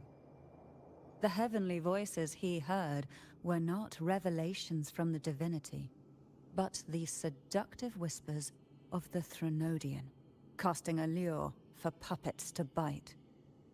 As I told you before, Leviathan is a Threnodian who uses beliefs to spread a spiritual plague. You see, it requires a puppet to carry its voice. The Sentinel realized the Threnodian's plots, and thus the first Dark Tide was launched as a hasty reaping of Raguna and the Sentinel. To save Raguna from the grim fate brought by the Dark Tide, the Sentinel split a portion of their power and entrusted it to Napoli II. This power allowed him to imbue the echoes with the strength to repel the tacit discords and purify the Dark Tide. And this power was released through the lantern depicted in the stained glass? Yes. The other part was kept inside Turvin. It was in that very moment, when the Sentinel's power had been weakened, that the Threnodian corrupted and merged with their body, transforming the Sentinel into the form you see today. If what you're saying is true, the first Primus should have been on Imperator's side. Did the spiritual plague you mentioned affect him? Although the Primus's body remained whole, his soul was torn apart, caught in the ceaseless struggle between the Threnodian and the Sentinel. Within the body they now shared. The Sentinel's power failed to shield the Primus from the Threnodian's influence. As the two divinities vied for dominance, he succumbed to many misdeeds against his own people. In the end, during that private meeting, he confessed the truth to the head of the Thessalias and begged for release. So that's why he passed so abruptly. The Thessalia family was powerless against the Order at that time. Our only recourse was to submit to their cause and keep the Now what could you possibly want with me at a time like this?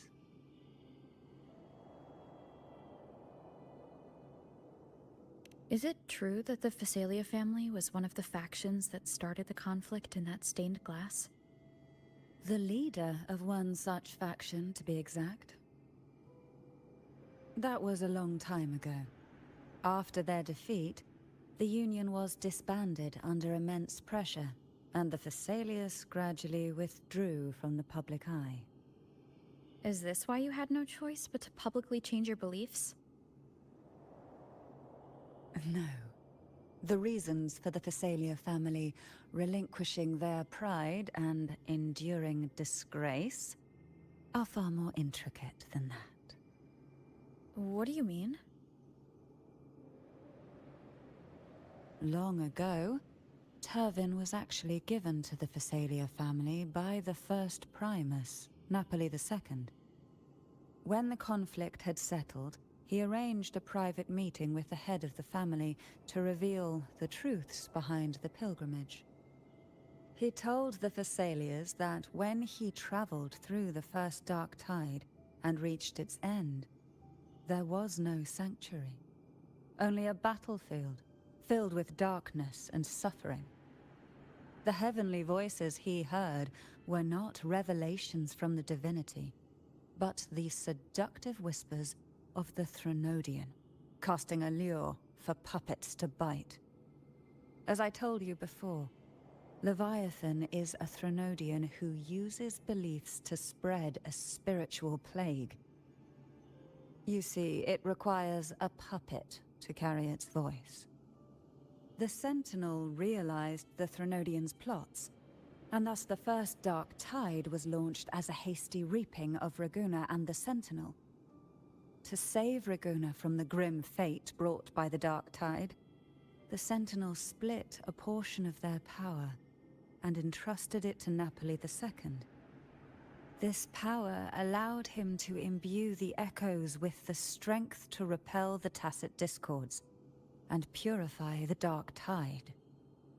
And this power was released through the lantern depicted in the stained glass? Yes. The other part was kept inside Turvin. It was in that very moment, when the Sentinel's power had been weakened, that the Threnodian corrupted and merged with their body, transforming the Sentinel into the form you see today. If what you're saying is true, the first Primus should have been on Imperator's side. Did the spiritual plague you mentioned affect him? Although the Primus's body remained whole, his soul was torn apart, caught in the ceaseless struggle between the Threnodian and the Sentinel. Within the body they now shared. The Sentinel's power failed to shield the Primus from the Threnodian's influence. As the two divinities vied for dominance, he succumbed to many misdeeds against his own people. In the end, during that private meeting, he confessed the truth to the head of the Thessalias and begged for release. So that's why he passed so abruptly. The Thessalia family was powerless against the Order at that time. Our only recourse was to submit to their cause and keep... Now what could you possibly want with me at... Is it true that the Thessalia family was one of the factions that started the conflict in that stained glass? The leader of one such faction, to be exact. That was a long time ago. After their defeat, the Union was disbanded under immense pressure, and the Phasaelius gradually withdrew from the public eye. Is this why you had no choice but to publicly change your beliefs? No. The reasons for the Phasalia family relinquishing their pride and enduring disgrace are far more intricate than that. What do you mean? Long ago, Turvin was actually given to the Phasalia family by the first Primus, Napoli II. When the conflict had settled, he arranged a private meeting with the head of the family to reveal the truths behind the pilgrimage. He told the Phasalias that when he traveled through the first dark tide and reached its end, there was no sanctuary, only a battlefield filled with darkness and suffering. The heavenly voices he heard were not revelations from the divinity, but the seductive whispers of the Threnodian, casting a lure for puppets to bite. As I told you before, Leviathan is a Threnodian who uses beliefs to spread a spiritual plague. You see, it requires a puppet to carry its voice. The Sentinel realized the Threnodian's plots, and thus the first Dark Tide was launched as a hasty reaping of Raguna and the Sentinel. To save Raguna from the grim fate brought by the Dark Tide, the Sentinel split a portion of their power and entrusted it to Napoli II. This power allowed him to imbue the Echoes with the strength to repel the Tacit Discords and purify the Dark Tide. And this power was released through the lantern depicted in the stained glass? Yes. The other part was kept inside Turvin. It was in that very moment, when the Sentinel's power had been weakened, that the Threnodian corrupted and merged with their body, transforming the Sentinel into the form you see today. If what you're saying is true, the first Primus should have been on Imperator's side. Did the spiritual plague you mentioned affect him? Although the Primus's body remained whole, his soul was torn apart, caught in the ceaseless struggle between the Threnodian and the Sentinel. Within the body they now shared. The Sentinel's power failed to shield the Primus from the Threnodian's influence. As the two divinities vied for dominance, he succumbed to many misdeeds against his own people. In the end, during that private meeting, he confessed the truth to the head of the Phasaelias and begged for release. So that's why he passed so abruptly. The Phasalia family was powerless against the Order at that time. Our only recourse was to submit to their cause and keep the secret locked away in our hearts, waiting for the right moment to act.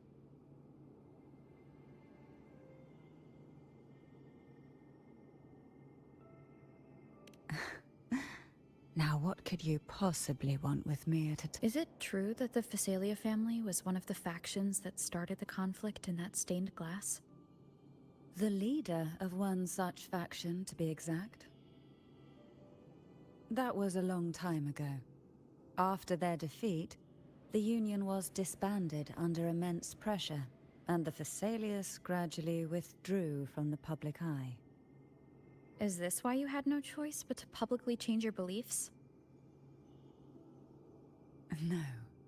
The reasons for the Phasalia family relinquishing their pride and enduring disgrace are far more intricate than that. What do you mean? Long ago, Turvin was actually given to the Phasalia family by the first Primus, Napoli II. When the conflict had settled, he arranged a private meeting with the head of the family to reveal the truths behind the pilgrimage. He told the Thessalians that when he traveled through the first dark tide and reached its end, there was no sanctuary, only a battlefield filled with darkness and suffering. The heavenly voices he heard were not revelations from the divinity, but the seductive whispers of the Threnodian, casting a lure for puppets to bite. As I told you before, Leviathan is a Threnodian who uses beliefs to spread a spiritual plague. You see, it requires a puppet to carry its voice. The Sentinel realized the Threnodian's plots, and thus the first dark tide was launched as a hasty reaping of Raguna and the Sentinel. To save Raguna from the grim fate brought by the dark tide, the Sentinel split a portion of their power and entrusted it to Napoli II. This power allowed him to imbue the echoes with the strength to repel the tacit discords and purify the dark tide. And this power was released through the lantern depicted in the stained glass? Yes. The other part was kept inside Turvin.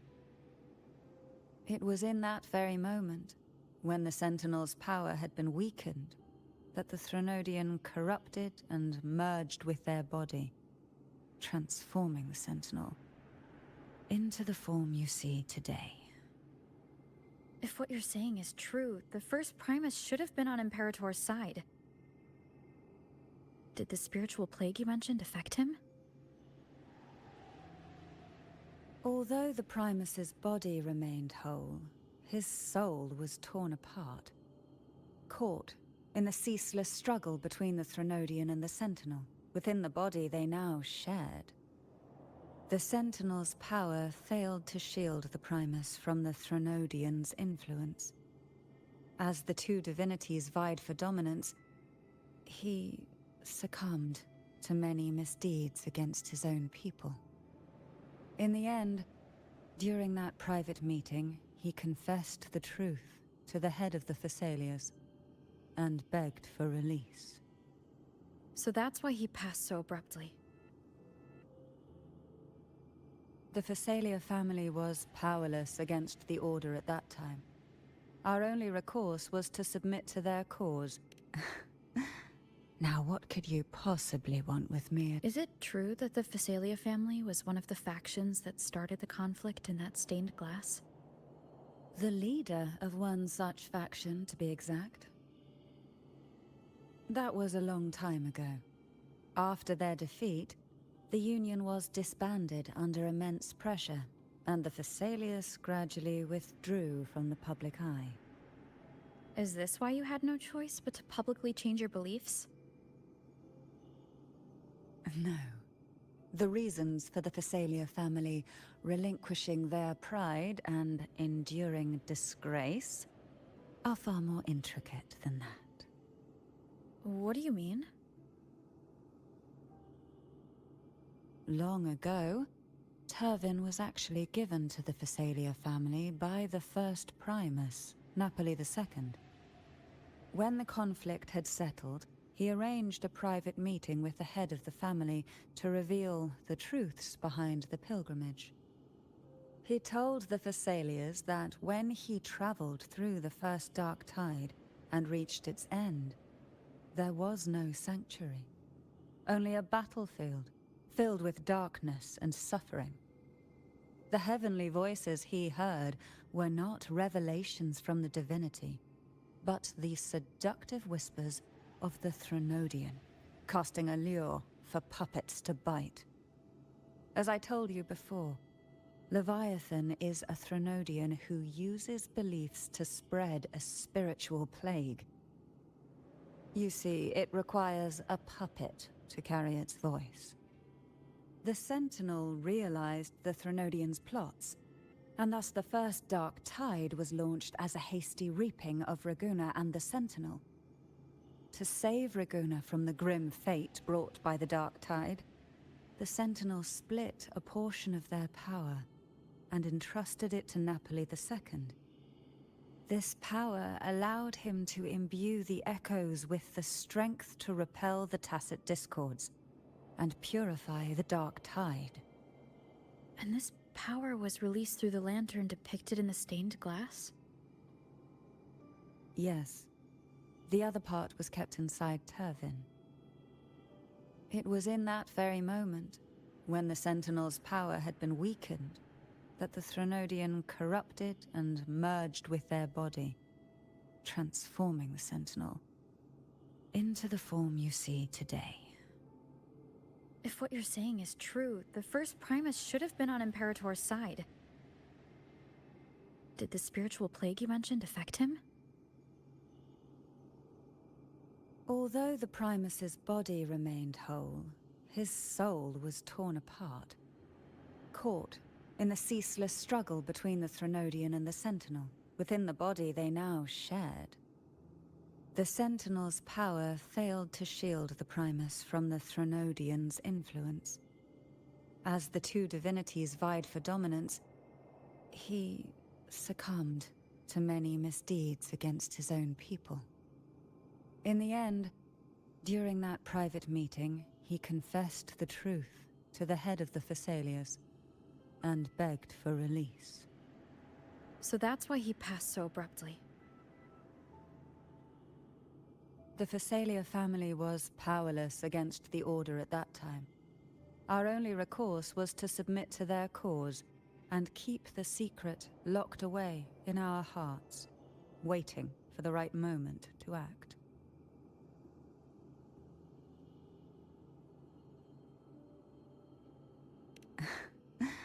Now, what could you possibly want with me at a time like this? Well, I don't intend to wait around either. Are you going to search those areas we passed before alone? The more clues, the better, don't you think? Oh, and take this.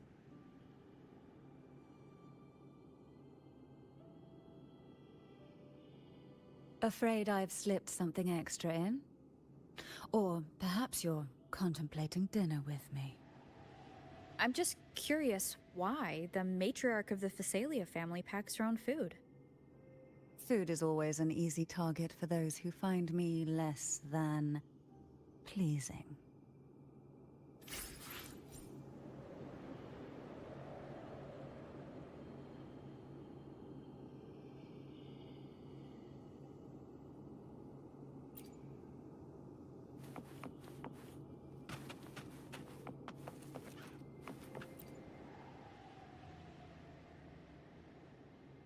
You mean besides being squashed behind that blue thing? Yeah, I guess.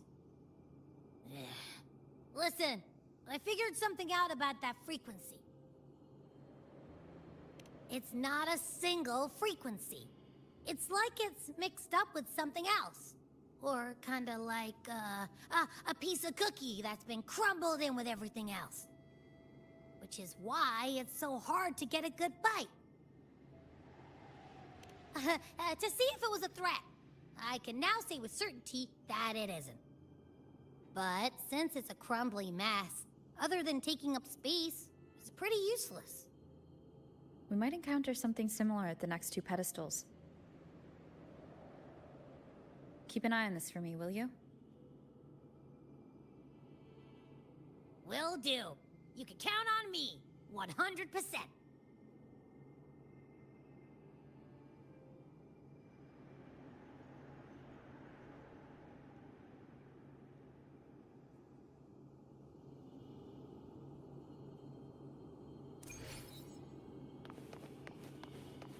I thought I'd slip away quietly and avoid any fuss.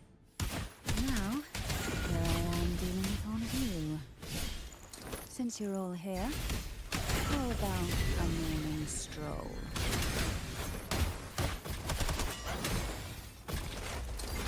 Call for me,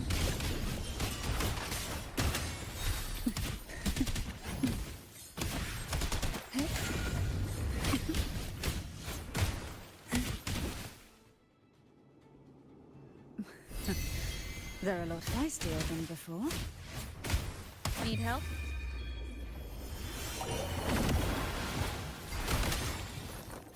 Cool thing.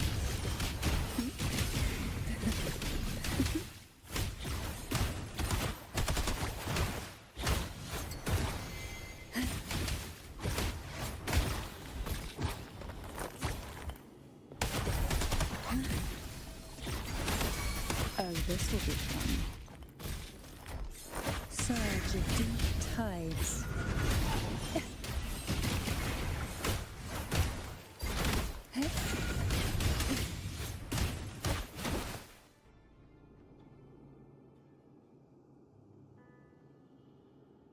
Well, this is where our paths must part. You're here for the Sentinel. Why would you leave now? What I saw yesterday caught my attention. It may be tied to the Sentinel. And besides, I'd rather not spend the day twiddling my thumbs, seeing as your gondola only holds 2. Are you sure you want to go alone? Such concern for me. I do hope to see the fruits of your labor when I return. Mind if I take Turvin?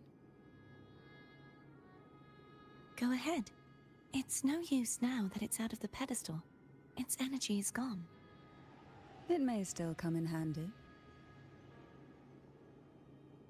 I'll add you in my terminal. Call me if you need help.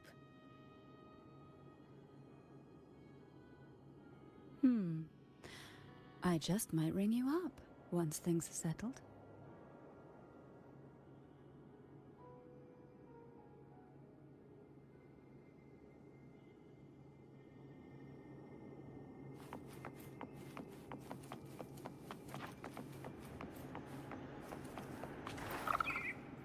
If only I could still fight. Everyone's doing their part. Don't worry. Nobody's perfect.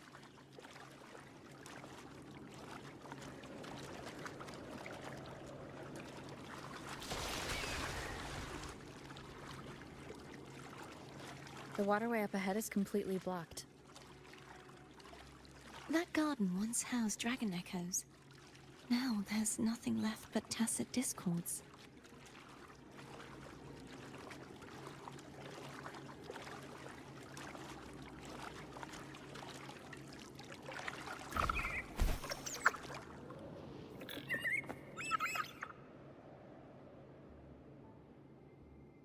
Hogness should be here somewhere. This is where the acolytes used to be tested. Perhaps that Steely over there has instructions on what to do. You don't remember from your exams? As the Blessed Maiden, I was exempt.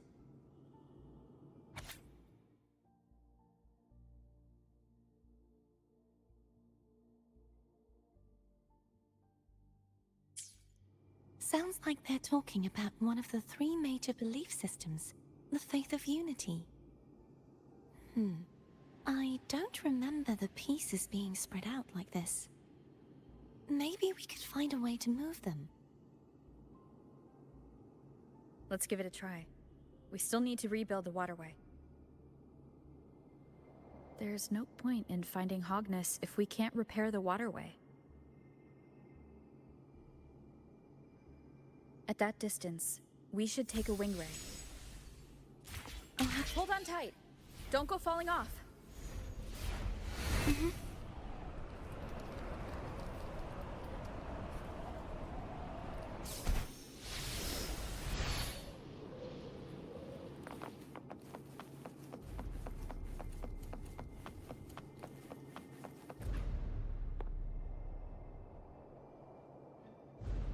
That one. It isn't supposed to be here. There's a gravity calibrator up ahead. Let's put it to good use.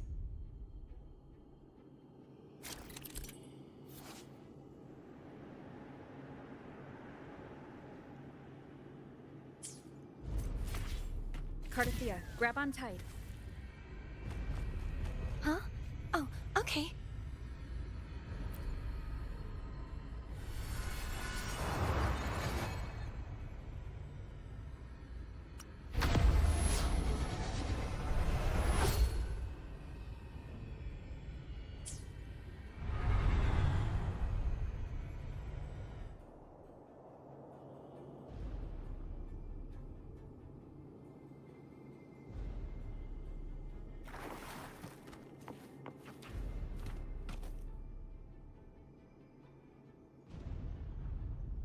That's our goal, right there.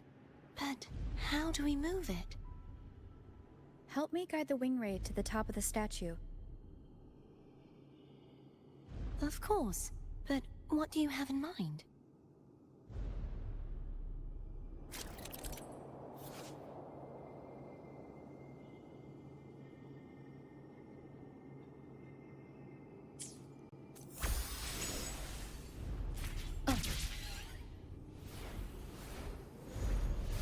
Wind guide me.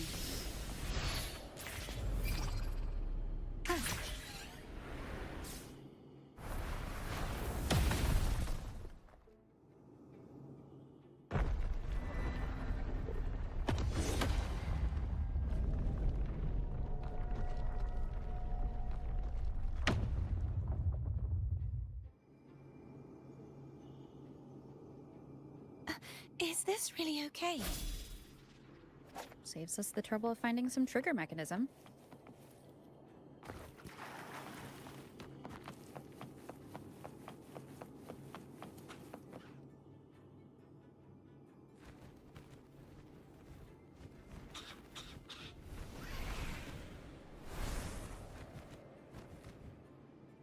Are these the so-called dragons?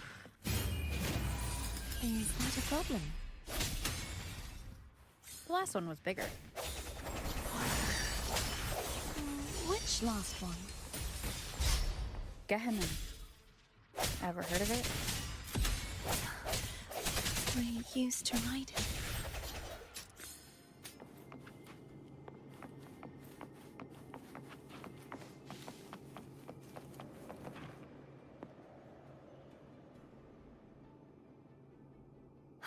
It's Hogness. There's a gravity calibrator behind the collapsed wall we just passed. We can use it to reorientate ourselves. The remnant spark should be able to incinerate the thorns on the left.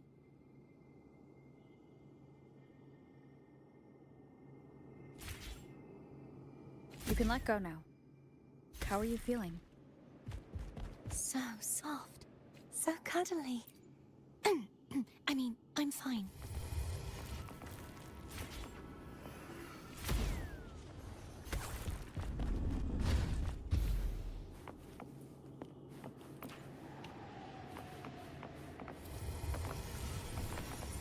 Remnants of the past.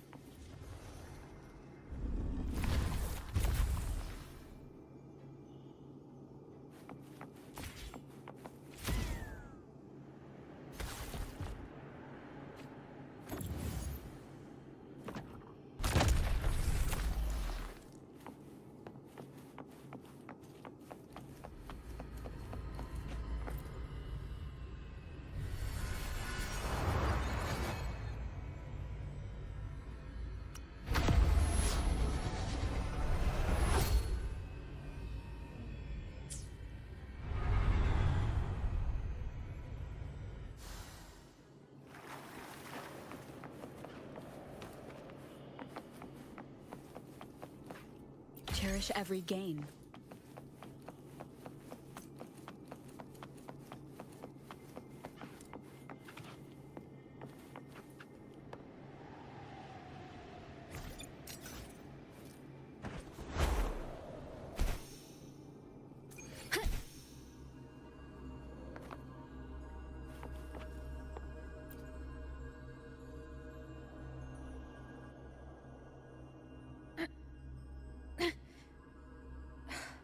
Stuck on the pedestal. The waterway is still incomplete. We have to look elsewhere.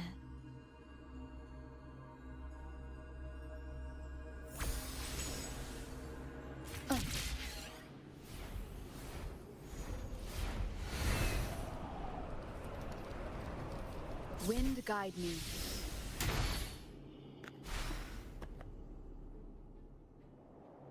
It's identical to the last statue. Same as before. I'll handle it.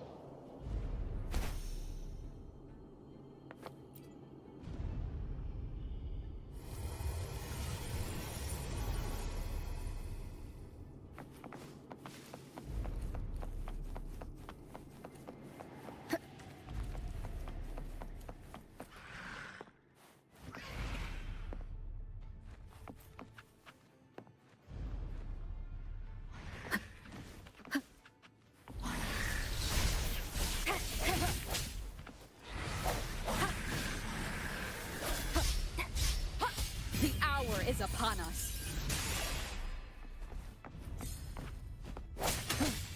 Leave it to me.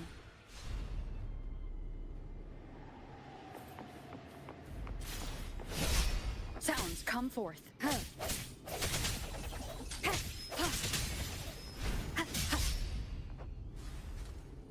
Moment of resonance.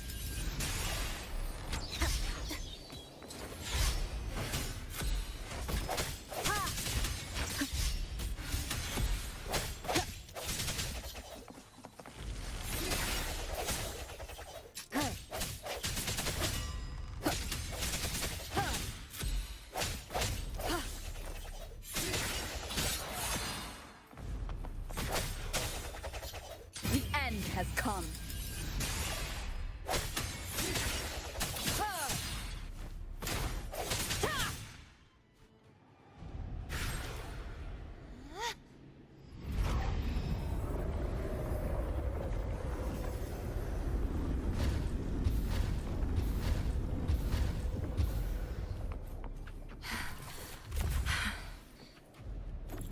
Don't push yourself too hard.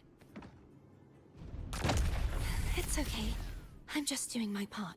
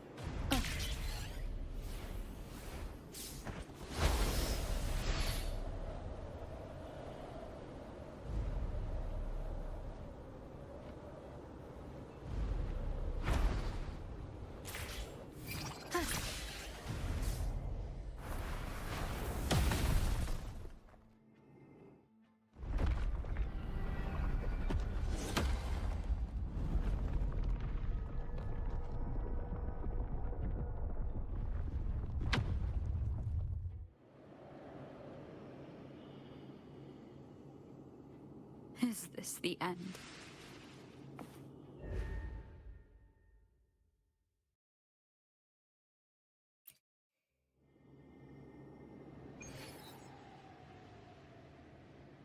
We're still missing an area. But where? Over there. That might be too high for the wing ray. Same as before. I'll handle it.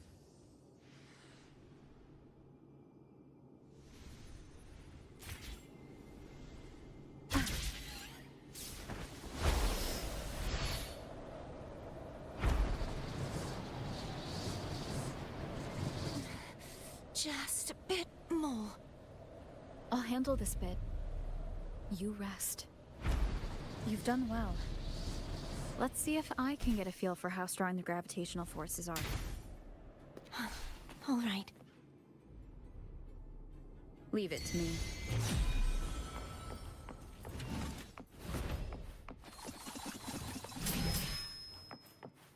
Disperse. Moment of resonance.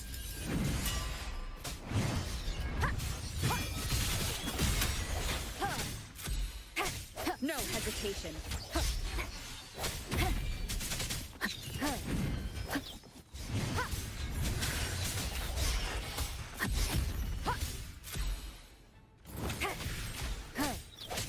Sounds come forth. The end has come. Keep it together. Keep it together. Break.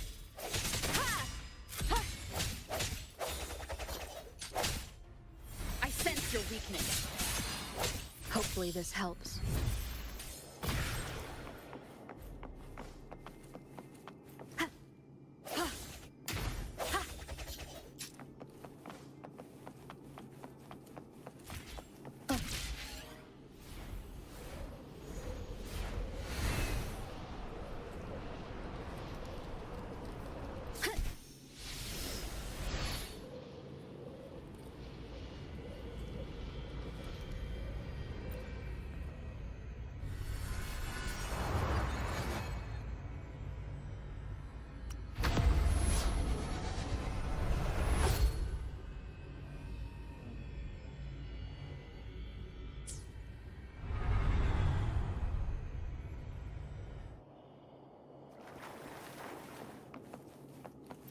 Cherish every gain.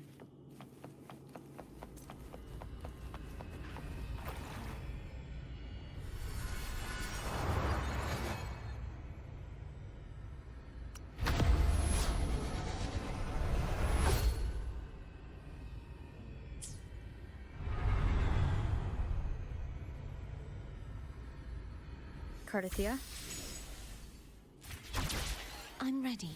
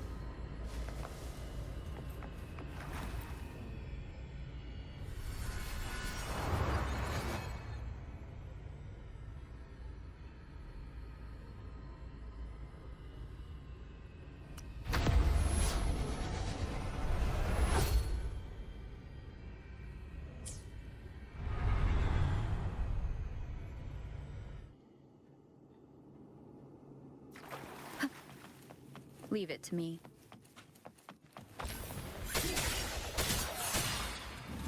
The hour is upon us.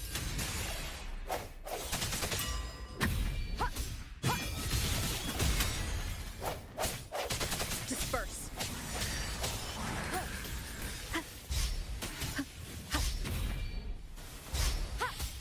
No hesitation.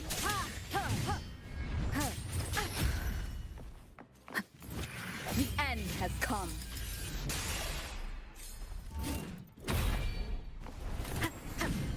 Break. Hopefully this helps.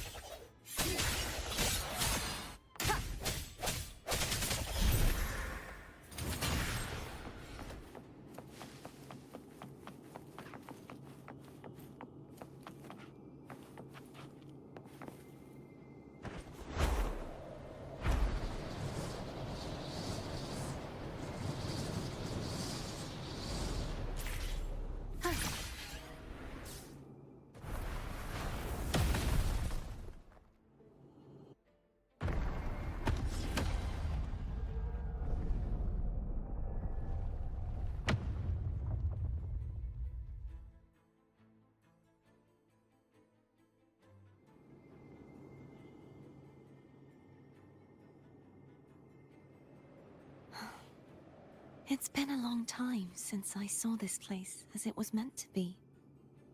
So beautiful. I had forgotten. Do you want to stop for a while? No. We have more important things to do. Let's check back on Hogness now.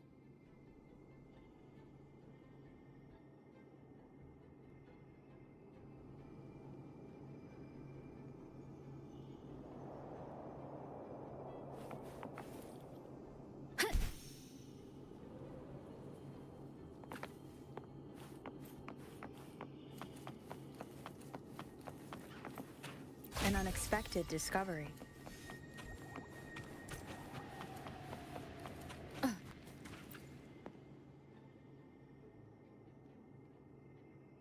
Let me remove the sword. At least you won't come to harm if it's a trap. We'll do it together. But... if it's a trap, we stand a better chance together.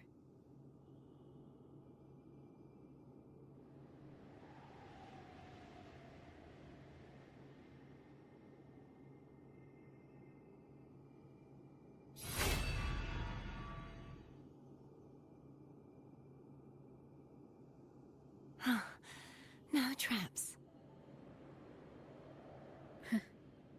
How does it feel to trust me? It feels good.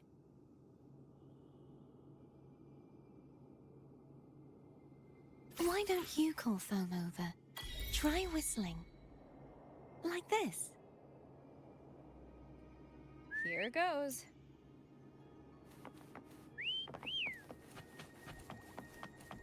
Foam heard you.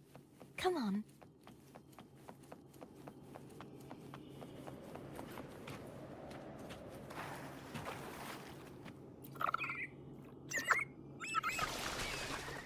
The way you were when you saw the plushie echo, it was... unexpected. I think the martyrdom of the Blessed Fleur-de-Lis needs a rewrite. What's that? A play about you, written by Cristoforo the playwright. Oh, how did he portray me? I would rather hear the joyous songs of the masses than any solemn hymn of remembrance. Perhaps the Sentinel feels the same.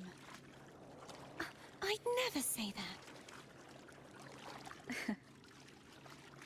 In the end, no matter what anyone else says, as long as you stay true to yourself, everything will be all right. Doesn't matter if it's the Threnodian or the Sentinel. They don't get to change who you are.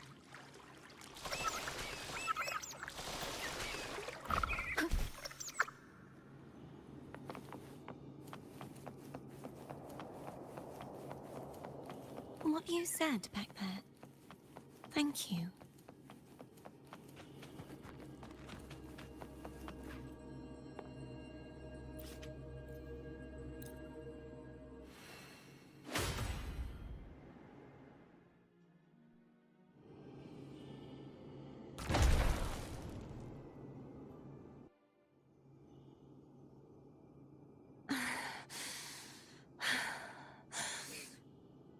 Fleur-de-Lis, my resonator, why dost thou persist? Why abandon thy oath? Why hinder the spread of my gospel? You are a false divinity. Gehenna will reveal the truth. Gehenna, the lone dragon to have escaped. The one blessed by the dark tide shall return to us. Continue thy disobedience at the risk of insanity. Look around. Thou hast none left. My most beloved resonator, why persist in the error of thy ways? I will never forget my cause. If divinity takes up arms against the innocent, I will raise my sword against divinity. With the support and hope of countless souls, I stand before you. They fell, so I may rise!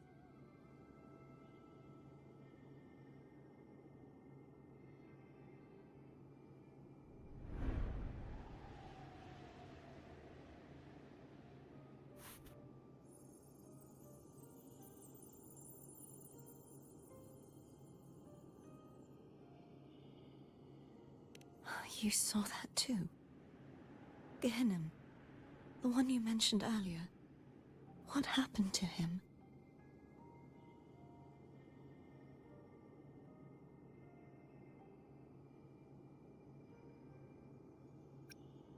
Thank you. Anna, Casatomo, own that. Everyone.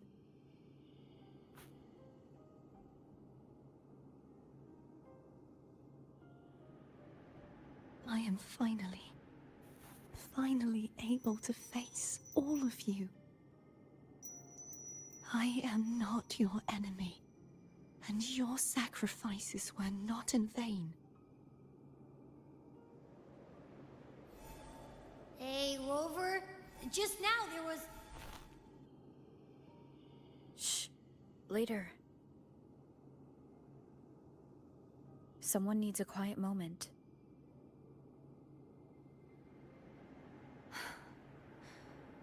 Sorry you had to see me lose my composure. I found my true self again. It doesn't matter if I am indeed the Threnodian's resonator. Because I know who to stand by and who to cut down. Some of my memories have returned, thanks to you and Cantarella. Feeling better? No, not yet. Not until we free the Sentinel and defeat the Threnodian. That is why we need to investigate the frequency you absorbed earlier. My turn to shine. That blue thingy in your tacit mark totally tastes like Threnodian.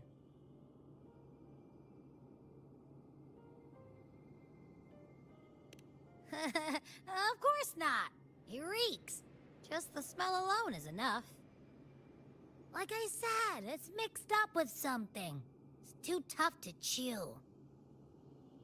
If the Sentinel splits their own energy to prepare the true Blessed Maiden, then why would they split off the Threnodian's energy and then channel it through Hogness to the person who unsealed the passage?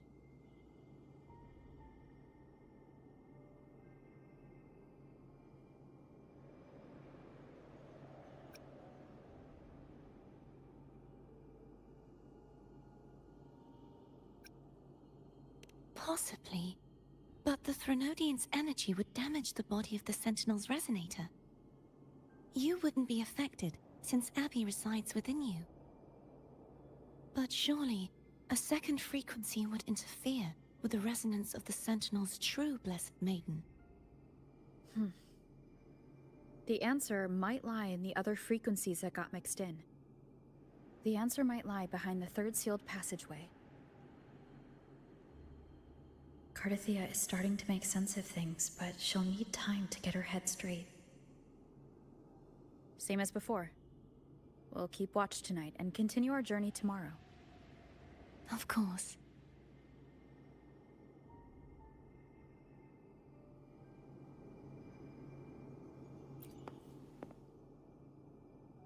Is there anything you'd like to discuss?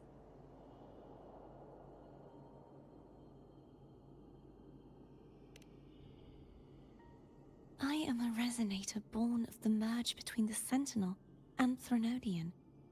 So, whose resonator am I? Do I belong to the Threnodian? Or the Sentinel? What does it really feel like to be the Sentinel's resonator?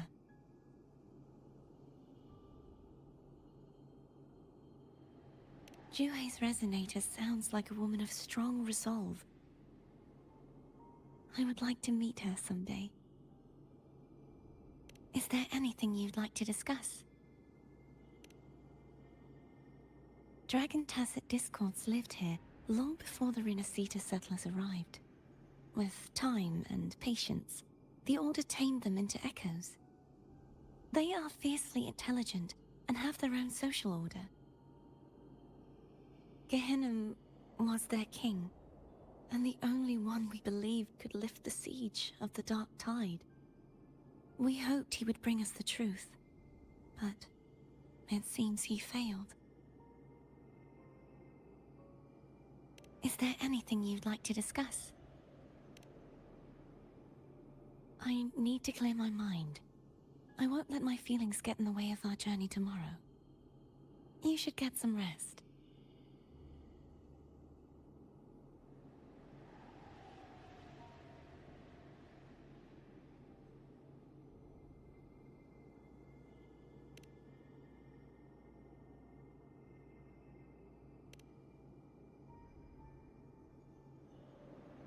It's late.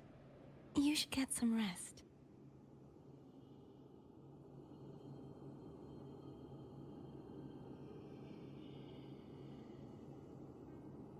Disperse.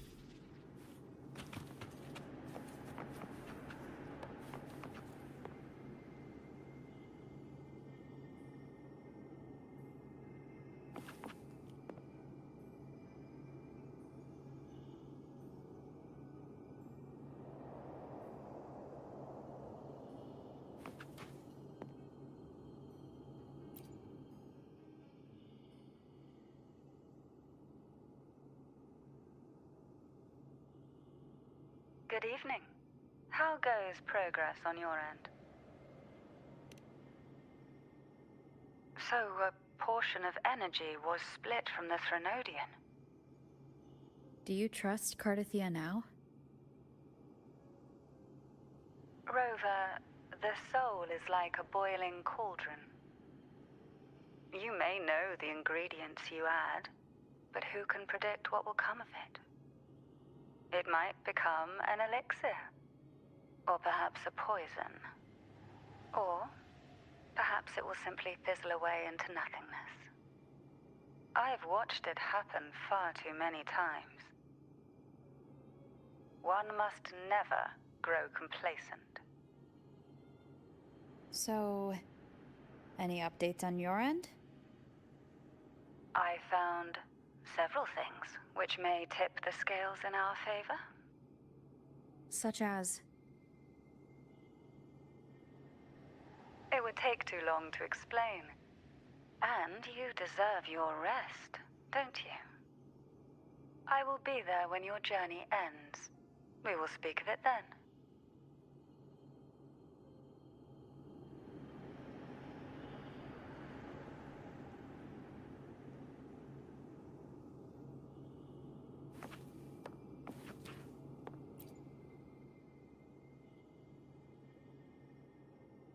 What? My eyes are still peeled. Nope. Nada. Zilch. I can't shake the feeling that the two frequencies are somehow connected. Imperator has the power to split energy, and Leviathan to merge and assimilate. So the source of that connection might very well be Leviathan's powers at work. Yeah, could be.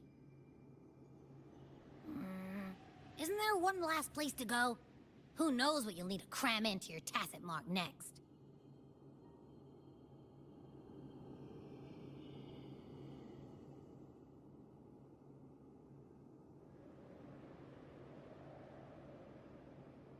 Is that Cardathia?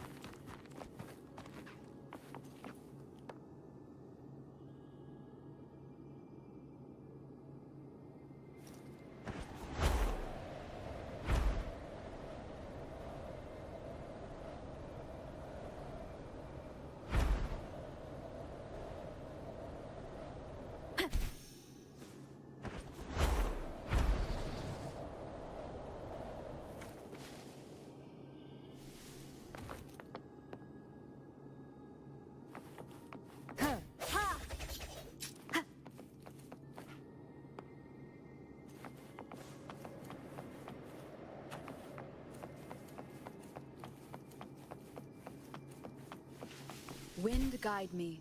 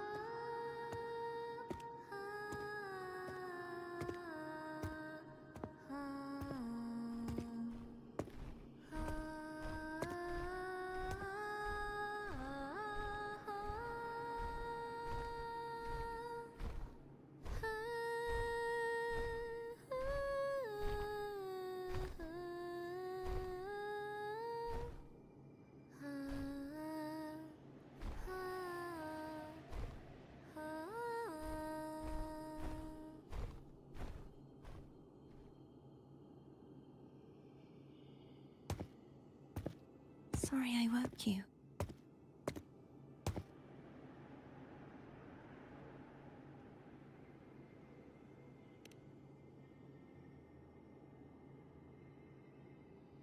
Were you singing just then? Yes. A farewell song from the people of Renacita.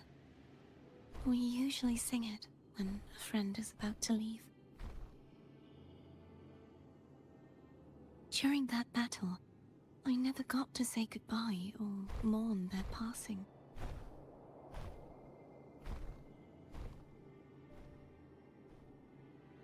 And before my memories came back, I wasn't sure if I was worthy of paying them my respects.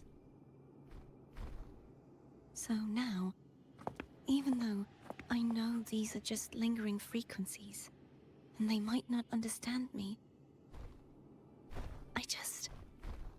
I want to say goodbye properly, and thank them. Do you think I'm fooling myself?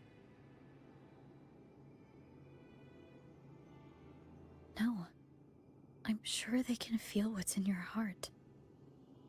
I'm not just saying that to comfort you. I believe it's possible. I once saw two friends. One who was already dead, reconcile with each other from within a Sonaro sphere. When frequencies are concentrated in one place, it's possible that their reverberations could still carry traces of human will. Meaning? They might still be able to hear and feel. Your voice, your goodbyes, your feelings could have reached them. After all, these frequencies are strong enough to manifest in the real world. Really? They haven't made a move against us. They must still remember you, which means they can probably hear you too. I'm glad.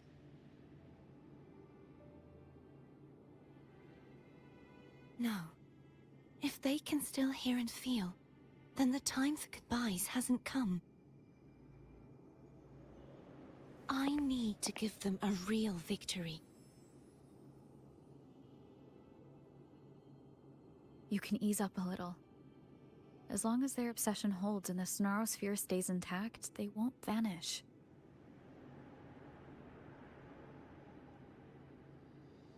Bound by obsession, till relieved of duty.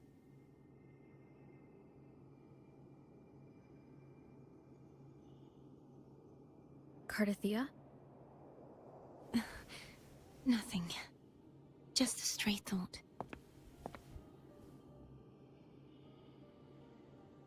Hey, since we know you don't carry any blame, should I call you Cardathia or Fleur-de-Lis? Cardathia. Yes. Cardathia will do.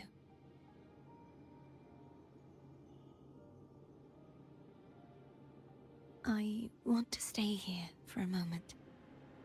Will you keep me company?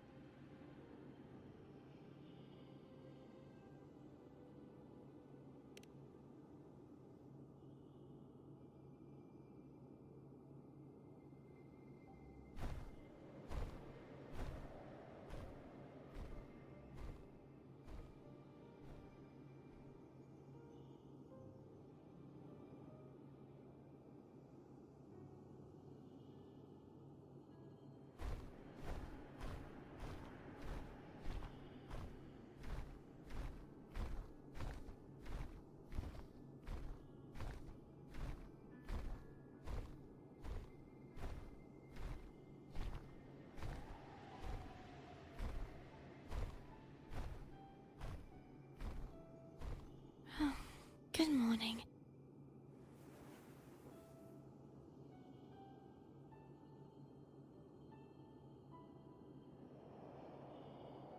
Morning, Cardathia.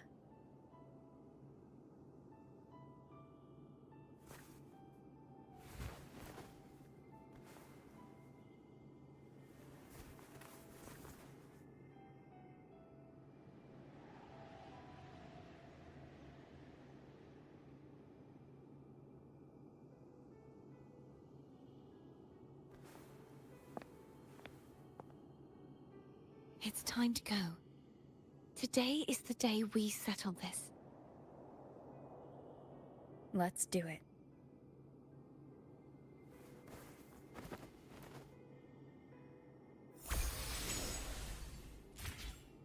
Phone was telling us to hurry up.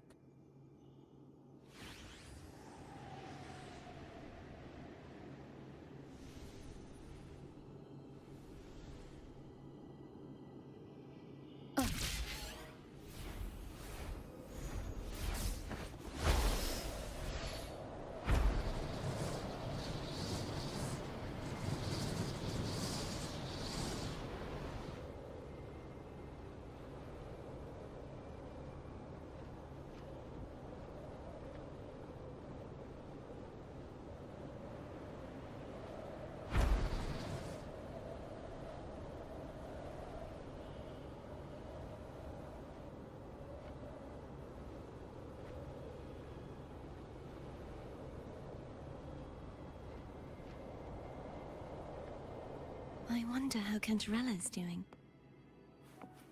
We can call her if you're worried. Wait, I'm not ready yet. Ever the early riser. Did you call to say good morning? Good morning. Ah, is something the matter, Cartathea? I just wanted to know how you're doing. Ah, so you do care. Good to know my efforts weren't wasted. She hung up. Was that meant as encouragement? Everyone shows kindness in their own way.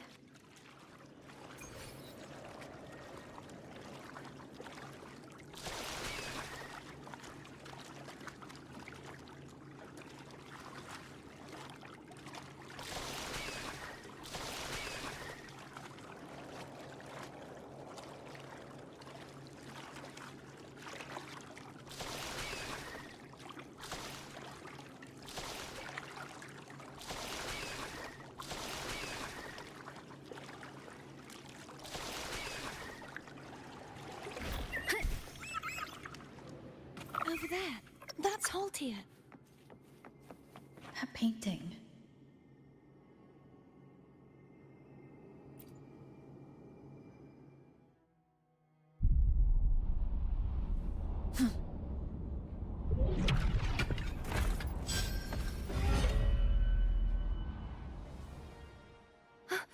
Cadento! He's not who you think he is.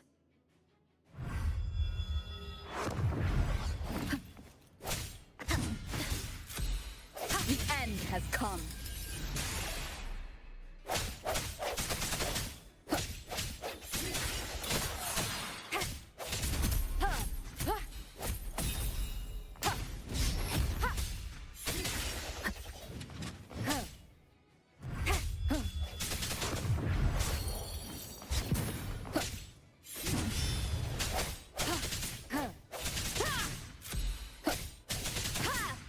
Hopefully this helps.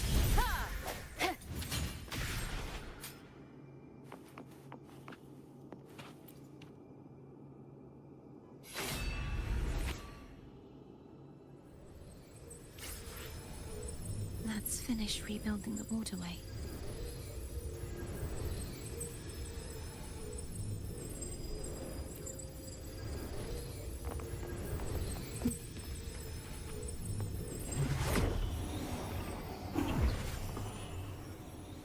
Identical to the last one.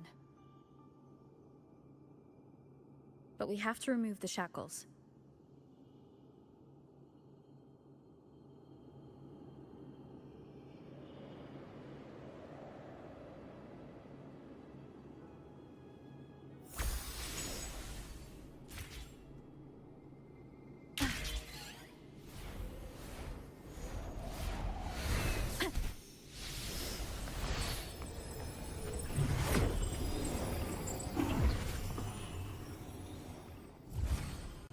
By obsession, till relieved of duty. Oh, Cadento, won't you let go? Strike from the shadow, the is upon us.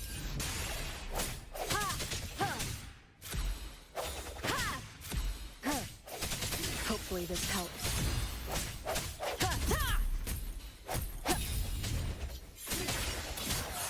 I'm going to break the chains. Wait, I have an idea.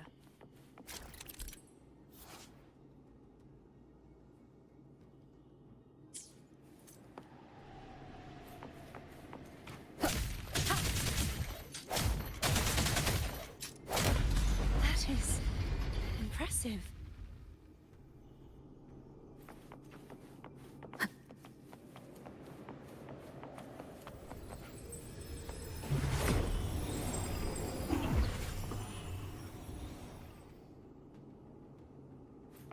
Same as before. Watch out!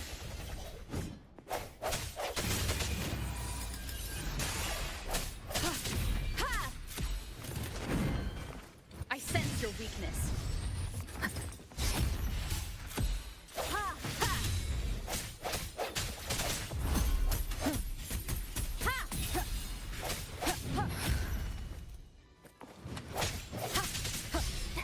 No hesitation. The hour is upon us.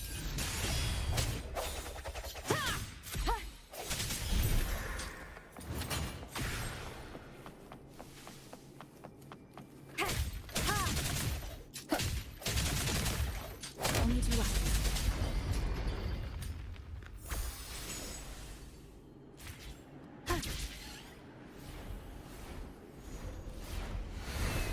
Leave it to me. It's coming back faster each time.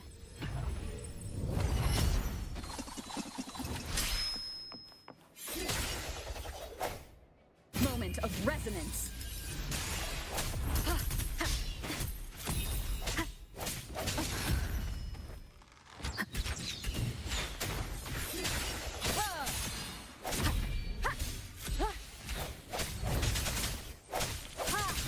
I sense your weakness. The end has come.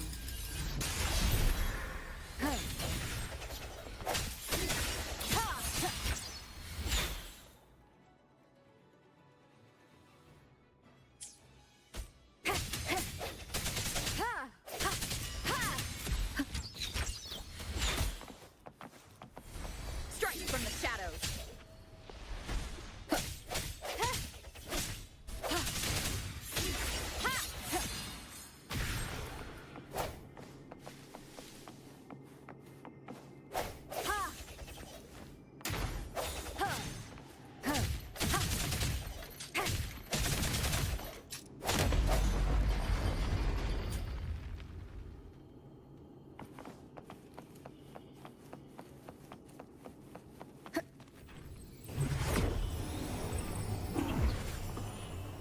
Leave it to me. Watch out!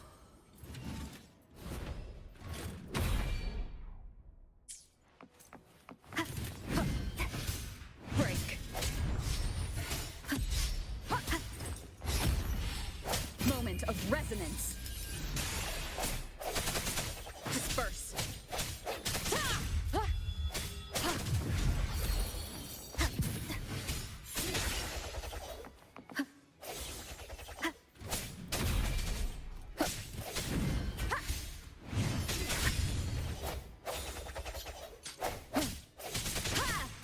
Hopefully this helps.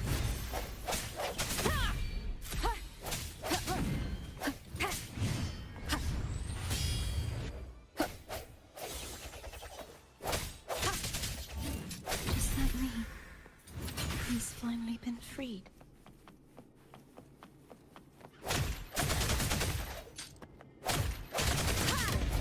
Now we can smash that statue back in. The morph painting over there should allow us to reach the highest point.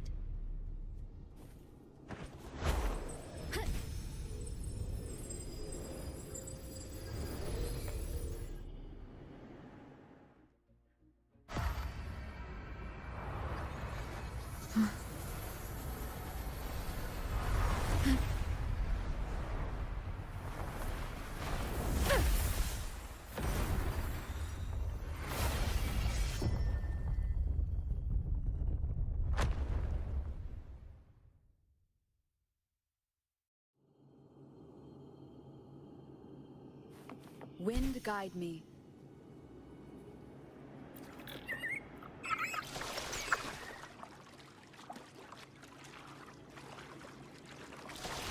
Did you know that echo well? Cadanto was my first echo after I joined the Order. When I stood against the Threnodian, he took a mortal blow meant for me and fell to the dark tide. I never thought he'd come back as a tacit discord. But he still recognized this sword, and was still trying to protect it. Haltia was my saber. I practiced with it often in sparring sessions with Cadanto. Looks like he's still trapped in the past, doesn't it?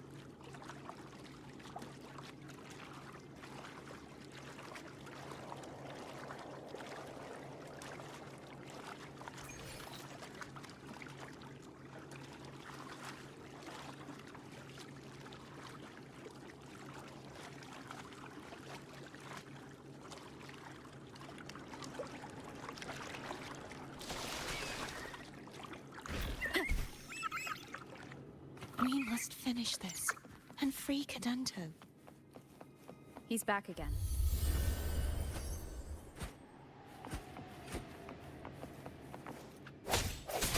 I sense your weakness.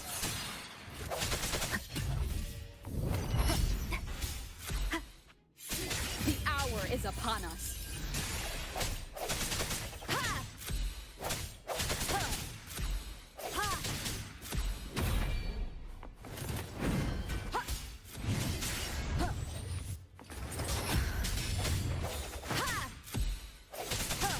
Hopefully this helps.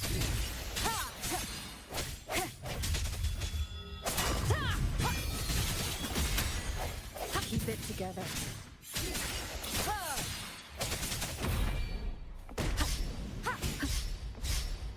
Sounds come forth.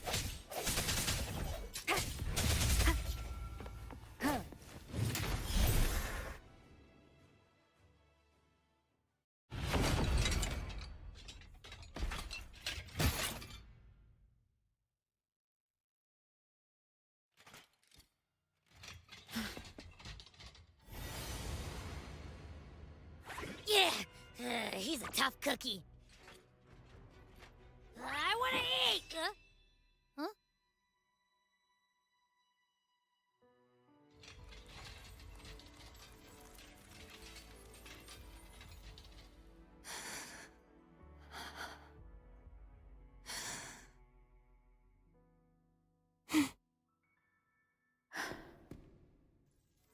I'll handle this.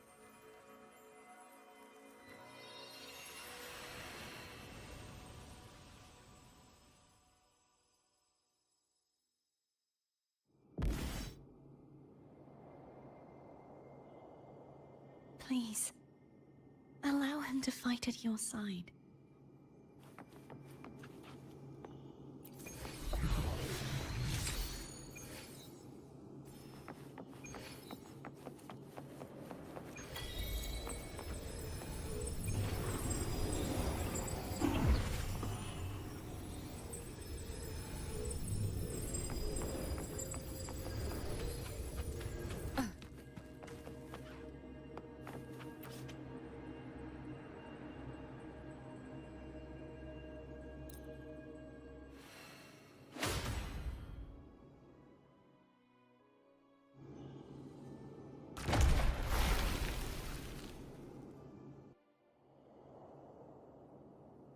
Fleur-de-Lis, wilt thou return to me?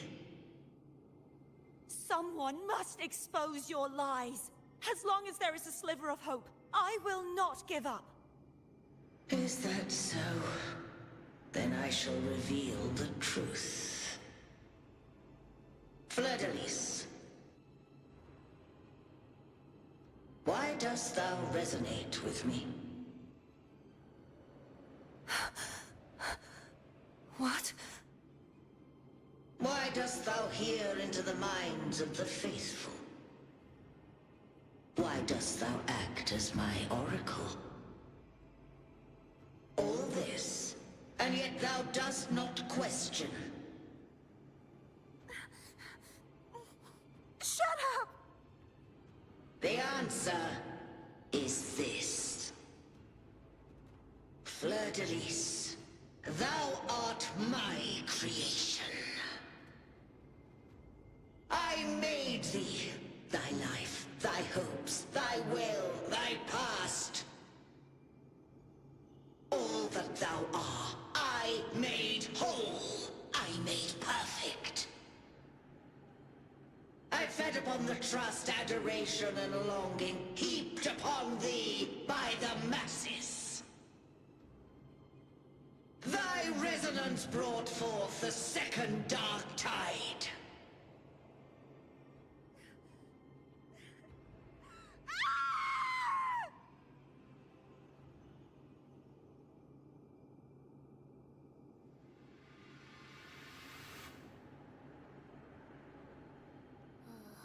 What? Those clashing frequencies just calm down.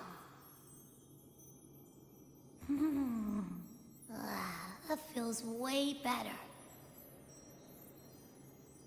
Looks like Abby settled down. It seems we were both affected.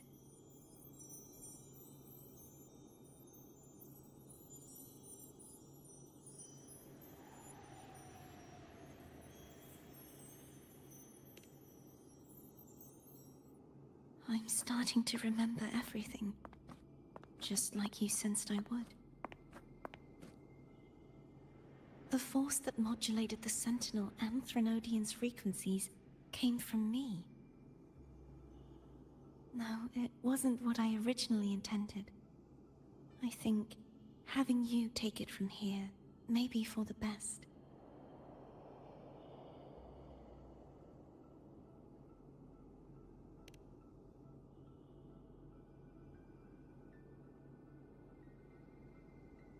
This crown. It turned into what it is after the Dark Tide came. This is what the Threnodian uses to control its resonator. When the Threnodian unleashed the second Dark Tide, I, as the Cartathea you see before you, split the part of myself that wished to live after seeing the corruption that stood before me. I chose to be broken from the very beginning to escape the Threnodian's inevitable grasp. You see, when I destroyed the Threnodian that had taken over the Sentinel's body, it immediately began to assimilate into Fleur-de-Lis, its resonator. She was the part of me that was left after I split myself. She retained the most power, and now hopes to one day destroy everything, even herself. The Threnodian's endless whispers and screeches are slowly chipping away at Fleur-de-Lis's resolve. That's why she had no choice but to split her power's frequencies, just to buy herself more time. But using such resonance abilities came at a cost. The split frequencies. They needed a vessel.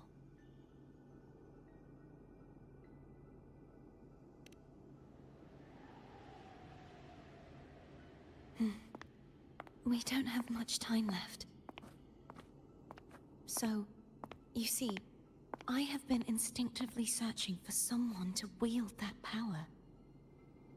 All that was given, possessed, or taken by the false divinity I must pass to the one capable of resisting it.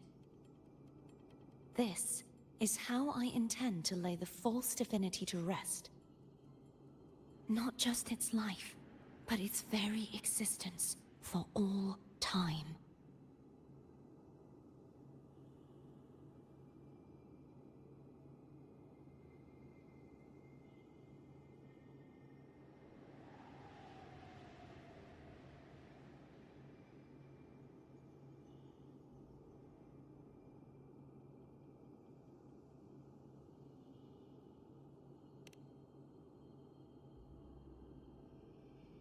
Fleur-de-Lis. The part of me I left behind. The one that also contains the Threnodian.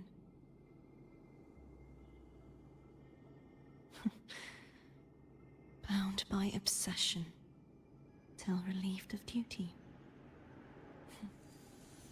Today, the part of me that wishes to live on will vanish. Is it because my wish has finally been fulfilled?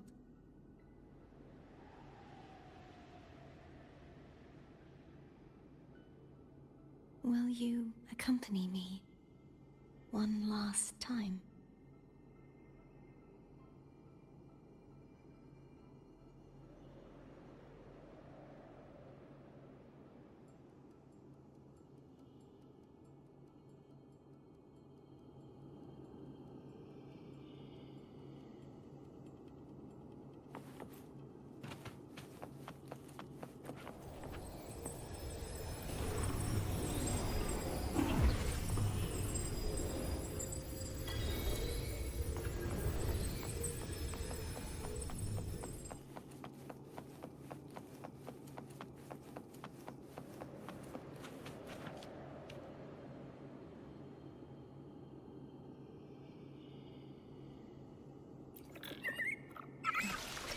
Seems like I won't get a chance to apologize to Cantarella.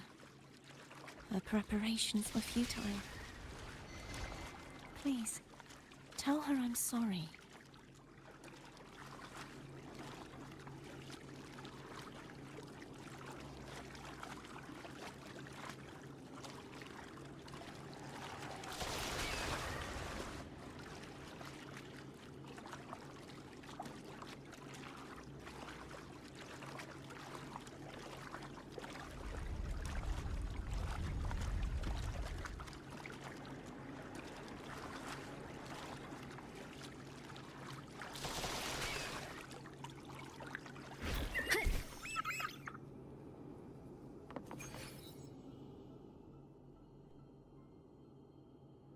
This was where everything started. The origin of the second dark tide.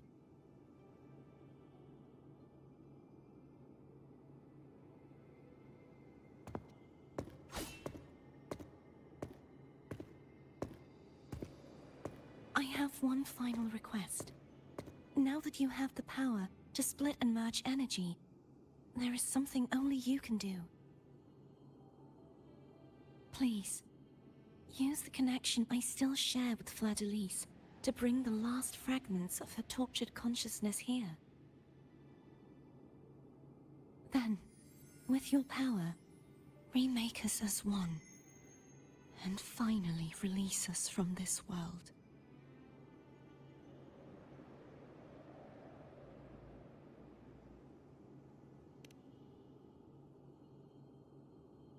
That way, the Threnodian will remain trapped forever in a lifeless shell, unable to return to this world.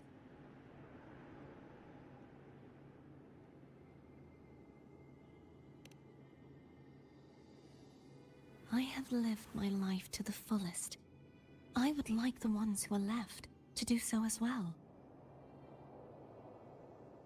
Cartathea has had her wish fulfilled. Now, it's Fleur-de-Lis's turn. She seeks self-destruction, to end the divinity, and with it, her torment. She has lost all hope, and believes that no rescue is possible. Remaking us as one is the only way I can think of to fulfill her wish. Or rather, grant her what we wish. I was born to this world cursed. The Threnodian intended for me to live as a threat to others. But the puppet born of its wickedness will become the prison that seals its fate. I shall be whole again, true to myself at last.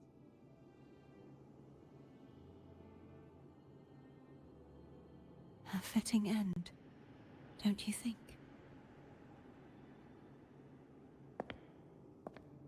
I have reached my final destination. One last swan song, and then the lights go out.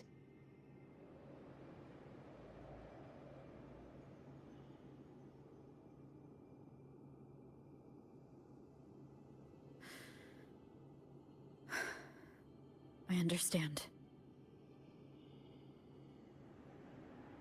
Thank you. And forgive me.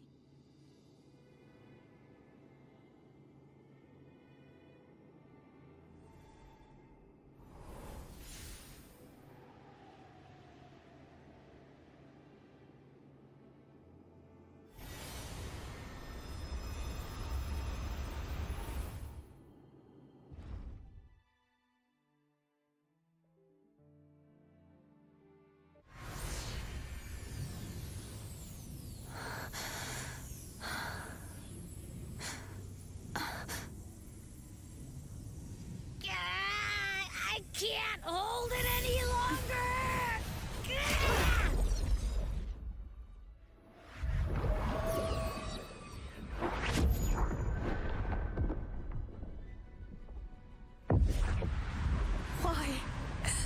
Why are you doing this?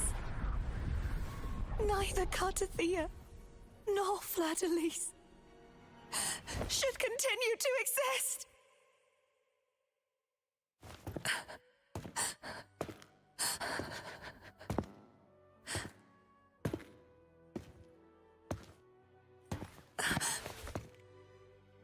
Don't go.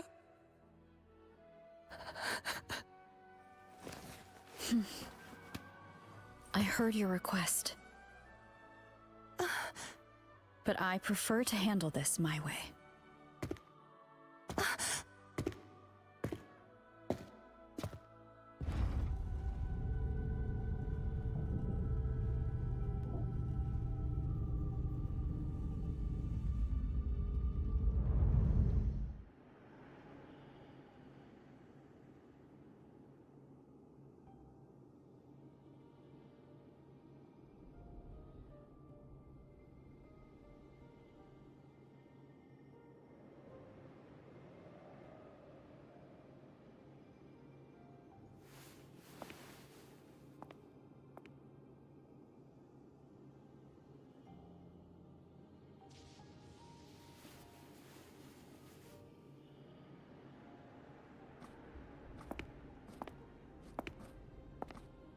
Not even whole, yet still ever so determined.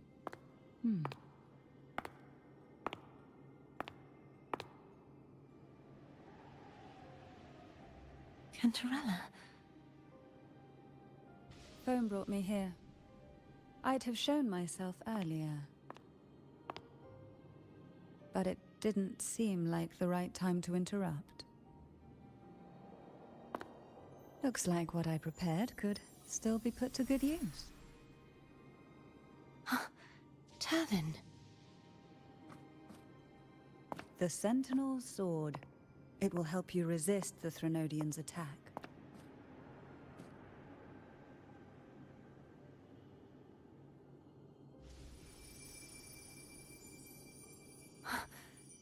What's inside? To pass the divine trials, every potential maiden must resonate with the Sentinel through Turvin. Those who survive receive fragments of truth, but at a cost. Memories lost in varying degrees. The lost memories fall into this sonorosphere, each carrying faint traces of the Sentinel's power, the power within those fragments of truth. Pervin absorbs this energy.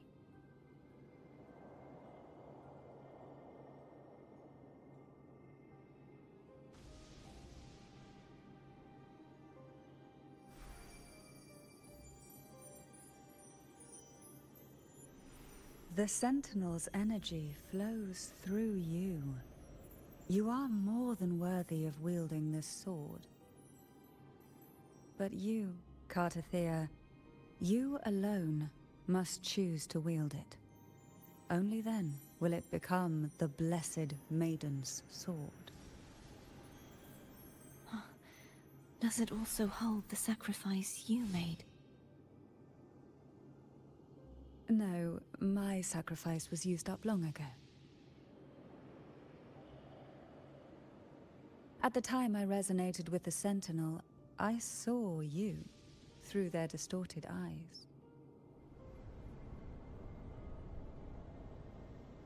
Or rather, I saw Fleur-de-Lis battling the Threnodian.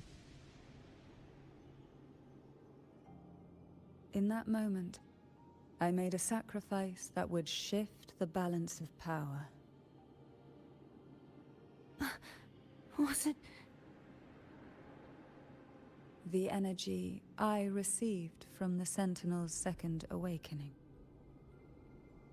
I split it from myself, and offered it back to the Sentinel so they could, for a moment, regain control of their body. Only by doing this could Fleur-de-Lis seize the moment to kill the already tainted Sentinel. So, the real Blessed Maiden is dead. But there is no reason why the false Blessed Maiden cannot herself become the true Blessed Maiden, is there? A person of true character should never be defined by an inanimate blade. Both you and I were cursed to be mere playthings of the Threnodian. But that doesn't mean we cannot reshape our fate.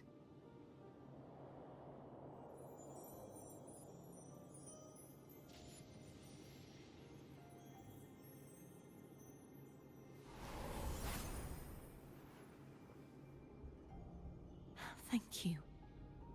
In spite of my curse, my life of hardship, I must still save what is true.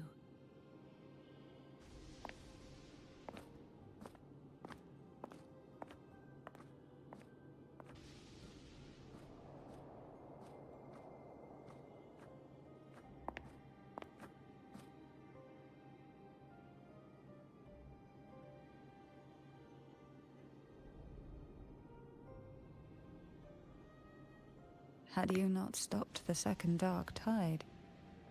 Well, it is we who should be thanking you.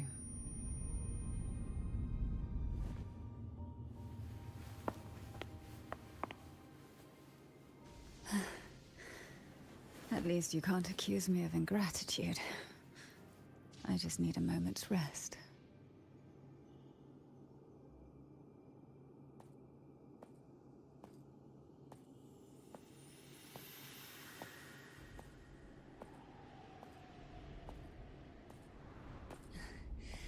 Apologies, but they're doing something rather important.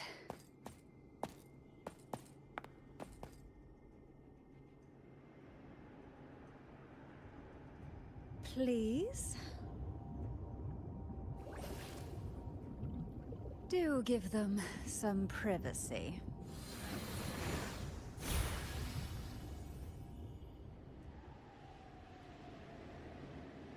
Abby?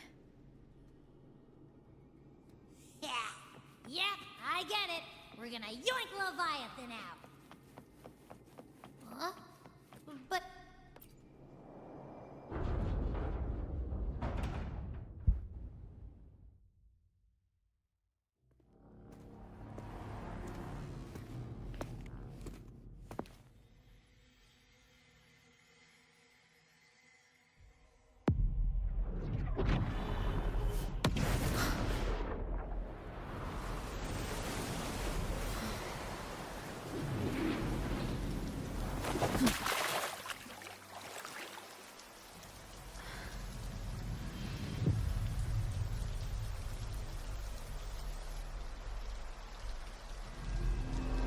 Come to me, mighty god killer.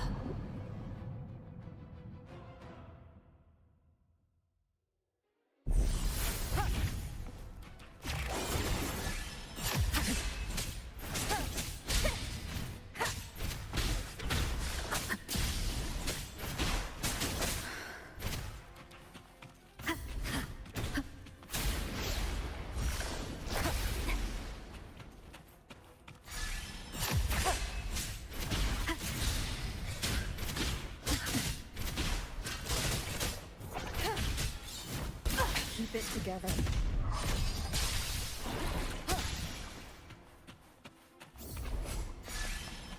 Last chance. The show begins. One with the sound.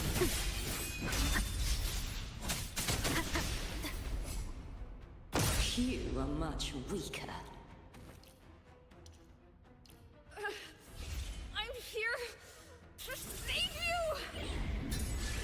End me, or I will end you!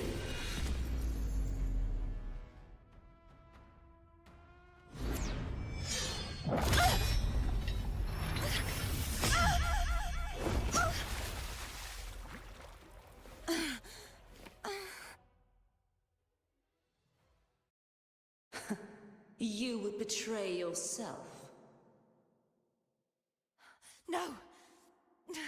This is not betrayal!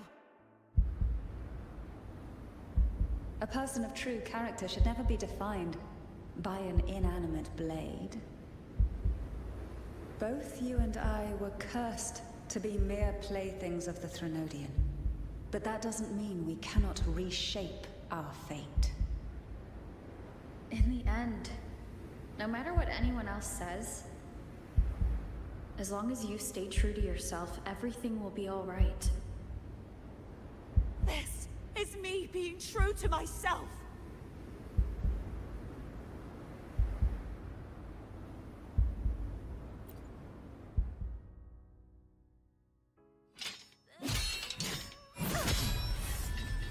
Imperators? No. Your own power. Useless. As long as I can save the person in front of me, I am not useless!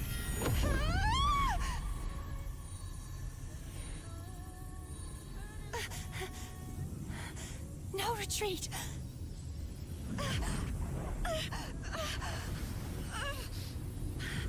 At least, break, damn it!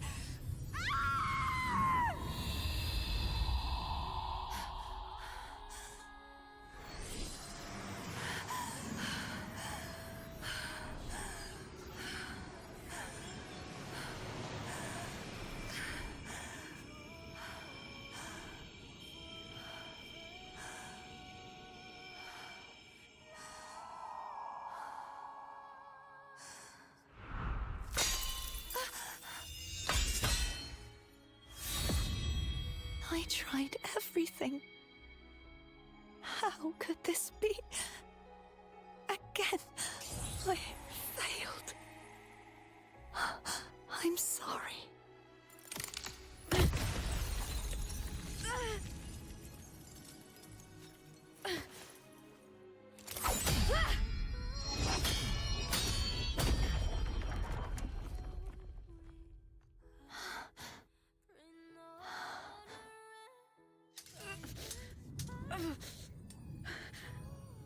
This warm light must not fade. Take my power, my blessings, my past. Seek out a future where I am your blade. We'll find it together.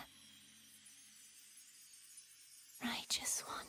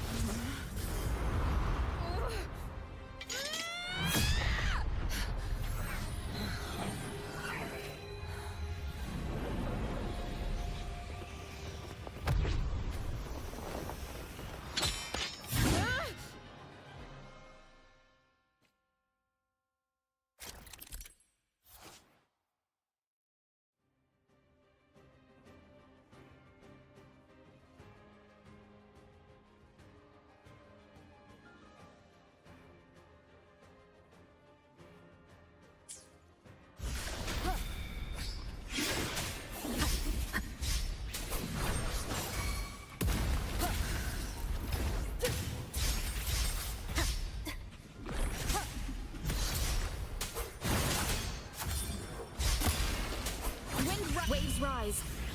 Judgment strikes!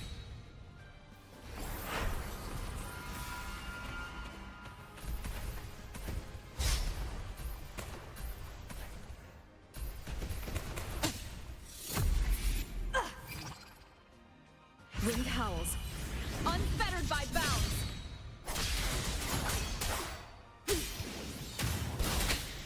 One more time. Annihilation!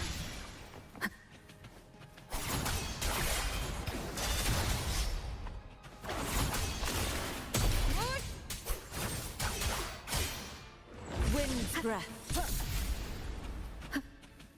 Tempest of flashes. The wicked will face judgment. Annihilation.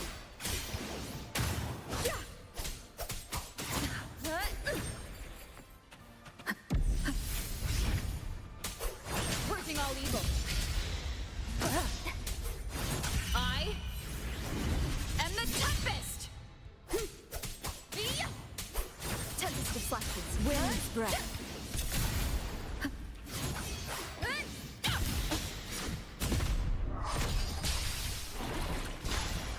Wind rises. The wicked will face judgment. Wind be my blade. Hopefully this helps. Tempest of flashes. Waves rise. Judgment strikes.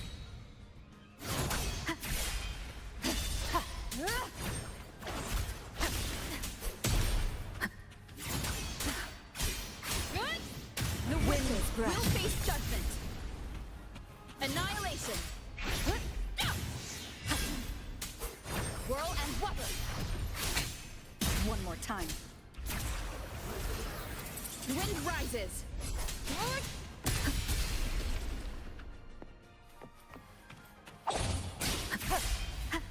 Annihilation.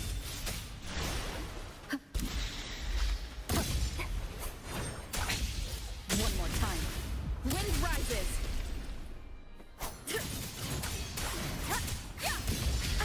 Bad timing. Hopefully this helps.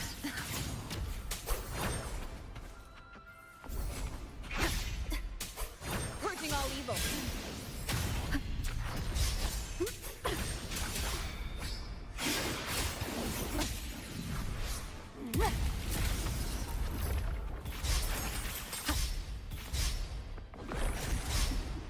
The wicked will face judgment.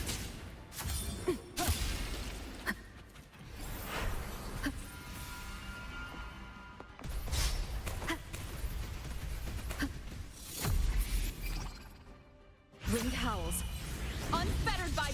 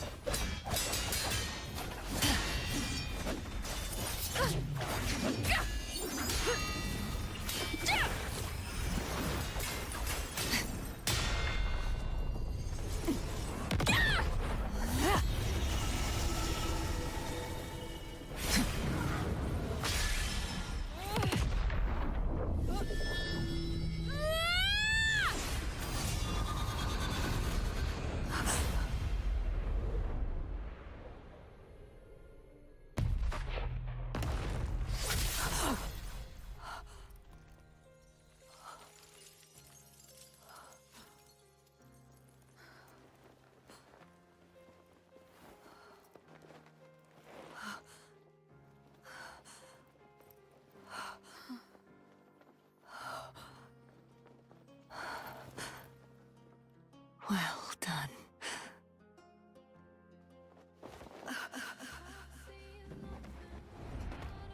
Seek out a future where I am your blade.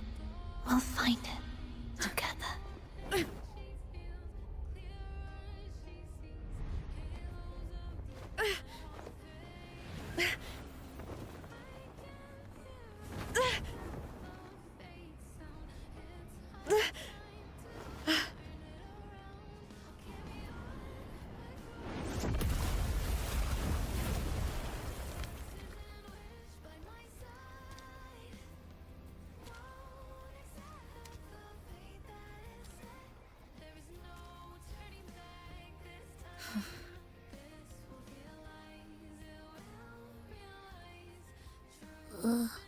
The frequency in her body is already...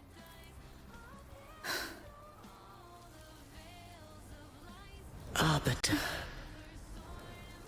despair not, for all is not lost.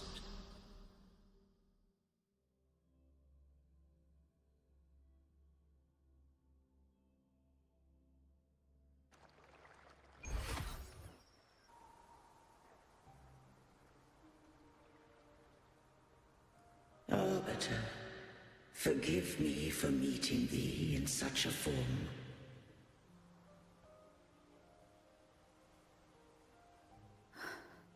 Imperator? I thought you... I safeguarded my core data, lest I be wholly assimilated. Arbiter, dost thou remember the covenant we made? Soon thou shalt recall all. Thou didst desire that I uncover the Threnodian's true nature.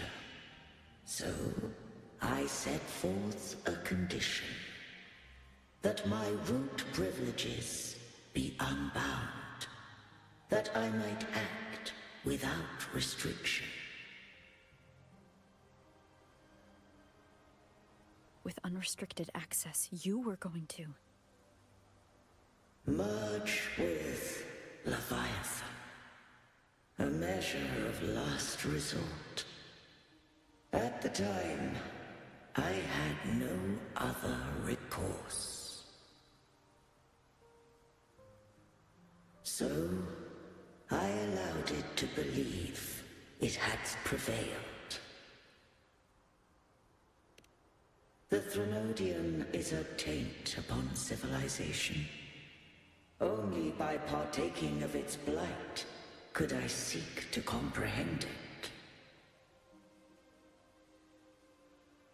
So, what did you learn? The Threnodian cannot be undone while civilization endureth. Even it knows not the means of its own destruction. But we may yet shackle it. What role does Cardathia play in this? When Leviathan merged with me, it breached my mind. I offered knowledge of the Resonator, yet concealed one small truth. Beings such as we may bear but a single Resonator.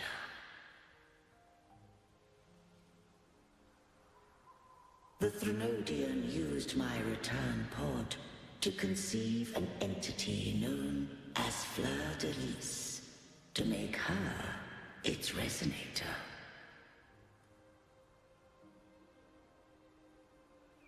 After centuries of failure, by sheer trial, it found success but once. We were of one body.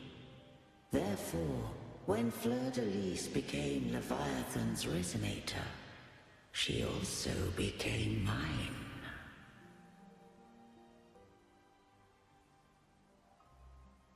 But mark this well.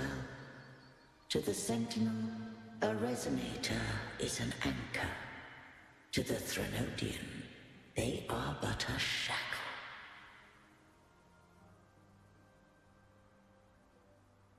What made you decide to leave Turvin with the Thessalias?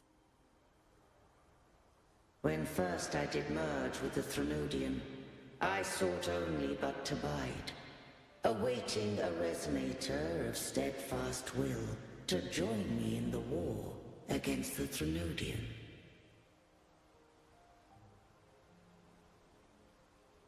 After Fleur-de-Lis's conception, Cantarella became my safeguard. But had Fleur-de-Lis fallen to the Threnodian sway, as long as one mortal using Turvin passed the second awakening to become my own resonator, then the law that no being shall bear more than one resonator at a time wouldst have been shattered. This wouldst rend asunder the frequencies of I, Imperator, Leviathan, and Fleur-de-Lis in a tempest of chaos. And the Threnodian wouldst not escape destruction. Such was my intention, yet Cantarella chose another way.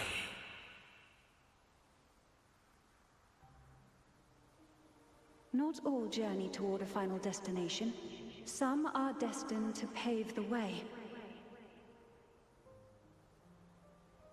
Take my energy. I will find a way out myself. I trust this will serve to pave the way for you.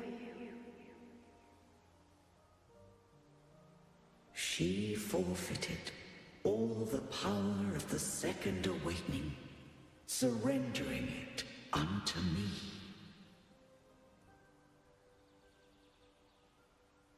With that newfound power, I did briefly regain control, and in that moment, compelled Fleur-de-Lis to strike at my form as it was, corrupted by the Threnodian. But that wasn't your original plan. No. It was an unexpected variable. A plan I could not have conceived. Or rather, a plan born of hope. Perhaps this is the influence humanity has wrought upon me. To change is to be free. Fleur-de-Lis overcame the fate Leviathan ordained, and so too did Cantarella walk a path unscribed in my records. Though the journey was fraught with twists, we stand victorious. I don't know if the end justifies the means. Arbiter, was I wrong? I can't speak for what I wasn't a part of. You did what you could do in that moment. Anyone still standing because of it doesn't get to judge. Arbiter, in the few moments we have left, might I speak with Fleur-de-Lis? Call her Cardathea. That's what she wanted. How do you intend to bring her back? Remnants of her frequency linger within thy tacit mark. So long as a conduit is established, her frequency shall be reborn into her body.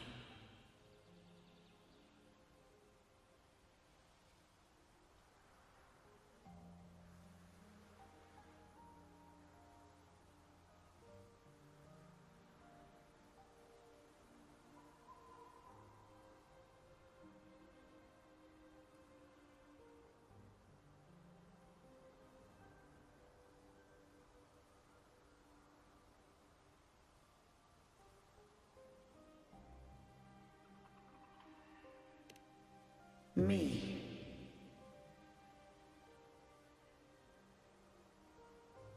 This dying breeze has little time left. Let it guide her on its final journey.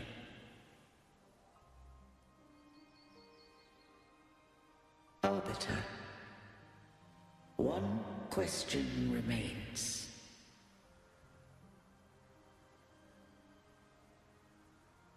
Did I fulfill the charge set upon me?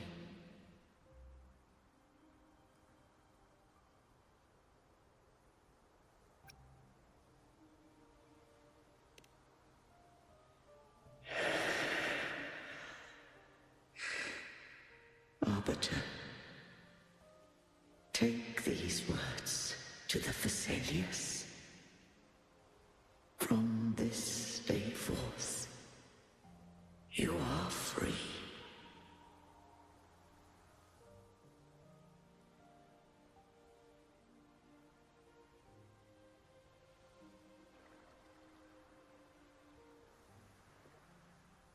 Cartothea, awaken.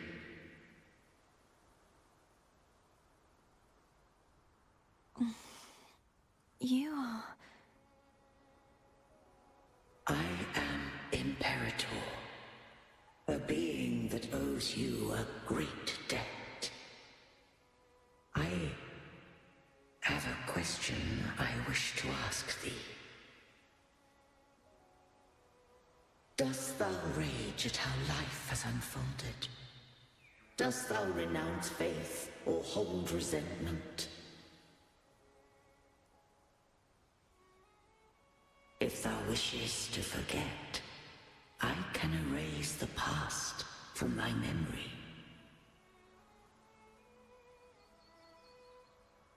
Such memories do bring me pain, but that is evidence of their truth. Without the truth, I would not have had the strength to carry on.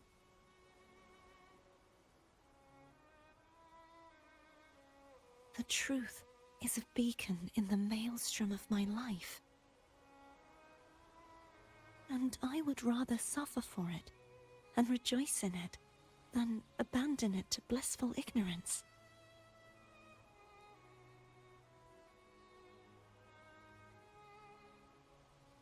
I am true to myself. Please, don't make me forget who I am. I have heard thy wish. If I go, you will be one step closer to perfection. No. If you do that, I wouldn't be me. To deny my own self and my experiences means any perfection I reach will be hollow. I would be heartless. Thou hast need of divinity no longer. Though my power hath waned, I now offer thee my blessings. Let the winds of the past depart. The ships of this new era no longer need their guidance. Though the tide's rage is endless, humanity shall embark upon new voyages. No longer shall scroll and prophecy bind, but thy will shall forge a new era. Cartothea, thou art worthy to bear the title of Blessed Maiden.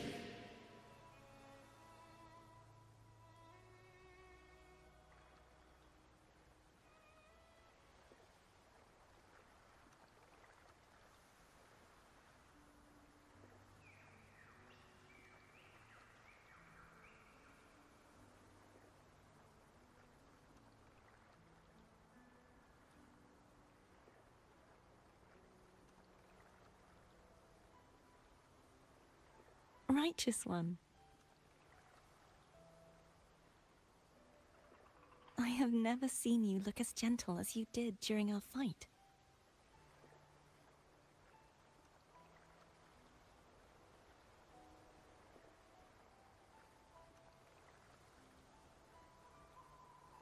Let me ask you this one more time. Should I call you Carthea or Fleur-de-Lis? I want to say that it doesn't matter. But since you first met me as Carthea, that is who I shall be.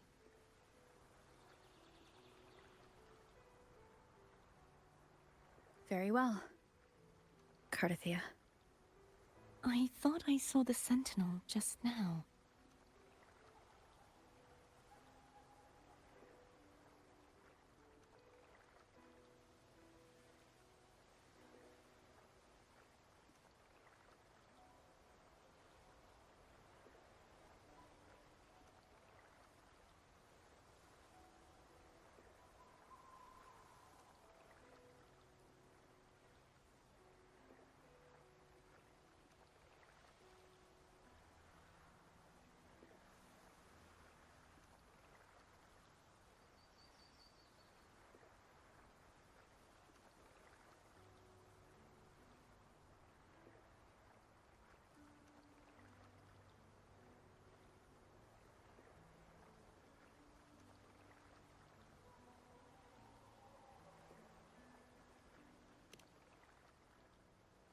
So where are they?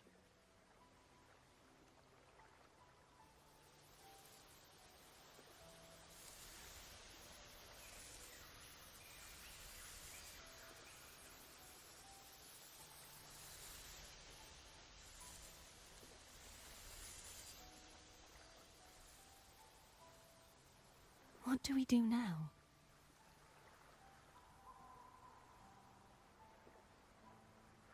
I can't return to Reguna as Fleur-de-Lis, and I need not serve divinity anymore.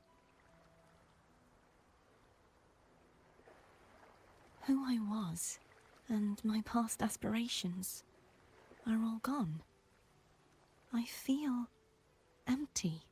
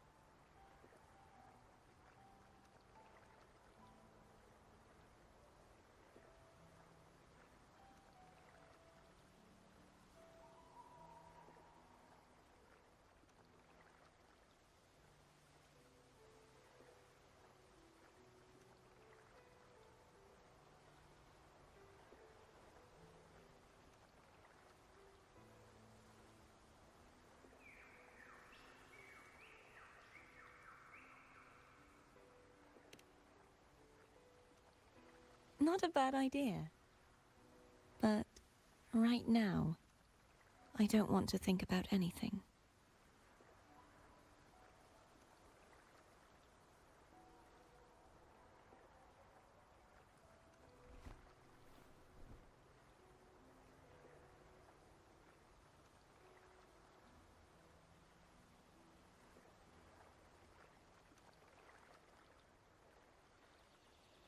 I'll stay here for a while longer. Is that all right?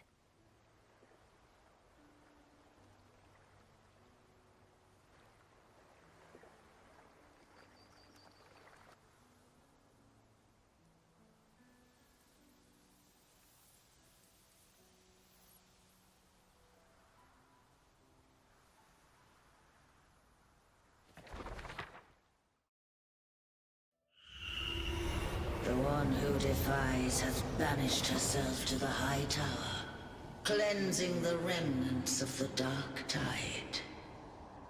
Yet, she knew not that the Dark Tide would never recede. She shall prove the most loyal servant to divinity. You are wrong! Humanity has its flaws, and you've exploited our weaknesses. But we shall not go down without a fight! You are no longer whole! You are not the perfect creation I conceived!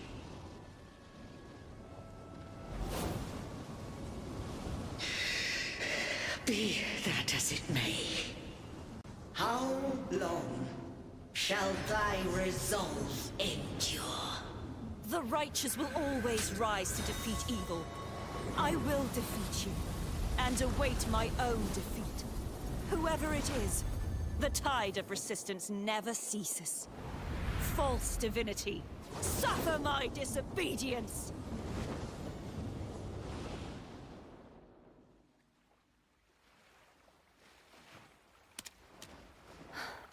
I cannot fall now.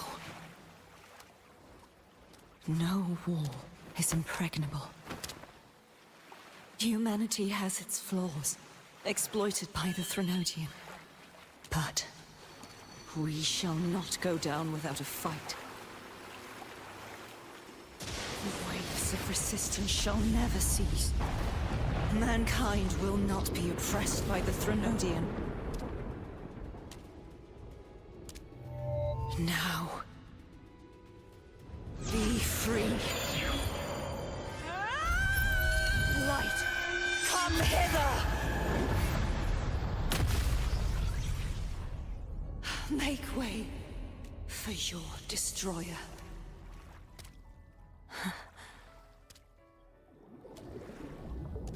Come to me. Mighty God Killer.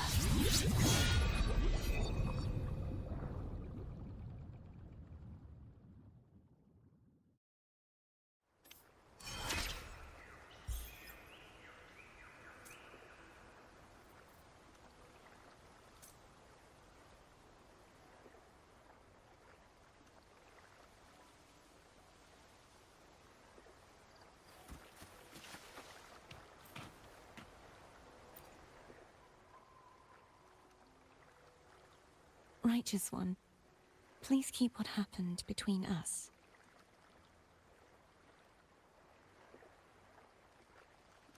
Yes, I'm fine.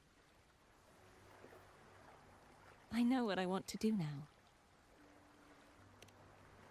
I want to surpass you.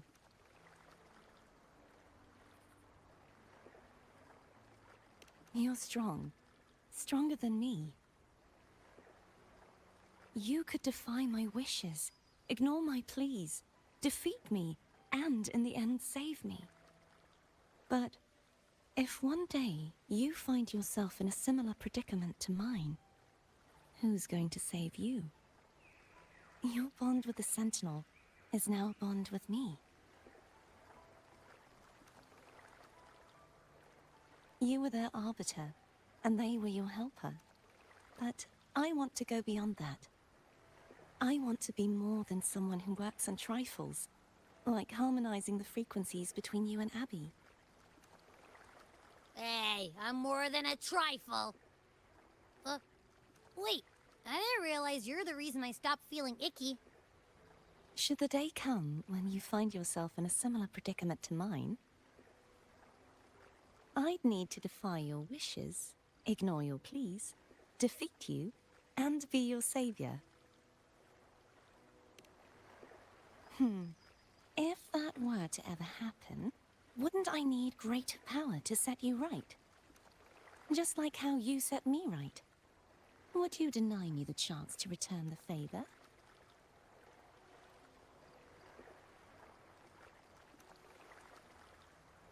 Then I shall not rest until I have surpassed you.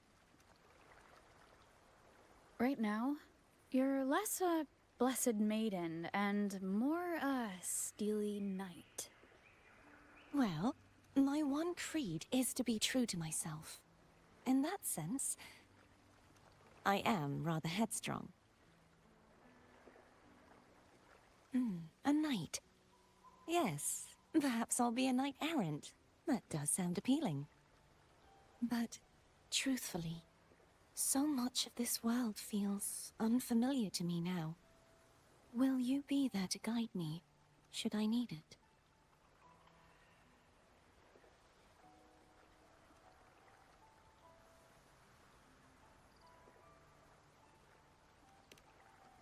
Then it is agreed.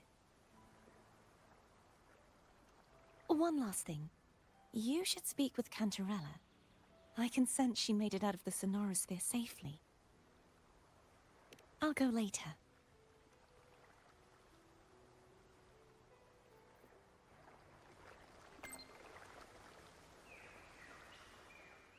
Let me be there for everyone, as we head toward our shared future, leaving the past behind.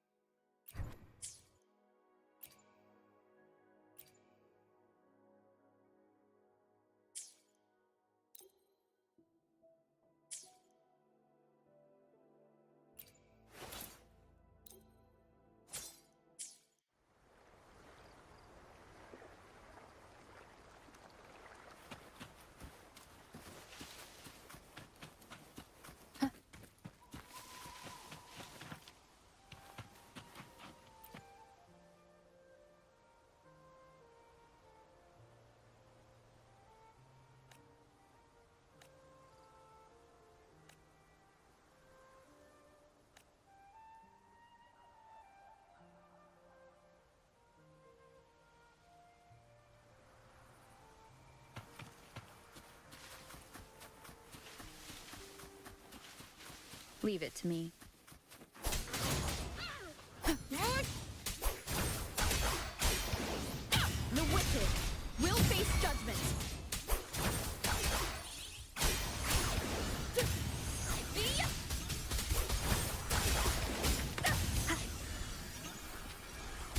Together we vanquish.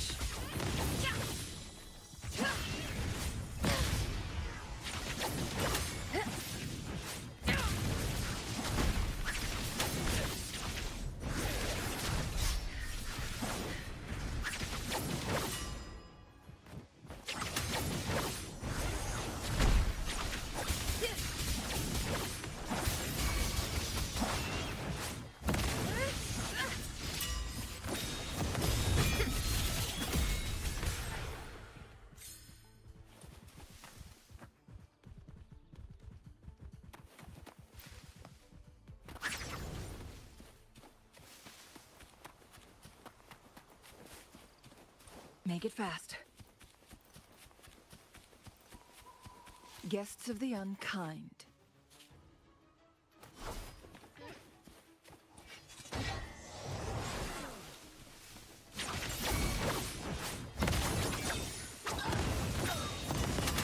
Perish in flames.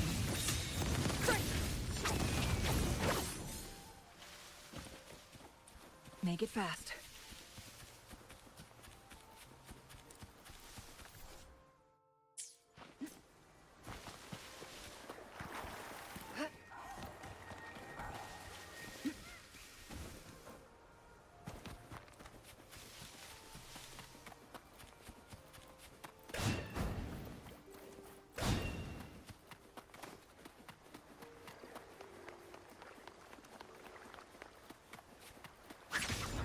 Make it fast.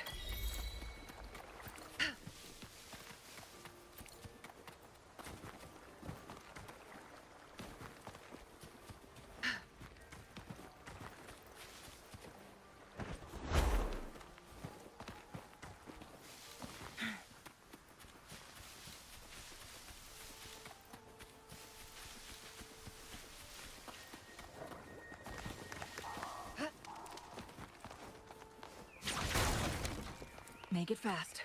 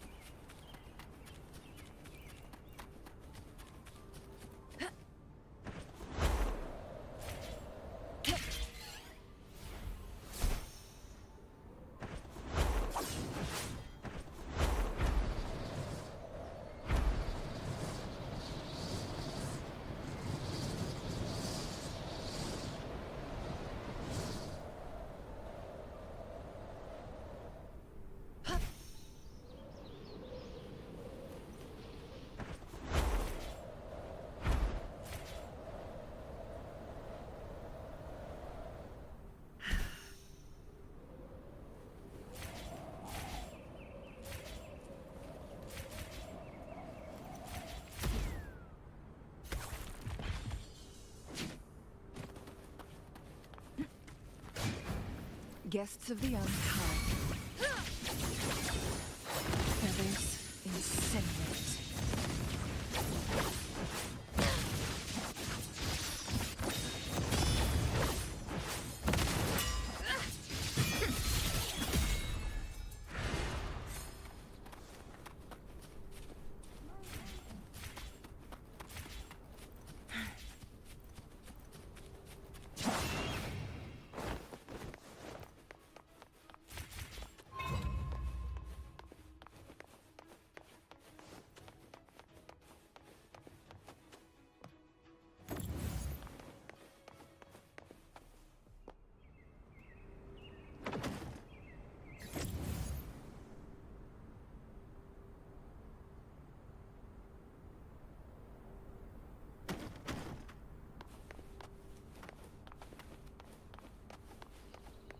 Make it fast.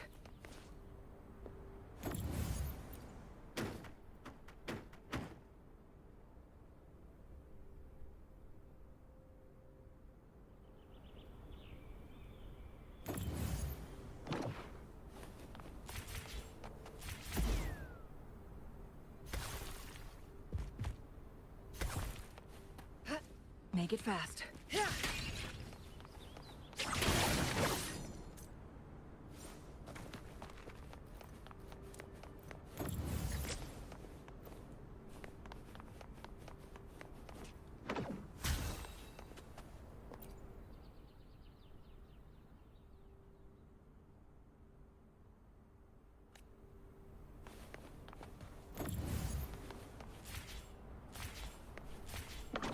Make it fast.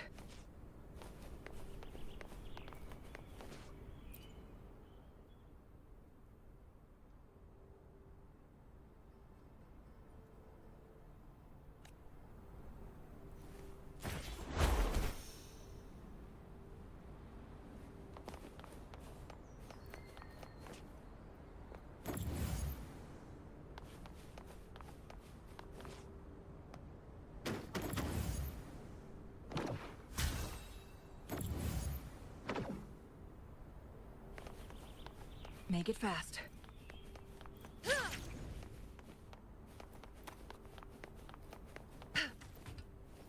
Winds, heed my command.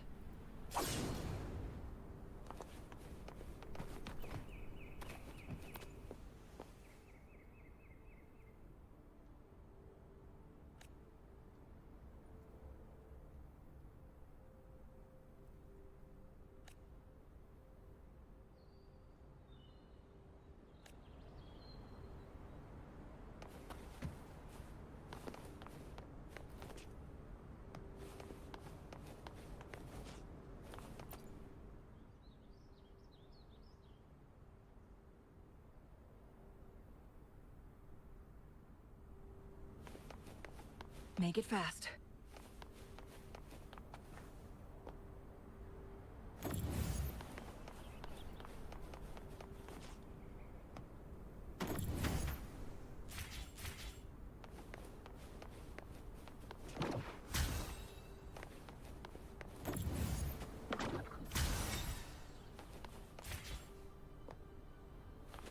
How do you like these?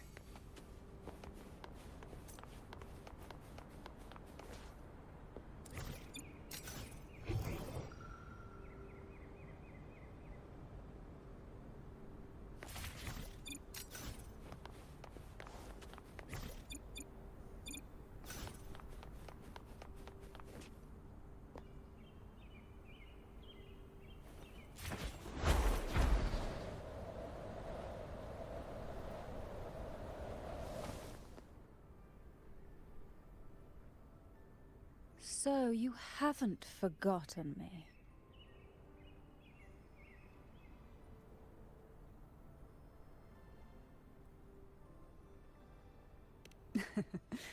I shouldn't put my guest on the spot. Moving on. How is Cartathea? She needs time. Understandable. Her transition back to mortal life is a drastic departure from her former existence. Now, I suppose I should thank you. Huh? What's this? Blood Pact's pledge. A symbol of the unbreakable pact between you and the Phasalia family. Each head of the family is entitled to one, and only one. You vanquished the Threnodian and brought peace at last to the Phasalias. You should have it. Consider this a token of gratitude. Is that the only one? You wish for more? Or is there something else you'd have me do?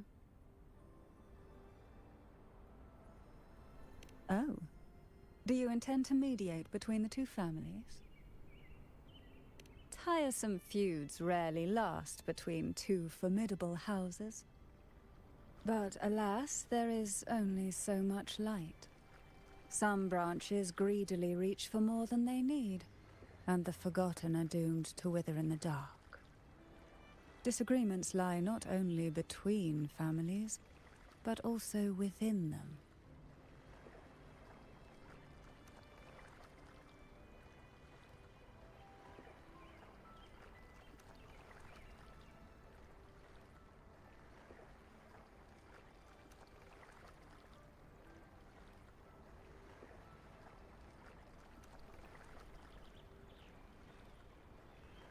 How fortunate I now find myself with time to fix things. If you're interested, I'd gladly teach you how to care for a family such as ours. Before I forget, Imperator left a message. Tell me. I'm ready. From this day forth, you are free. I'll remember that. Will you tell the others? I've spent so long preparing for this day. A few more will hardly make a difference. I'll take my leave then. More tea before you go.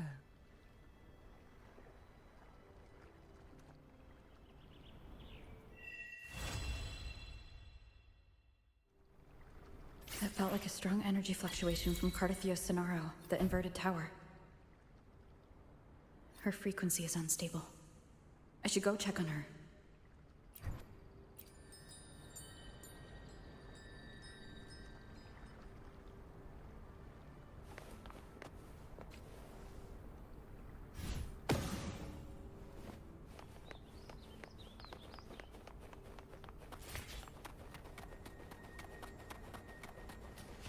Incoming, beware.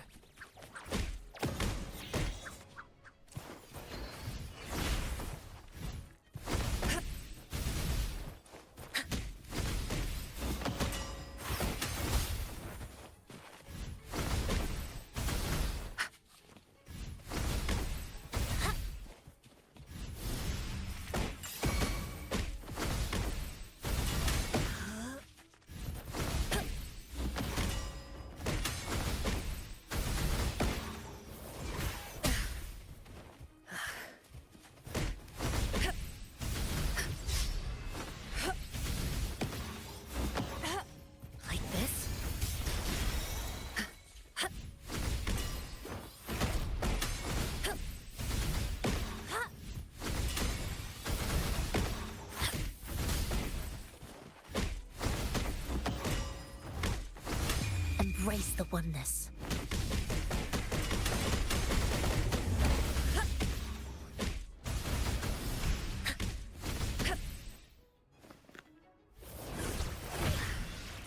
Caution.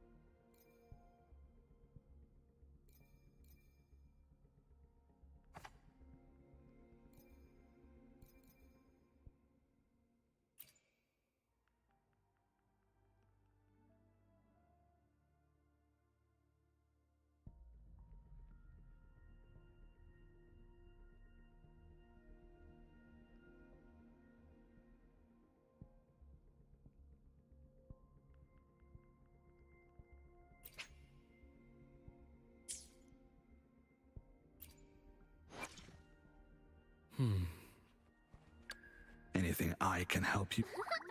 Eyes on. I should try to smile more, you say? Like this?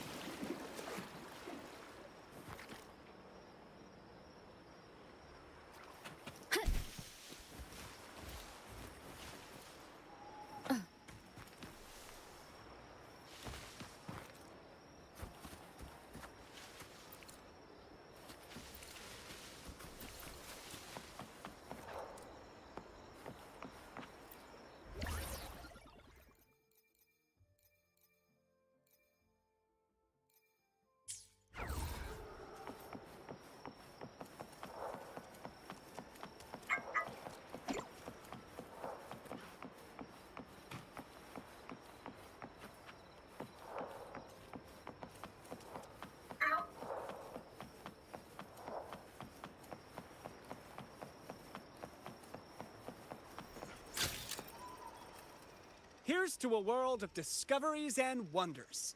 Welcome to the Pioneer Association of Raguna. Here's to a world of discovery.